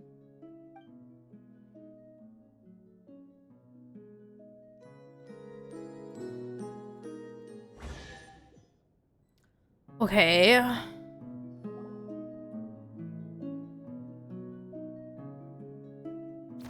Oh, there's like so many more pictures now. These paintings all remind me of places that hold great significance in my heart. And now, the studio has been fully restored. Okay. All right, go ahead and claim our reward. What? Don't look at me like that. Of course this reward is ours. You're not going to leave this chest unopened, are you? I can't let you leave if you do. Oh. Besides, after telling you so many stories, don't I deserve a reward of my own? I'm locked in here, guys. She needs to see my happiness. That is Mondstadt or something.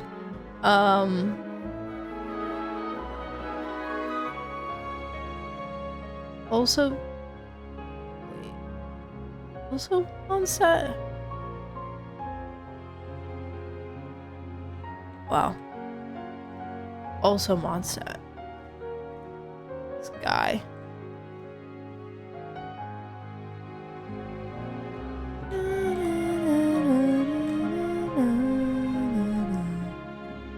A picture of nothing. Nice. Oh, the chest, she's gonna cry. I'm so sorry. A happy story all wrapped up. See you next time.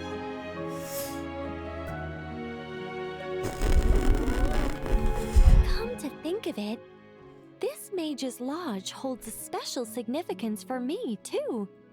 A painting within a house within a painting, worlds within worlds. Fascinating, isn't it? Yeah, so fascinating. Ah!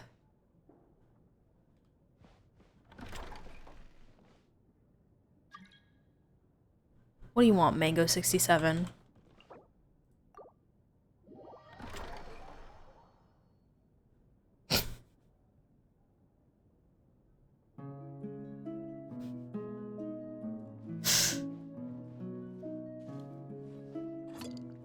Hiya. The light novel with the pink hair girl is The Legend of Sword. Oh, okay. Hello.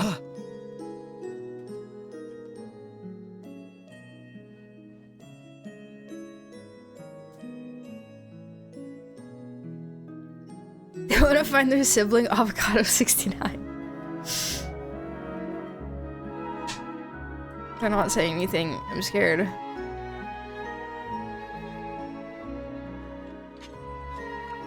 Could you help me with Flynn's boss, maybe, please? Yes, of course.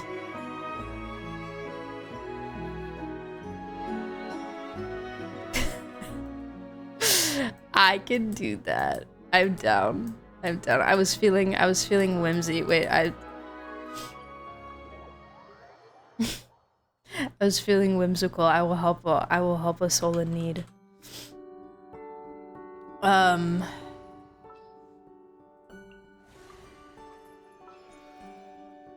Who are they going to use?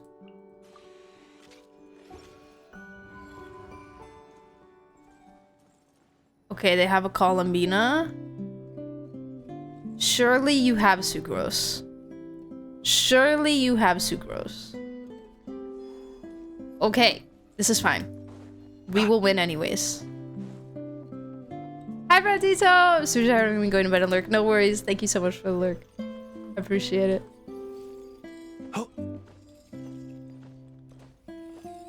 Oh, Venti work. Oh, Venti's dying. Oh no.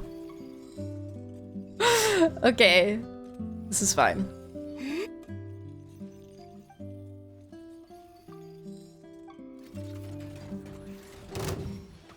This is fine.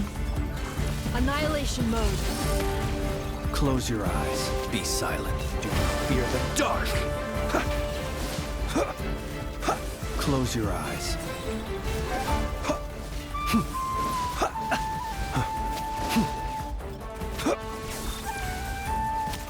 Be silent. Close your eyes. Do you fear the dark? To dust. Wow. Ultimatum protocol. Without sucrose is crazy. It's also in co-op, so I guess To dust. a little bit tankier in co-op. Brace yourselves.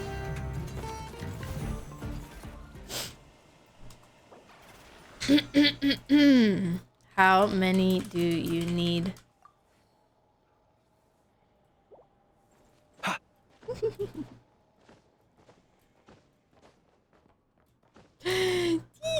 Mango 67. I will always help a Flint's enjoyer. Lunar Hyperbloom, true. 5 more!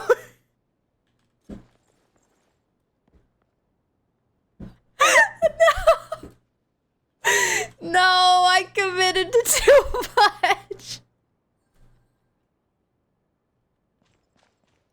I committed to too much, you guys.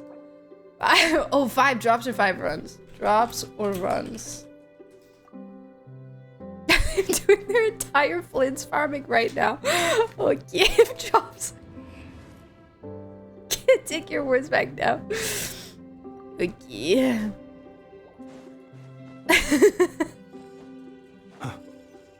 Said 5 more runs, bro.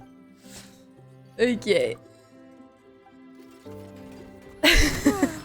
Think you can get Defensive away? mode engaged. Here we go. Oh my god. Annihilation mode. I just wanted to be silly and help somebody out. No. Venti just whomped. It's okay, we win anyways, bestie. Night falls. Whoa, where did that dendro come? Oh, it was Bina. Be silent. I forgot Venti whomps when he dies. Close your eyes.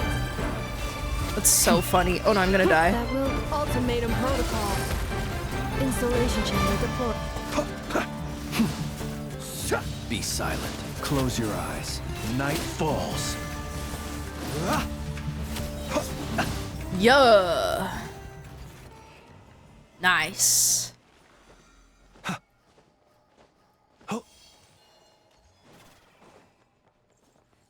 Yippee! One more, probably? I just got 4 on that. OMG. That's crazy. I've never gotten 4 before.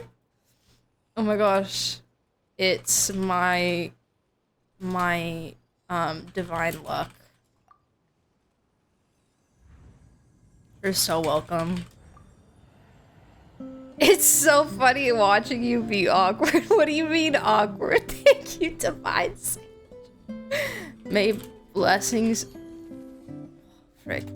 May blessings be upon ye. You also. I'm just tired and I don't have energy. I used to take.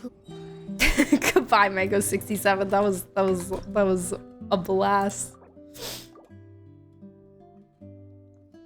That was so much fun. Okay, let's do our witch's homework now, guys. Yippee! How long is her homework? Because the homeworks from before were very short. They were very, very short. 4 hours! I might as well just stream 24-hour stream. Might as well. I'm gonna just keep it going through tomorrow. Not long at all. It was too short. Real. Let me in! Let me in.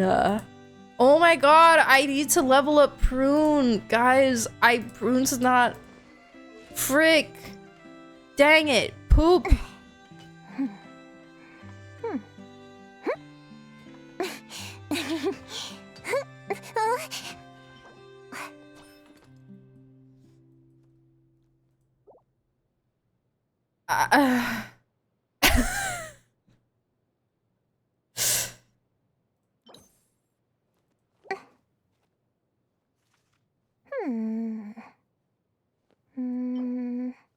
Fine. Fine. Oh my god, I'm on 72. I could. Would you like double friendship with that? Sure. Yeah. Sure, but I'm gonna be super unhelpful though, so you're gonna have to lunar it.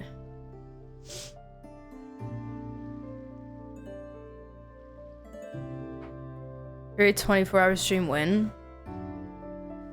Sometime when it's acceptable to mess up my sleep schedule enough, I guess. I've done a 12-hour stream before.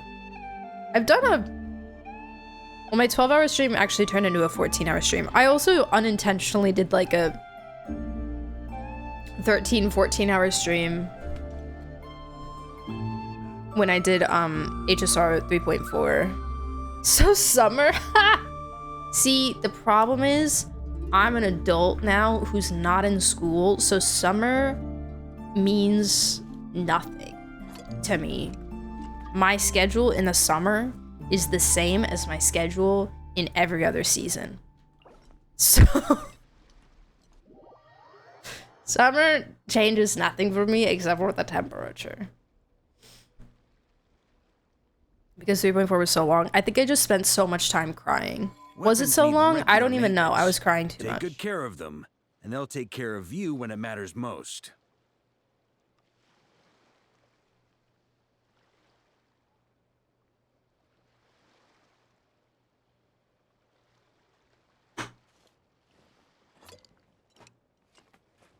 You're telling me your job doesn't give you a summer break? Please.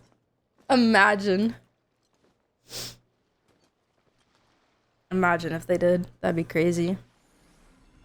No. I know in some countries they do that.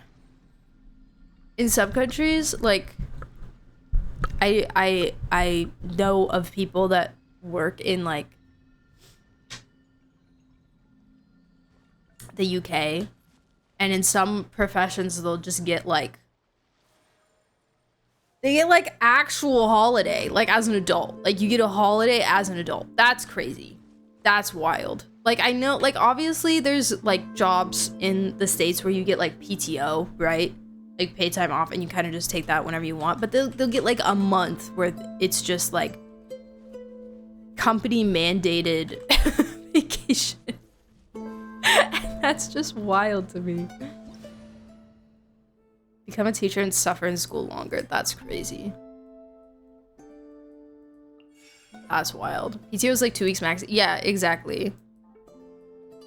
Like 10 days average-ish, probably. I don't know.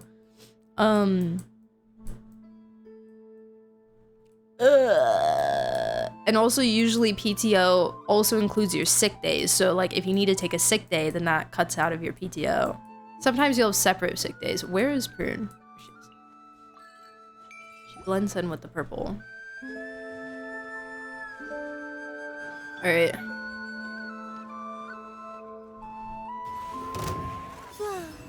Cleanup sequence. My turn! I'm helping.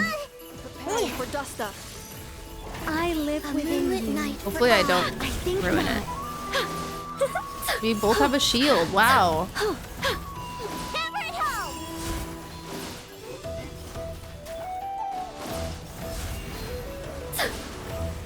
I want to take off the aura. There we go. Heaven's will made mine.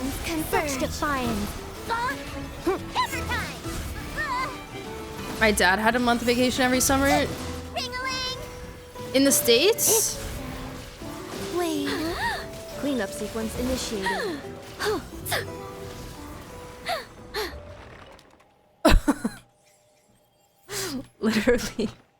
Literally, I can't. Literally, I can't. Dude, I can't. There's nothing to get rid of. I can't.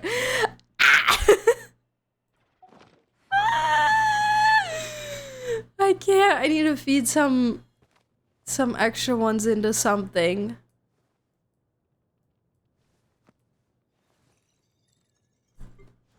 Should we do some strong boxing? Yeah, but then I'm gonna have to fight it again. So let me just feed something into something. I can't salvage. I can't salvage.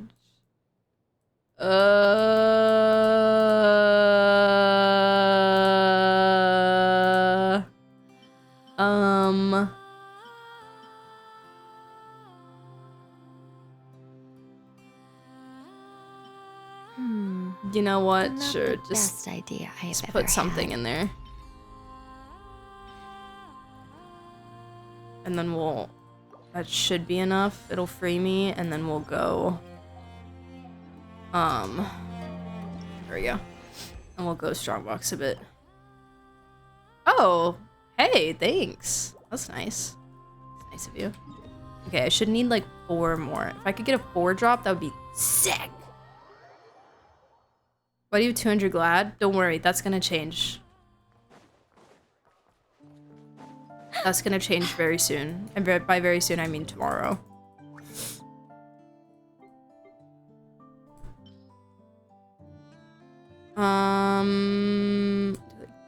3 lines should be fine.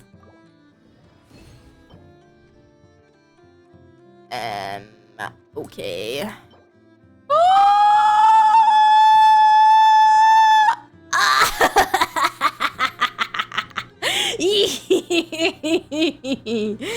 Yes, yes, yes, exactly. No attack percent. It's a sans. It's an attack sans.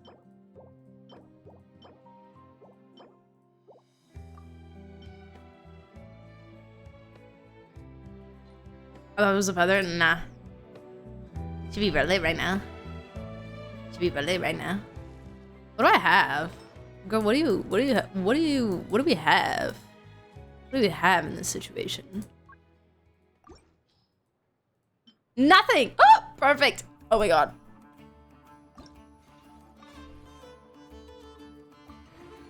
It's not a foil liner, which is sad, but it's something. Metaphors speak for themselves.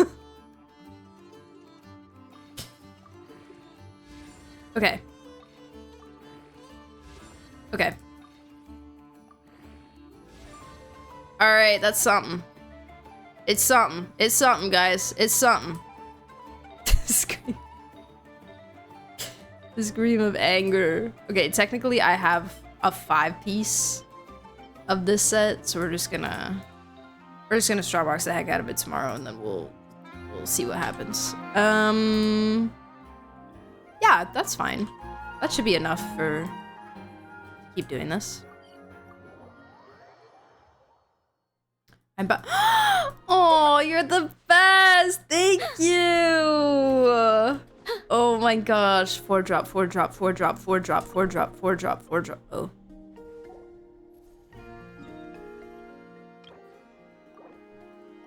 That hurts.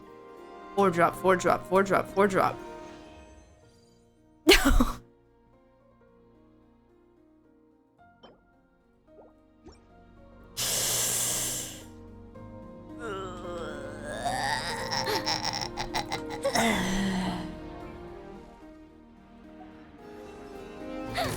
Begone! A moonlit night I for live all. within you. Annihilation mode. You're done! Are you here to help? Because Stray is here to help. Because Stray is wonderful. Heaven's will cleanup sequence initial. You've never used the strongbox? But it's so good. Listen, I used to be a strongbox doubter. Such defiance. And then I used it and my life was live changed. within you.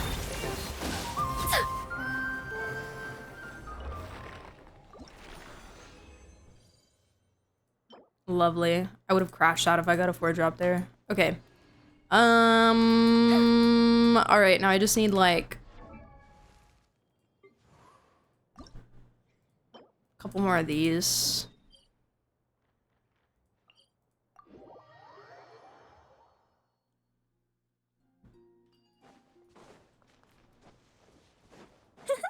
I need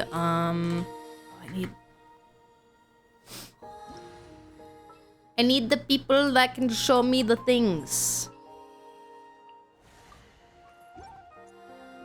Us.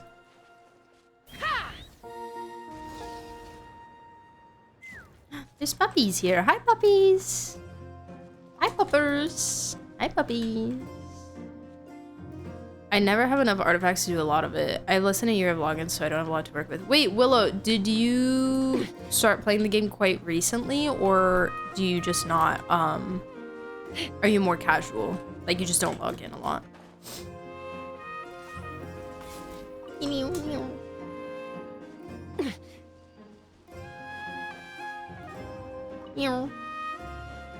Take me up. How many? Prune. Oh, perfect. Done. Amazing. Great. Look how easy that was, guys. So easy. So easy, so good. Get 3 of these bad boys. Oh my god, I'm super low on animo stuff. That's crazy. That's so sad. I took a few week break here and there, but more recently played Got You. Okay. Cool, cool, cool, cool, cool, cool. That's valid then.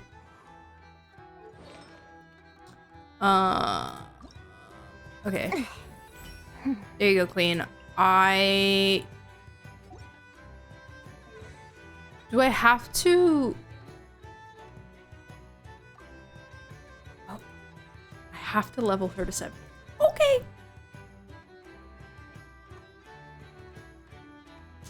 But my beautiful books, though. But my beautiful, lovely books. I might need to grab a couple more books. For Lowen. Maybe. Okay! Now we can lock in. Oh, thanks, Sethos.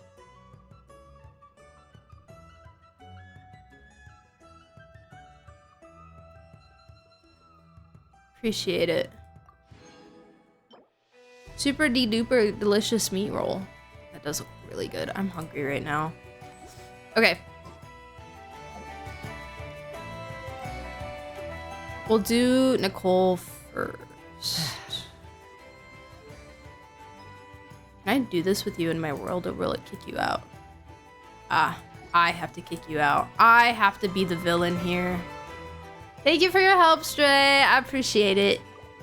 Thank you for the I'd have friendship. lost myself long ago if I allowed myself to be led by the whispers of Hankies. All right. Oh.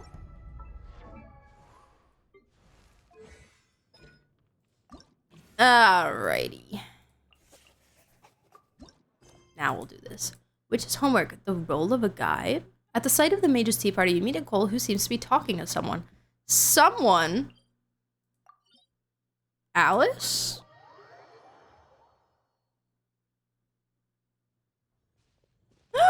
Barbie! Leaving already? Hey, Barbie! Aren't you forgetting something? Like a whole bunch of stuff you were supposed to give me? Oh.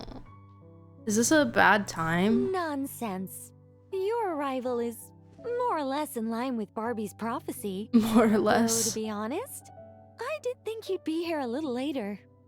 Anyway, before we get down to business, it might be best if you two have something to eat. Why do I need to have something to eat? Are you like gonna drink alcohol or something? 3 chests of yours are like locked behind stupid barriers for stuff in Experimental Design Bureau if you want to do that. Locked behind stupid barriers. Stupid bureau. I need to do a lot of Experimental Design Bureau. I have a ton of waypoints in there that I haven't unlocked. Because world quests and such. Yeah, I'll get there. Eventually. Did Barbalaw's prophecy say we'd be hungry? No, of course not. But my hearing happens to be quite sharp. And I heard Paimon's stomach rumbling a mile away. Oh. Rumble, rumble. Whoa! Paimon's stomach is rumbling for 2! We must both be super famished. How was I supposed to know that place would run out of steak? We ate all that salad, but it just felt like a bowl of green air. Don't you worry about that. I've got plenty of cookies and cake. And as you know, nothing bad ever happened to hungry travelers who accepted food from a witch. Right. You and Paimon munch happily on cookies and cake while gulping down tea. Strangely, no matter how much you eat or drink, the teapot remains half full. There's always a fresh cookie and slice of cake on your plates. Magic. Paimon's so full. No matter how much she puts in her tummy, there's always more on her plate. Right, Ether looks so depressed. Of course. No, I want to take a You can't screenshot, have a dang tea it. party without an ample supply of food and drink. I should have turned Though off the it's thing. true, it is hard okay. to display an appropriate magely elegance after stuffing one's face. That's why the teapot is usually only half full, and there's only 1 cookie or piece of cake on each plate. Paimon really can't eat anymore. She's coming apart at the seams. Can we get down to business now? See, she says usually there's 3 cookies on that plate. All right, I gather you're here to deliver my homework, the one that Barbie prophesized? So just now, Barbaloth was... Nothing of the sort. We were discussing something completely different. The moon's massive shift has knocked her hydromancy out of whack. Oh, frick! So she needs to head back for a while to undergo a period of silent meditation. Oh, dang. Okay. While she's away, Or Barbie. I'll be taking over Sorry, responsibility sorry for we did everyone's that. homework. I also plan to help her add the next round of homework to the dictionary. Oh, okay. Huh. You can just swap the person in charge like that? If anyone can do it, it's Nicole. Not like I had much choice. Before Barbie and Alice even told me about it, they'd already inscribed my special homework in the dictionary. As much as I'd like to erase the whole thing and keep on casually observing the world, Alice is busy maintaining Tevad's borders, and Barbie is off realigning her hydromancy. Octavia didn't bother to come back, and you can forget about Rhindaughter. The other mages all have their own affairs to attend to, so the duty of supervising this homework has fallen to me. Bold of you to assume I would ever forget about Rhindaughter.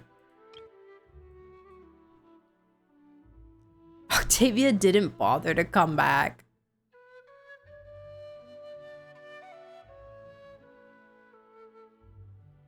That's crazy. My lady hit for top 10? Let's go! Congrats! I'm so shocked that I'm ahead of you on anything. I did put this off for a little bit, yeah.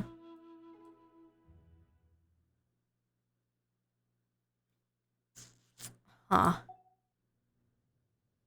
Now you mention it, there's quite a lot of you. They really are. I don't even know how long it's been since we all got together to make this a proper tea party. In any case, as long as I finish my homework, my story will be officially inscribed in the dictionary. After that, I'll be able to go back to observing and guiding. So, traveler, Paimon, it's time to deliver your message. What's my homework? Oh, and 2 since plus this 2. doesn't count as a prophecy, just something Barbie and Alice came up with 10 minutes ago, there probably isn't any useful information to be found in that dictionary you're carrying. Oh. You're right, Nicole. We had to look before coming over, and there aren't any detailed instructions at all. There's only these 2 sentences. Nicole will fulfill her duty. She definitely won't allow you to work for free. That's all there is. All right. That first sentence was clearly written by Barbie, but I bet my bottom more it was Alice who added the second. Wait a second, this face. Angie Nicole. Wait. Angie Nicole. I feel like this never happens. We never see Angie Nicole. That's so cute. No, she blinked.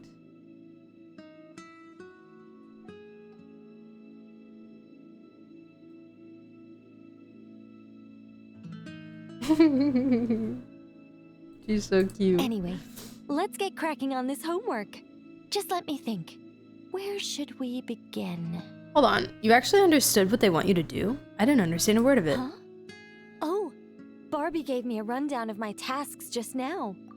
Basically, I just need to go to a few homework locations, make sure everything's up to scratch, and conduct some field work. Okay, Queen. Wait a minute. Paimon thought she was giving you a prophecy. How does a rundown count as a prophecy? Well, you see, I naturally view anything Barbie says to me as some sort of prophecy. Besides, when Barbie wrote this homework of mine, all she actually did was flip straight to the final page of my story and tell me the ending in advance. That's crazy. Isn't that a massive spoiler? Does this mean I came here for nothing? What do you mean? This homework had to be delivered by you. That's a very important step. What? Certain formalities must be observed in order for homework to count. What? But we can talk about that later. Anyway, enough dawdling. Come on, follow me. We're going to... Yes. That seems like as good a place as any. Hello, Moon. Just like that? Popping up in the background. Hold on. How are we supposed to get the... Oh! In the blink of an eye, you find yourself standing at the edge of a cliff. Star Snatch Cliff? All right, we're here. Oh. This Sealy Court has some really great views, don't you think? See that spot over there? That's the starting point. Oh!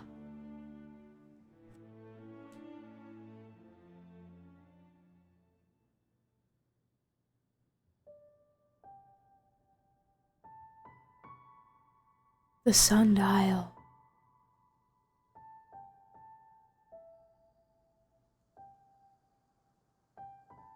She can teleport between the Sealy courts? Did I use it to get us here faster? You bet I did!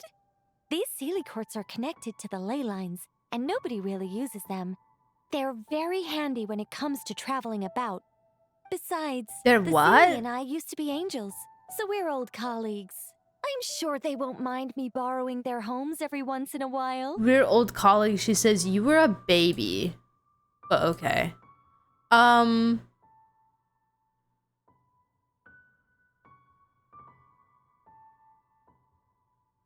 Did we know that the Sealy courts were connected to the ley lines? I feel like maybe we did. Like that Sealy courts can be used as waypoints. Dude, imagine if every Sealy court suddenly popped up on the map as a waypoint. There'd be so many. So many of them. White screen, black text. They blinded me. There doesn't seem to be anyone else We're around. early. In but a short while, a bard will come to sing odes of old and call back the 1,000 winds that wander the ages. I don't suppose this homework is for. Shh. Patience. All will be revealed in time. Venti? Before long, you will become a single lilting melody ensconced in an ode. No, I don't want And to. the 1,000 winds will swirl around you. I don't want to be a melody. But before I want to be a real happens, boy. we should allow it to slumber in peace. Come, let's head to our next location. What do you mean?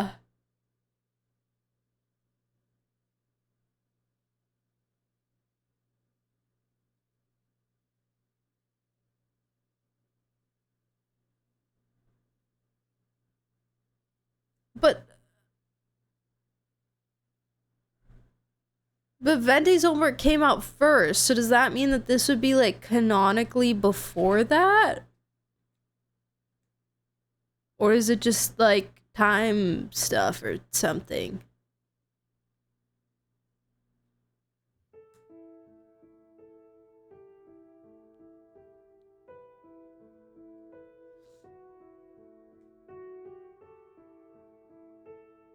Your homework is preparing others' homeworks. Yeah. It seems so.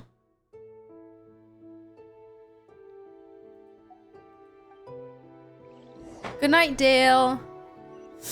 Sleep well. Is this Wolvendam?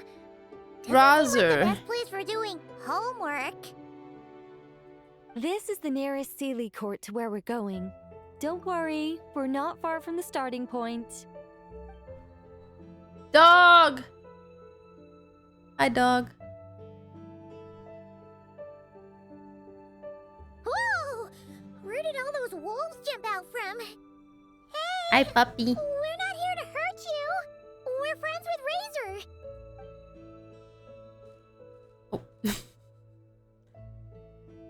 Wolves have gone. Shh. Has that child not arrived yet?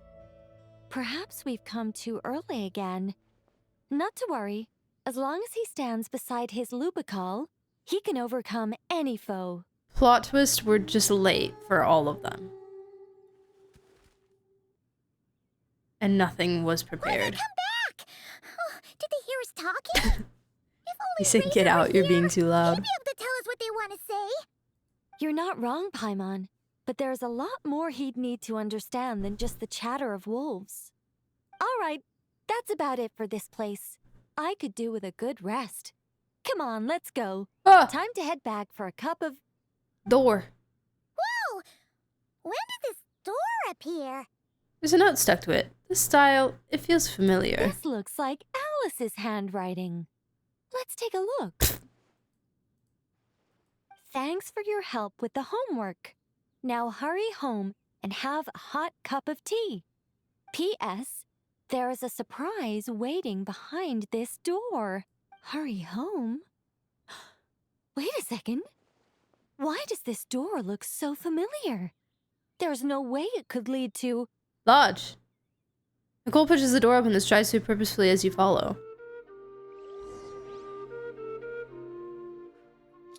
I'm so confused. What is she doing? What is she doing? Somewhere new? Hey, isn't this... What does she do? Cool chair. Wait, I want that in my teapot. Woo! I love that. That's so pretty. Hold on, over there's a huge Sealy court in here. It's Nicole's Sealy court. No wonder Alice wanted to borrow the lodge key. She said she wanted to set up a tea room, even though I told her I already had one. Cute. This is a gift from Alice, but why would she give you a Sealy court? It symbolizes the completion of guidance, the end of a journey, and the fulfillment of prophecy. You've followed Sealy before, right? Only when a Sealy returns to its Sealy court does its guidance come to an end. Right. So, to give this unwelcome homework a clear conclusion, Barbie and Alice must have built a Sealy court right here. This is the only way for my story to be inscribed among everyone else's without interfering with their own homework. Oh. You're not a Sealy, are you? Well, we're not all that different. Yeah. Once upon a time, we were all angels after all. But that doesn't really matter. What's important is what it symbolizes. It's like writing a novel. As long as the main outline is there, They do love her. there'll always Yeah, be a way to like flesh out the details so the pieces fall into place. As long as I take my seat, this homework of mine will be officially over. It's a nice touch, but it feels like the ending to a story written on the fly. If Anya were here, I'm sure she'd have come up with something more clever. Dang. I see, and here was me thinking it would end with a treasure chest. Don't you worry. That's an essential element as well. Oh, the spotlight. Oh, wow. Hey, a treasure chest! Now this whole thing's starting to make sense. Cute. So this is what it feels like when the pieces all fall into place. Guess the outline really is the key. What did I tell you? It seems like this has been a fruitful little excursion after all. She looks really pretty here, sitting in the chair.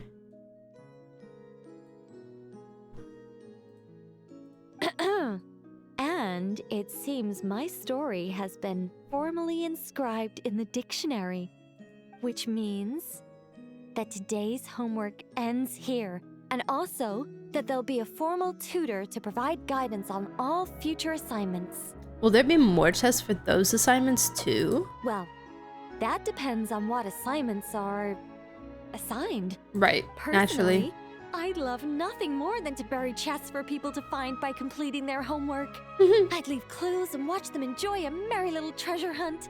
Now that would be fun. But Barbie's been keeping a close eye on me. She's so cute. So I'm not sure I'll get the Naturally. chance.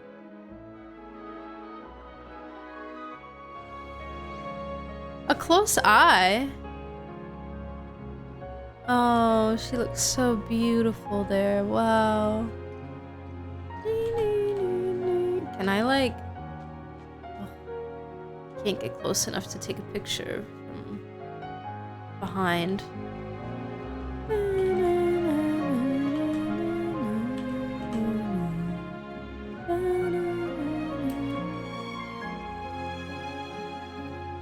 It's so beautiful.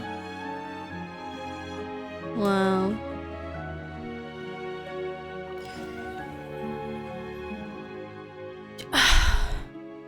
Guys, I don't know how to interpret this.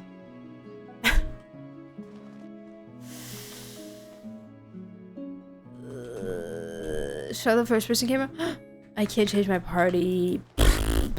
That's so rude. Oh my god, prune in a cup. Prune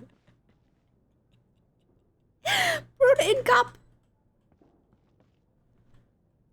What did she do? Why was it only Venti and Razor? What did she do? She just went there and was like, oh,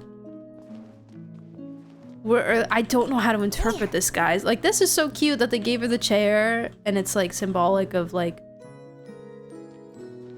her guidance being done or whatever. Was she just telling me I need to do Venti and Razor's homework? That was her guidance. I don't have Venti, Nicole.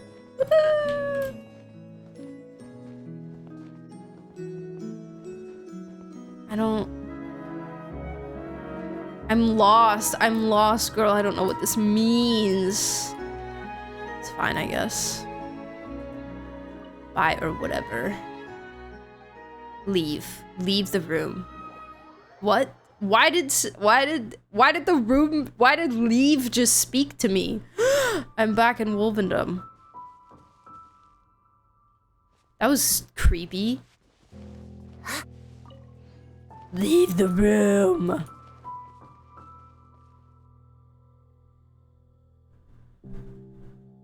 When I did this homework, I had no idea what happened. I'm so glad I wasn't the only one lost. Yeah, no, I'm lost. I'm lost as heck.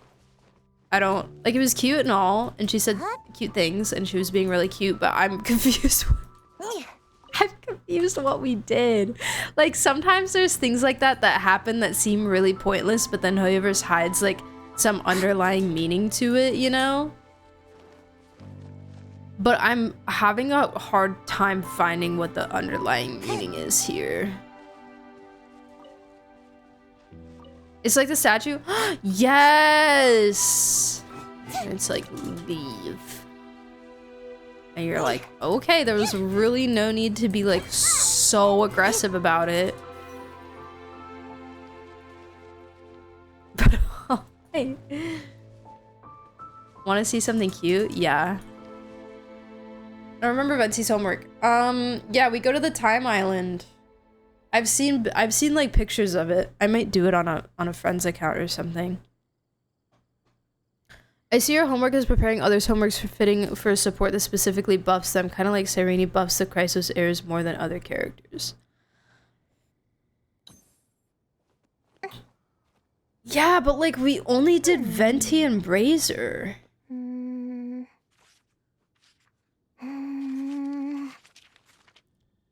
You know?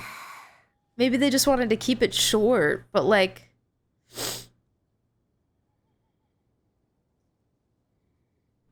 And also, like, what did she do to prepare them? She just went there and was like, oh, I'm early. Let's leave. Be careful of people who go about life with a smirk on their face. Alice, what does Acting this like everything mean? is, oh, so interesting. I guess she did say they They're came up with it usually 10 minutes ago. supervillains who are just out to create chaos. Go back to the lodge and go upstairs. Can I go back in that room?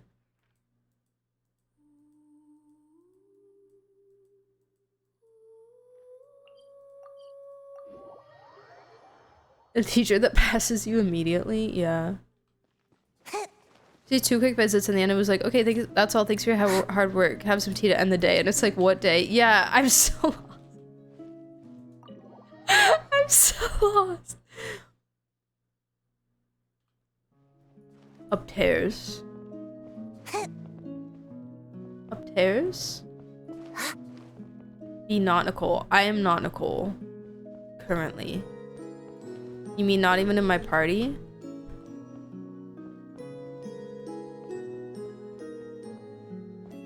Or just don't be her.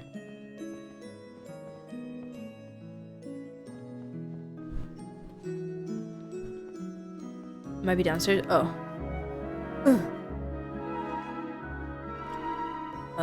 There's this room. There's this room. There's the curtain doors. Oh, I was wondering about this room. Oh, that's what this is.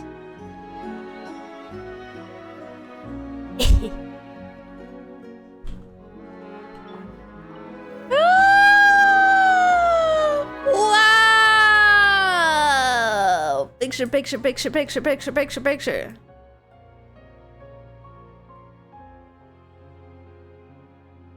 Picture.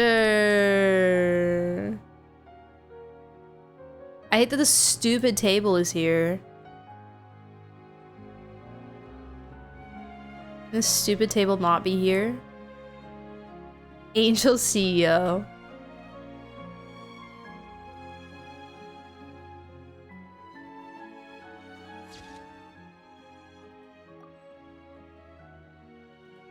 Beautiful.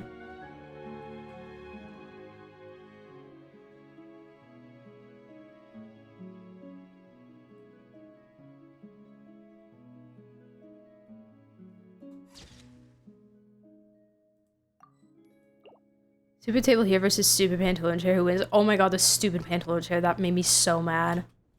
It made me so mad.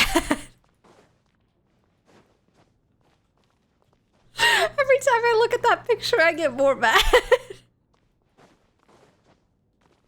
Because it could have been such a cool picture if that stupid chair wasn't there. It's just, it's like Dottore aura farming on one side, and then it's like, on the other side, it's like a sliver of pantalone, and then just rock slab. And it's like, okay. Or not rock, it was wood. The wooden chair. It's so dumb. Okay, let's do prunes. God. Okay. Oh wait, let me read the thing. Inside the Witch's Dictionary, you discover a rather infantile declaration of war. Oh god. Okay, right, yes. This is the child who wants Alice dead. Dead and murdered.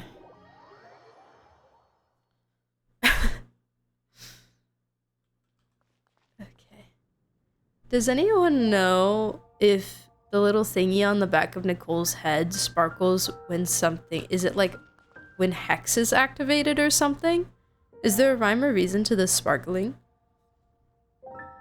Or is it just kind of always there? 'Cause I think I've mostly just always had her in a Hex team.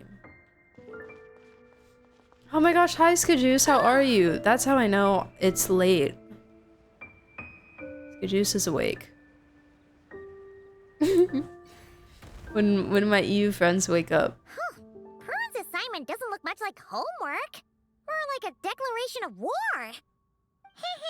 Little witch hunter, have you found a way to defeat me yet? She's got the glasses back out. From the rooftops and prepare to bow down before the Dodo King. Who are those people over there? Oh my god, the lighthouse is bright. If it wasn't for the part about a witch hunter, Paimon would have thought this was written for Klee. Prune isn't exactly Alice's biggest fan. Paimon can see her really blowing her top over a challenge like this. Her hairball glows when her treasure finding passive is up. Oh, thank you. Okay. Appreciate it. I became a time indicator. Marvelous has a save charm on her choker. Ooh, I wonder if hers will sparkle with her magical passive that gives me 60 primo gems an hour. Alice clearly knows what she's doing. Should we try to tone things down a bit when we tell Prune? No. Tell me what? Let me see. Oh god. He's here.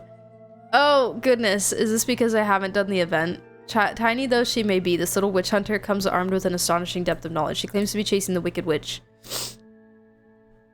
and has followed that chase all the way here from far away. Nod cry. Prune has grown used to coolly sorting through everything around her with a gaze and wisdom far older than her years. Compared with all the books that teach one to stay sober and clear-minded, Mondstadt's Winds of Freedom do far more to blow the mist from her heart. So under the affectionate siege of her friends, Prune, always so quick to set her jaw and insist I'm not a child anymore, keeps huffing, protesting, and putting up a front even as she slowly finds her way back onto the bright track of childhood happiness. Don't sneak up on Paimon like that! Whew. Fine. But you've got to promise to keep it cool, okay? Oh, boring. Boring. You're not mad? I'm used to her childish little games. She likes to act mysterious, but it's all just cheap tricks. Who shouts a challenge from the rooftops anyway?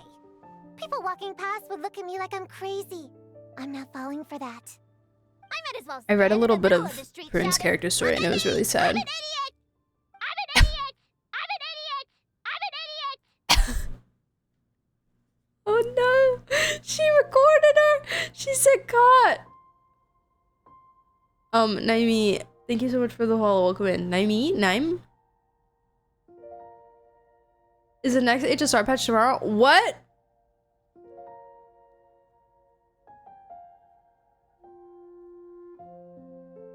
Tomorrow?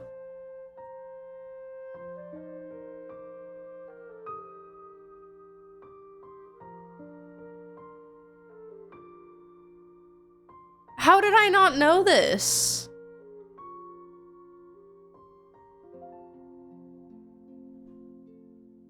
Oh, that's why Pumpkin said your viewer pool sign up isn't up.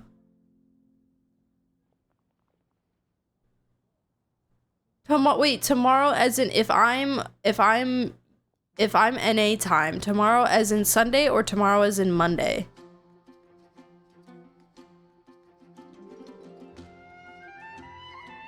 In about 20 hours, so Monday.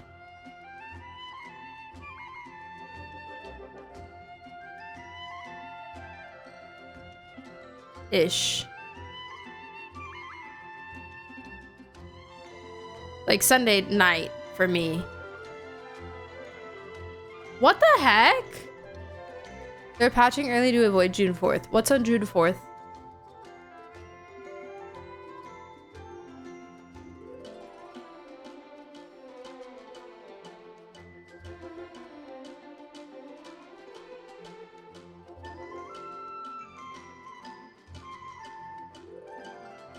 Banner's ending in 14 hours. May 31st, 10 p.m.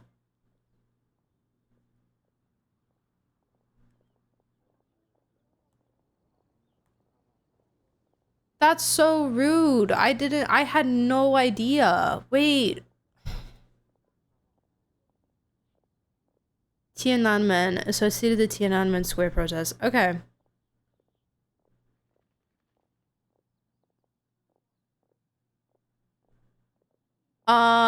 Dang. Okay, I feel bad.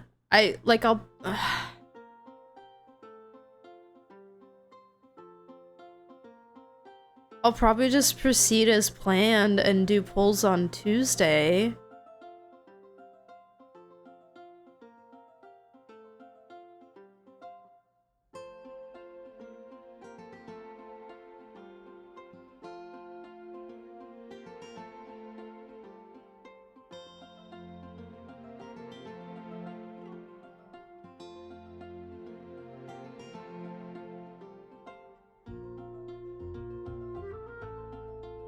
I mean, that's very late for me and I work on Monday, so especially on a Sunday evening, yeah.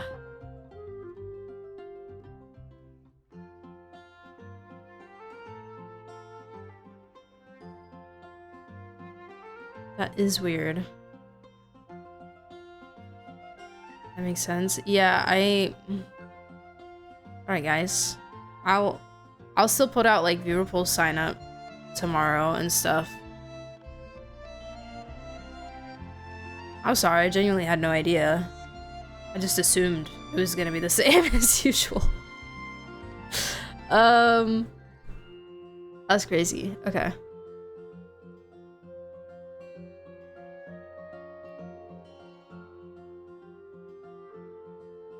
What the heck? That makes more sense why Pumpkin said that earlier. Okay, well, alright. Hey! Why is my voice coming from over there? I'll put something in the Discord about it. You're an idiot? Yeah, you could say that again. Hello, an idiot. Nice to meet you. Did you lose a bet or something? Sounds like a prank to me. Some dumb kid must have got tricked. Whoa, can we stop being bullies?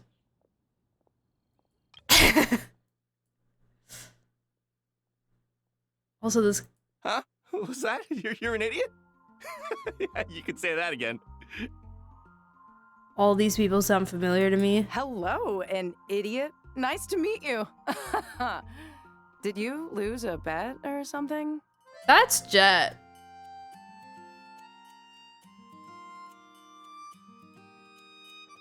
That's Jet. Hello, an idiot. Nice to meet you. Did you lose a bet or something? That's totally Jet. Sounds like a prank to me. Some dumb kid must have got tricked. I don't know who those other people are, but they also sound familiar. Imagine if we didn't release this tomorrow. We found out tomorrow when someone came to chat saying HSR maintenance is over. Yeah. What maintenance? What are you talking about? What do you mean? Wait, someone asked earlier if you finished the streaming event. Oh, probably. Oh my god. Stop it! Now! Poor Prune. Yeah. Valid. Understandable, girl. I'm an idiot! I'm an idiot! Oh. Oh, she fell over. Calm down, Prune. There's no need for violence. Paimon, shut your mouth. Shut your yapper. Shut. I don't want to hear it. We're surrounded by phonographs. Yeah. Yeah. Valid. Hello, everyone. Literally go away. I wasn't expecting a challenge like that. It's certainly a novel approach. Anyway, congratulations Alice, on I'm mad at you. successfully activating your witch's homework challenge. I've prepared a magical space for you with a real sense of pomp and Impact. circumstance, but it's going to take a while to load. So I thought, why not turn your challenge into loading music while you wait? Play it again and again to really build the excitement and get you properly pumped up. What do you think? Alice is an evil, evil woman. I'm an idiot! I'm an idiot! I'm an idiot! Bro, also, like, the poor people of Mondstadt, like, if I was just trying to go about my morning and I had to deal with this. Hey, that wasn't a challenge! Turn that stupid noise off right now! Oh dear, it looks like there's been a misunderstanding. I'm afraid the loading music's already merged with the challenge. If I cancel it now, you'll fail the whole thing. Proving Prune right? No, literally. But I mean, if you're certain, I guess you can try another time, if fate decides we should meet again. No! Don't you dare run away again! Not after I finally tracked you down! Ugh! How much longer does this thing need to load? Imagine it was just playing in the background the whole time. Then thank you so much for the follow. Welcome in. Huh? The magic space? It loaded ages ago. Jesus, man. Welcome to the pinnacle of the dramatic arts in all of Tibet, the Opera Epiclès, or rather, a magical facsimile of it. Heroine Fontaine. Your challenge is to win a debate, which is exactly why this magical space was created. Not bad, huh? Uh-oh. Go on, try telling me the sense of spectacle isn't overwhelming you. A debate? Don't you remember how Her I standing on the with you chair. last time? Did you really go to all this trouble just to embarrass yourself again? Well done. You displayed the intellect of a 16-year-old in a debate designed for 12-year-olds. How remarkable you are.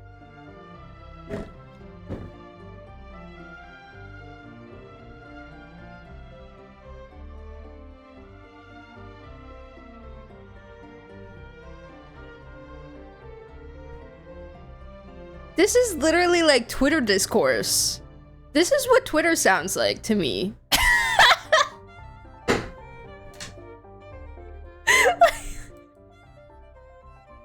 What?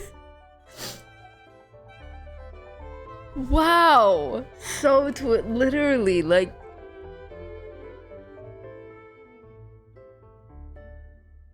Twitter, except Twitter if it was actually funny.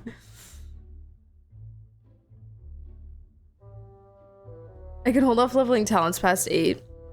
It is really expensive. It is really, really expensive. I usually, for like really important talents, 8 is the lowest I'll go. Like 8 to 10 will make a big difference for a lot of things, but it is very expensive. So yeah, you can probably wait a little bit. Big chair, small prune. I know how much you like to argue, so I've prepared a wonderful topic that even you won't be able to refute. Why am I here? Oh. I'm Nuvolette! Am I supposed to be here? A spirited debate requires a fair and impartial Oh my god, there's judge. Dodokos in the Naturally, audience. You are the only candidate worth considering, and I'm sure everyone else here agrees. I don't want to be here. Alice,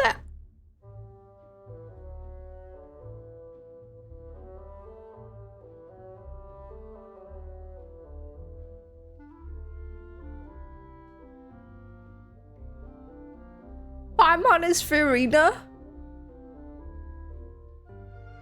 Actually, I've been wanting to say this for ages.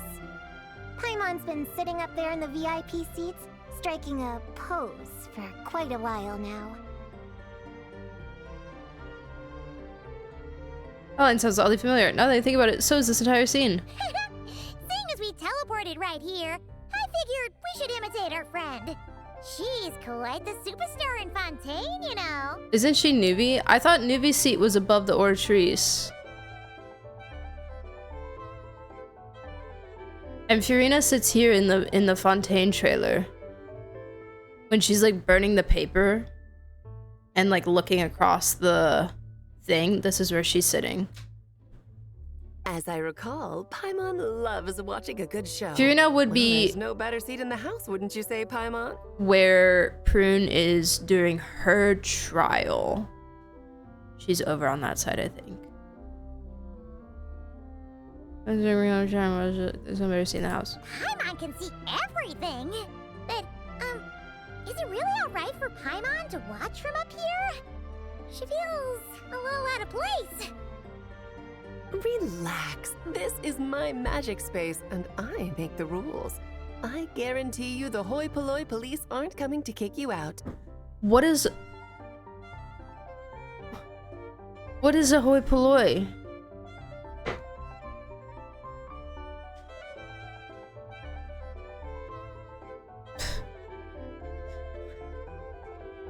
The people? The what police? Enough time wasting. No, I need to know. What is it? The topic. Hoi polloi. Definition.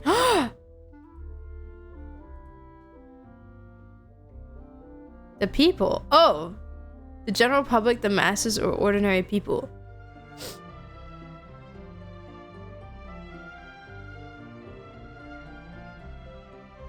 The masses, the populace, the commoners, plebeians, and the great unwashed. The great unwashed. Bottom of the pyramid. Right. Okay. Wait, I need the context of the sentence. This is my magic space and I make the rules. I guarantee you the hoi polloi police aren't coming to kick you out. That's crazy. Klee is a bad kid.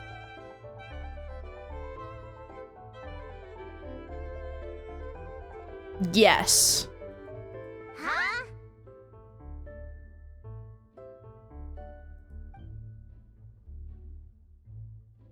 Huh? This is the topic for you to refute. If you can convince our judge that Klee is not a bad kid, you'll earn yourself a gift. I may not be an impartial judge in this situation. I don't know. I don't want your stupid gift. Klee's your own daughter. How could you set a topic like this?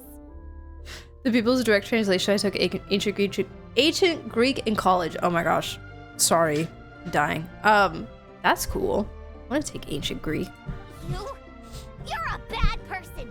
The worst person. Yeah. The apple doesn't fall far from the tree.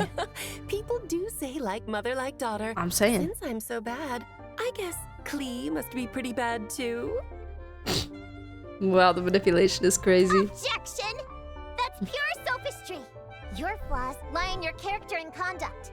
There's no scientific evidence to show that those are hereditary traits. Okay. Nurture has shown a far greater influence than nature. The people who look after Klee and Mondstadt are all better than you. Under their positive influence, Klee couldn't possibly turn out bad. So, Albedo, right?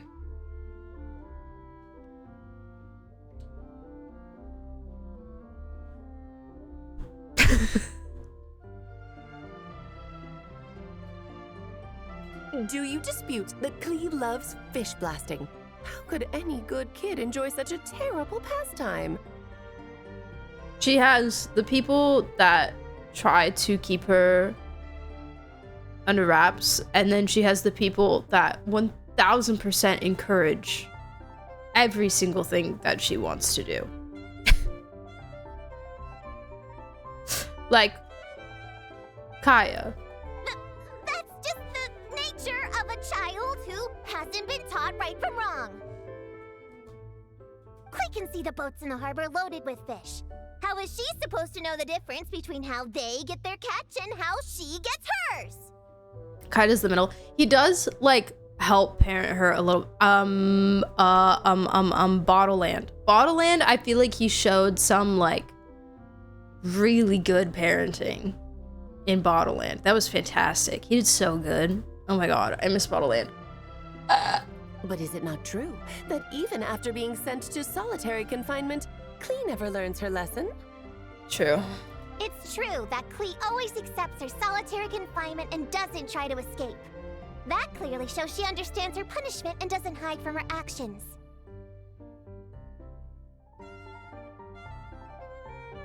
Okay. Klee shouldn't be labeled as bad when she readily faces the consequences of her actions. Why has Klee never tried to escape? This is a good question. Moreover, after her last time in solitary confinement, despite saying she wanted to go fish blasting, she hasn't done it once without permission. 5 minutes ago. In fact, the last time she did go, it was only at the behest, you could say instigation, of someone she trusted. Her own mother, no less! Oh, no, like a couple events ago. end of the Got day, him. there's only one person here who deserves the title of bad kid. No, wait. Bad adult! Then what adult is so immature? I know! Bad kidult! Got him. That's what I call a comeback. Very compelling. A truly forceful argument. How's Alice going to respond? Okay, Furina. Calm down. Even if I accept your argument, it only proves that Klee has no bad intentions. It doesn't stop her from being a bad kid in other people's eyes.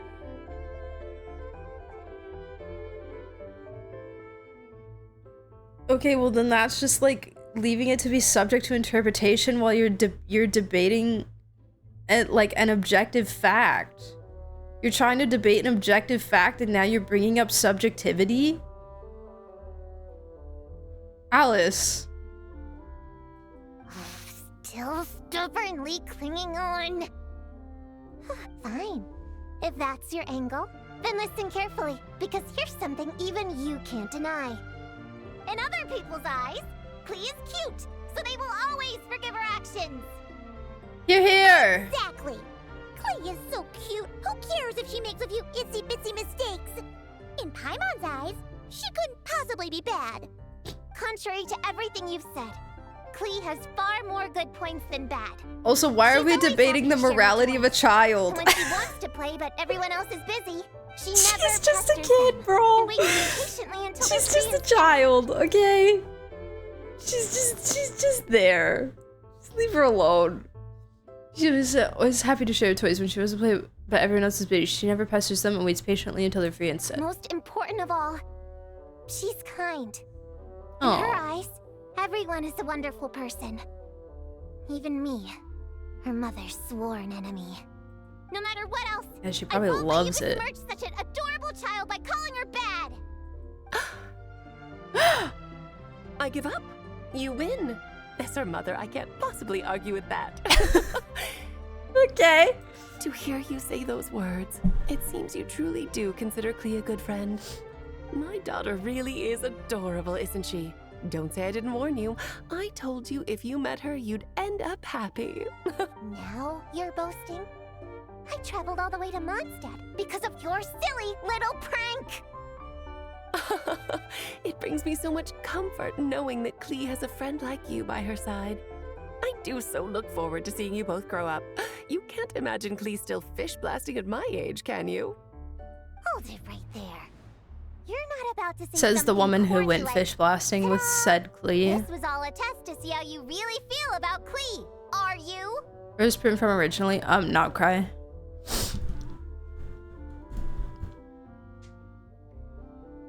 So test to see how you really feel about Klee. You catch on quick. Seeing as you already know the deal, let's jump straight to announcing the results. Esteemed judge, if you will. Oh my god, I get a magical letter? Little Prune's Witch Challenge. Passed. Please accept the following witch's blessing. May you be as happy, healthy, well-fed, and worry-free as Klee herself. Oh. When it comes down to it, you and Klee are both good kids. You're allowed to make mistakes from time to time, or even throw cutie-wooty little tantrums. Alice, you bullied her. Thanks? But this doesn't change anything between us. First things first, stop treating me like a child. And second things second, I'm a witch hunter, and I won't forget my duty. You lost this time, so come out here and stop. I don't know if she's, stupid doll. I know that I don't know if she was born in Nodcry, because I think her parents moved to Nodcry. She came to Mondstadt from Nodcry. She traveled to Mondstadt City because she's from Millhaven Dormantport. Oh, really? Well, I think she came to Mondstadt from Nodcry, but she might originally be from Millhaven then. Does she come out here? Because her parents were trying to like... Her parents moved to Nodcry for like the glory of the the adventure, you know, as people do move to not cry. Is exactly second I'm a witch hunter and won't forget my duty. Lots of times to come out here to stop trying to fool me with that stupid doll. Oh me, oh my, would you look at the time? Well, I had a lot of fun today. I'll be sure to drop by the next time I'm free. Please don't. Alice, when she thinks bullying a kid is okay and fine because it'll lead to them and her daughter being friends, I guess, right? Like, like we know Alice has done some questionable things, so it's, you know, it's not.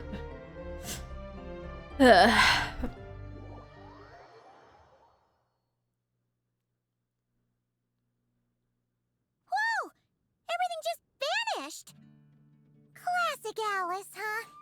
Ooh, you wicked witch! Just you wait. I'll get you one day. And I hope you do, Prune. And I hope you do. I support you. I support you. Normally they're at the dorm report area. Yeah, so wait, let me pull up her character story because, like, it says in there. I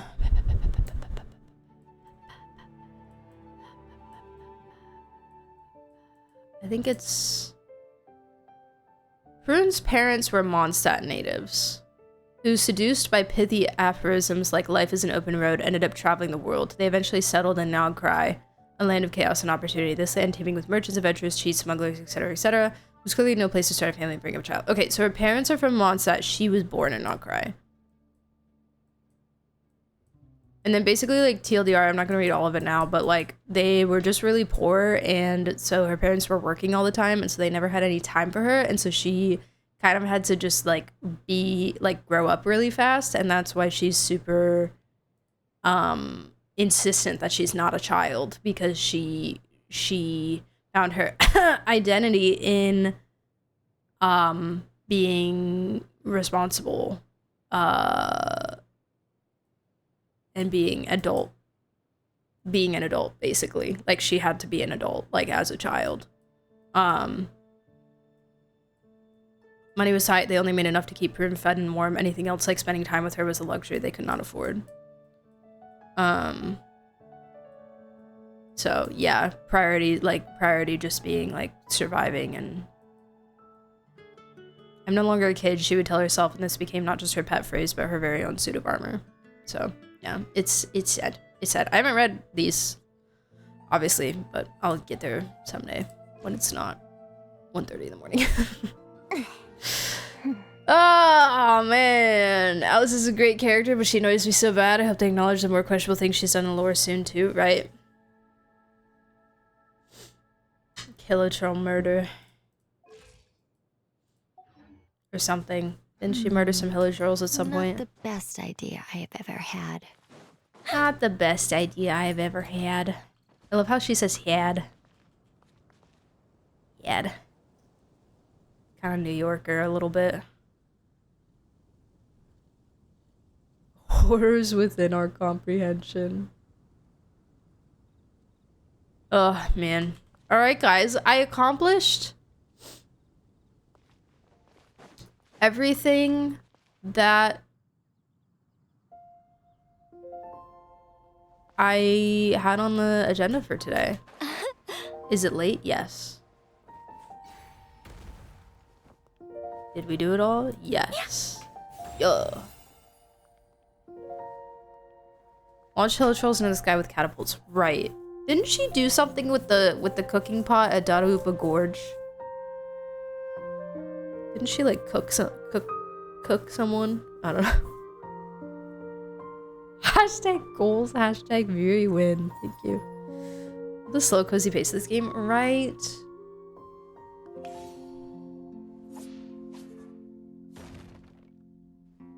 Is my comfort game, genuinely. Genuinely. That's why I've never gotten tired of this game. When you're reading Nicole stuff, when I get friendship 6, so probably...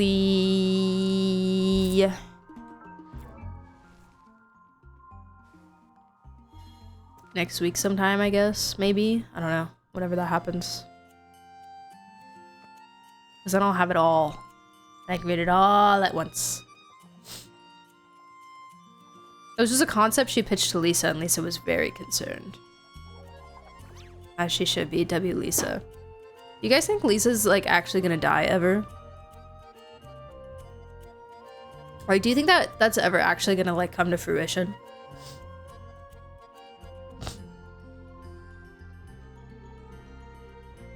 Rose using them as an energy system by putting them in a ball, and that the strong ones should eat the weaker ones to keep the machine going. That's crazy. That's crazy. A sick woman. And they call Rhindaughter the crazy one. For the windmills.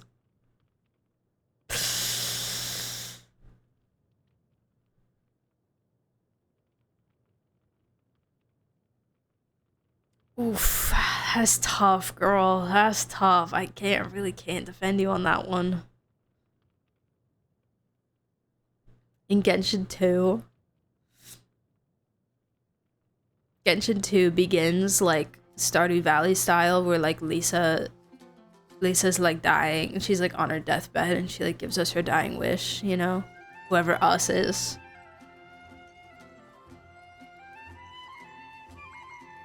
After we've all broken out of the confines of Teyvat, obviously. And we proceed to save the universe. I keep seeing Lonar, and it's by foreign artists, so they're writing his name in their language and it always translates to Rowan. No, same! That happens to me too. Also attempted to strap them inside ruin guards to get them to pilot them. It failed, they exploded. She tried to give them mechs. And it's not like she doesn't know, you know? It's not like she doesn't know who they are. She just doesn't care, question mark?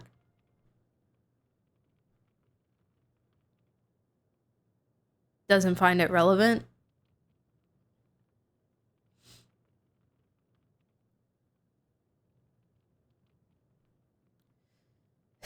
Why putting scare in a mech? Evangelion. Right. Alright, give me my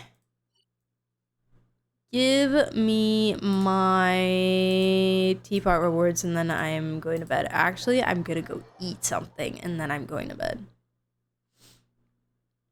Dang, guys. I think I felt myself get more sick over the course of the stream.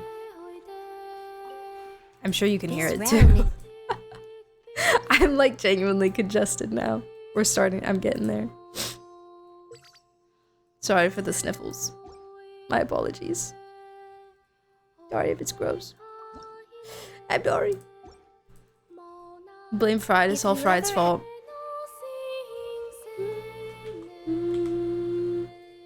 Well,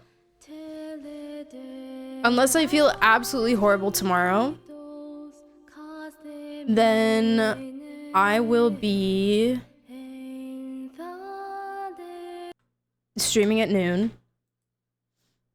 Of course, I will update you guys if anything changes, or if I need to cancel stream, or if I need to move stream later, if I need to sleep or something more. I don't know. We'll see. If I stay kind of just feeling like this, then I'll probably be fine. It's just a little headache. Oh my gosh. If monsters dig their claws into you, what? death comes knocking at your door. Whoa, dude. Hey, yo. What's that for? I will be here when you call. Also, Viri, are you back in your old room? I just noticed. You just noticed? That's crazy. I've been in here for...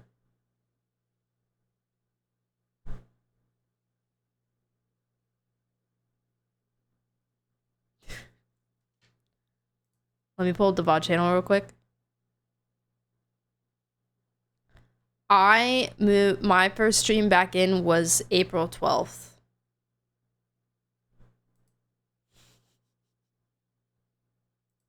So about a month and a half. At least 4 streams is crazy. Right. Thank you for the 1,000 biddies. What? That is very kind of you. I appreciate it. Wanted to hear it again. You sound like Mist. That's what Mist used to say.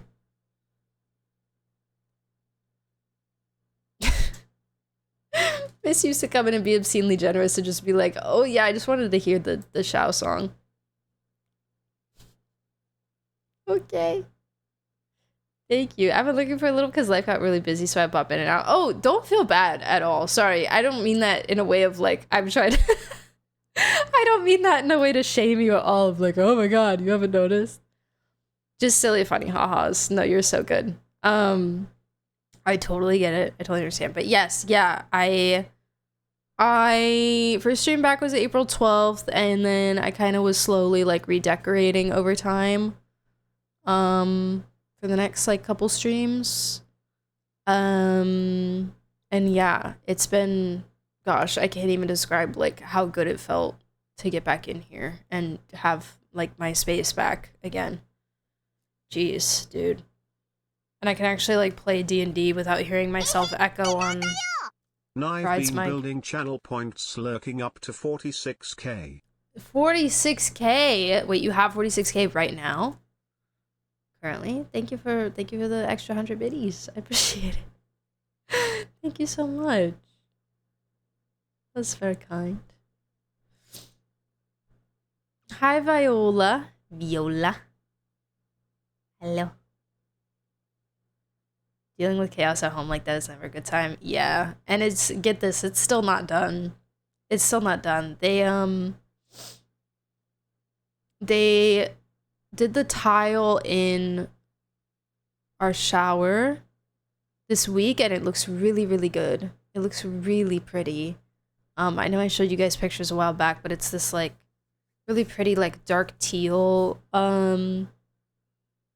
color tile that's kind of got some like color variation, like kind of watercolory kind of look in it, and it's like long tiles and they're all vertical. And we have a walk-in shower and a garden tub in the bathroom, which is wonderful. I really love our bathroom. And so the whole walk-in shower is that teal tile, and then they actually, I didn't know they were gonna do this, but I love it, but they extended the tile across the like edge of the garden tub as well. And it looks really good. It looks so zen. I love it. But they need to do the tile on the floor of the shower. They need to move some lights. They need to do some faucets, and they need to paint. And then I think we should be pretty much done. So, it's been September, October, November, December, January, February, March, April, May. 8 months. 8 months since everything started. Not like the work, but just the situation, you know?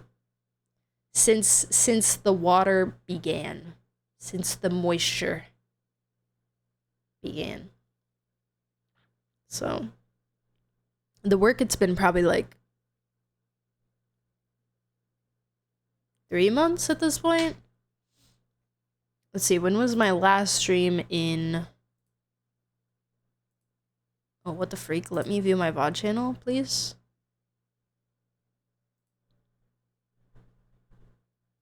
Just got a Hydra vision? True. Oh my god.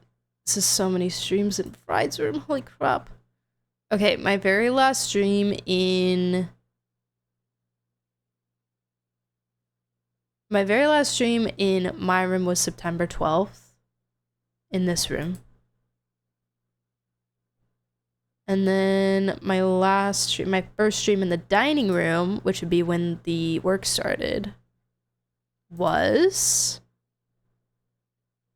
It was Varka. It was March 4th.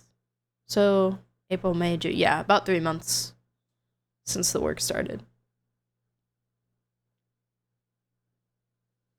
Getting close to 350k? Are you saving for something? Perchance?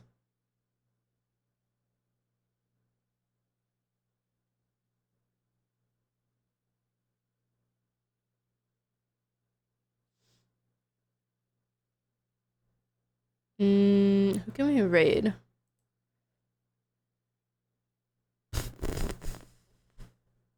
Not really, I just like points. Real.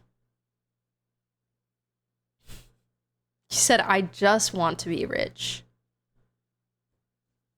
That's so adventuring of you. Text to speak. Spends bits on text to speak. Rather than channel points. Thank you for the 100 bits. I don't know. Appreciate it. You could have some wine. Wow, Oracle's so generous donating their points. Who should I raid? I don't know. There's Lucky Crits, there's Limbo, there's Miles.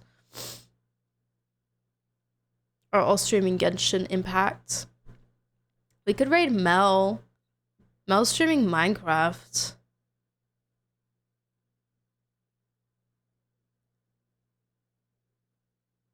I meant to leave, so that's what we're talking about. Yeah.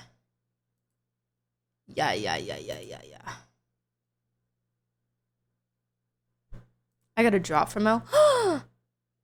How exciting. Yeah, let's raid Mel. We haven't raided Mel in a while. Speaking of Minecraft, they're dropping a new biome next update. And I'm like, maybe I need to get back on that game. Jolia? I'm so sorry if I butchered that. Thank you so much for the follow. I appreciate it. I forgot there was gamble points for a second. Yeah, there's gamble points too. They are? Yeah, there's like it's like kind of a autumn trees looking biome. Super cozy. New wood. Wool stairs. And stuff. Okay. Alright. No! 07. Okay, I'm going. Join the Discord if you're new here. YouTube content, Act 9 playthrough up now. Go watch it if you want, or don't if you don't want to. That's it. I'll see you guys tomorrow at noon. If not noon, I will let you know.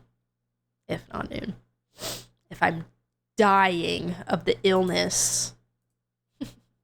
Thank you guys so much for streaming. I had a really fun time tonight. The lore was awesome. I had a really fun time with the lore. Make sure you copy your raid messages. You can go, if you're gonna still stay awake, you can go vibe in Mel's stream for some nice cozy Minecraft vibes. Okay. Take care of yourselves. Make sure you sleep well and stay hydrated. Okay, guys? Bye-bye. See you. Good night.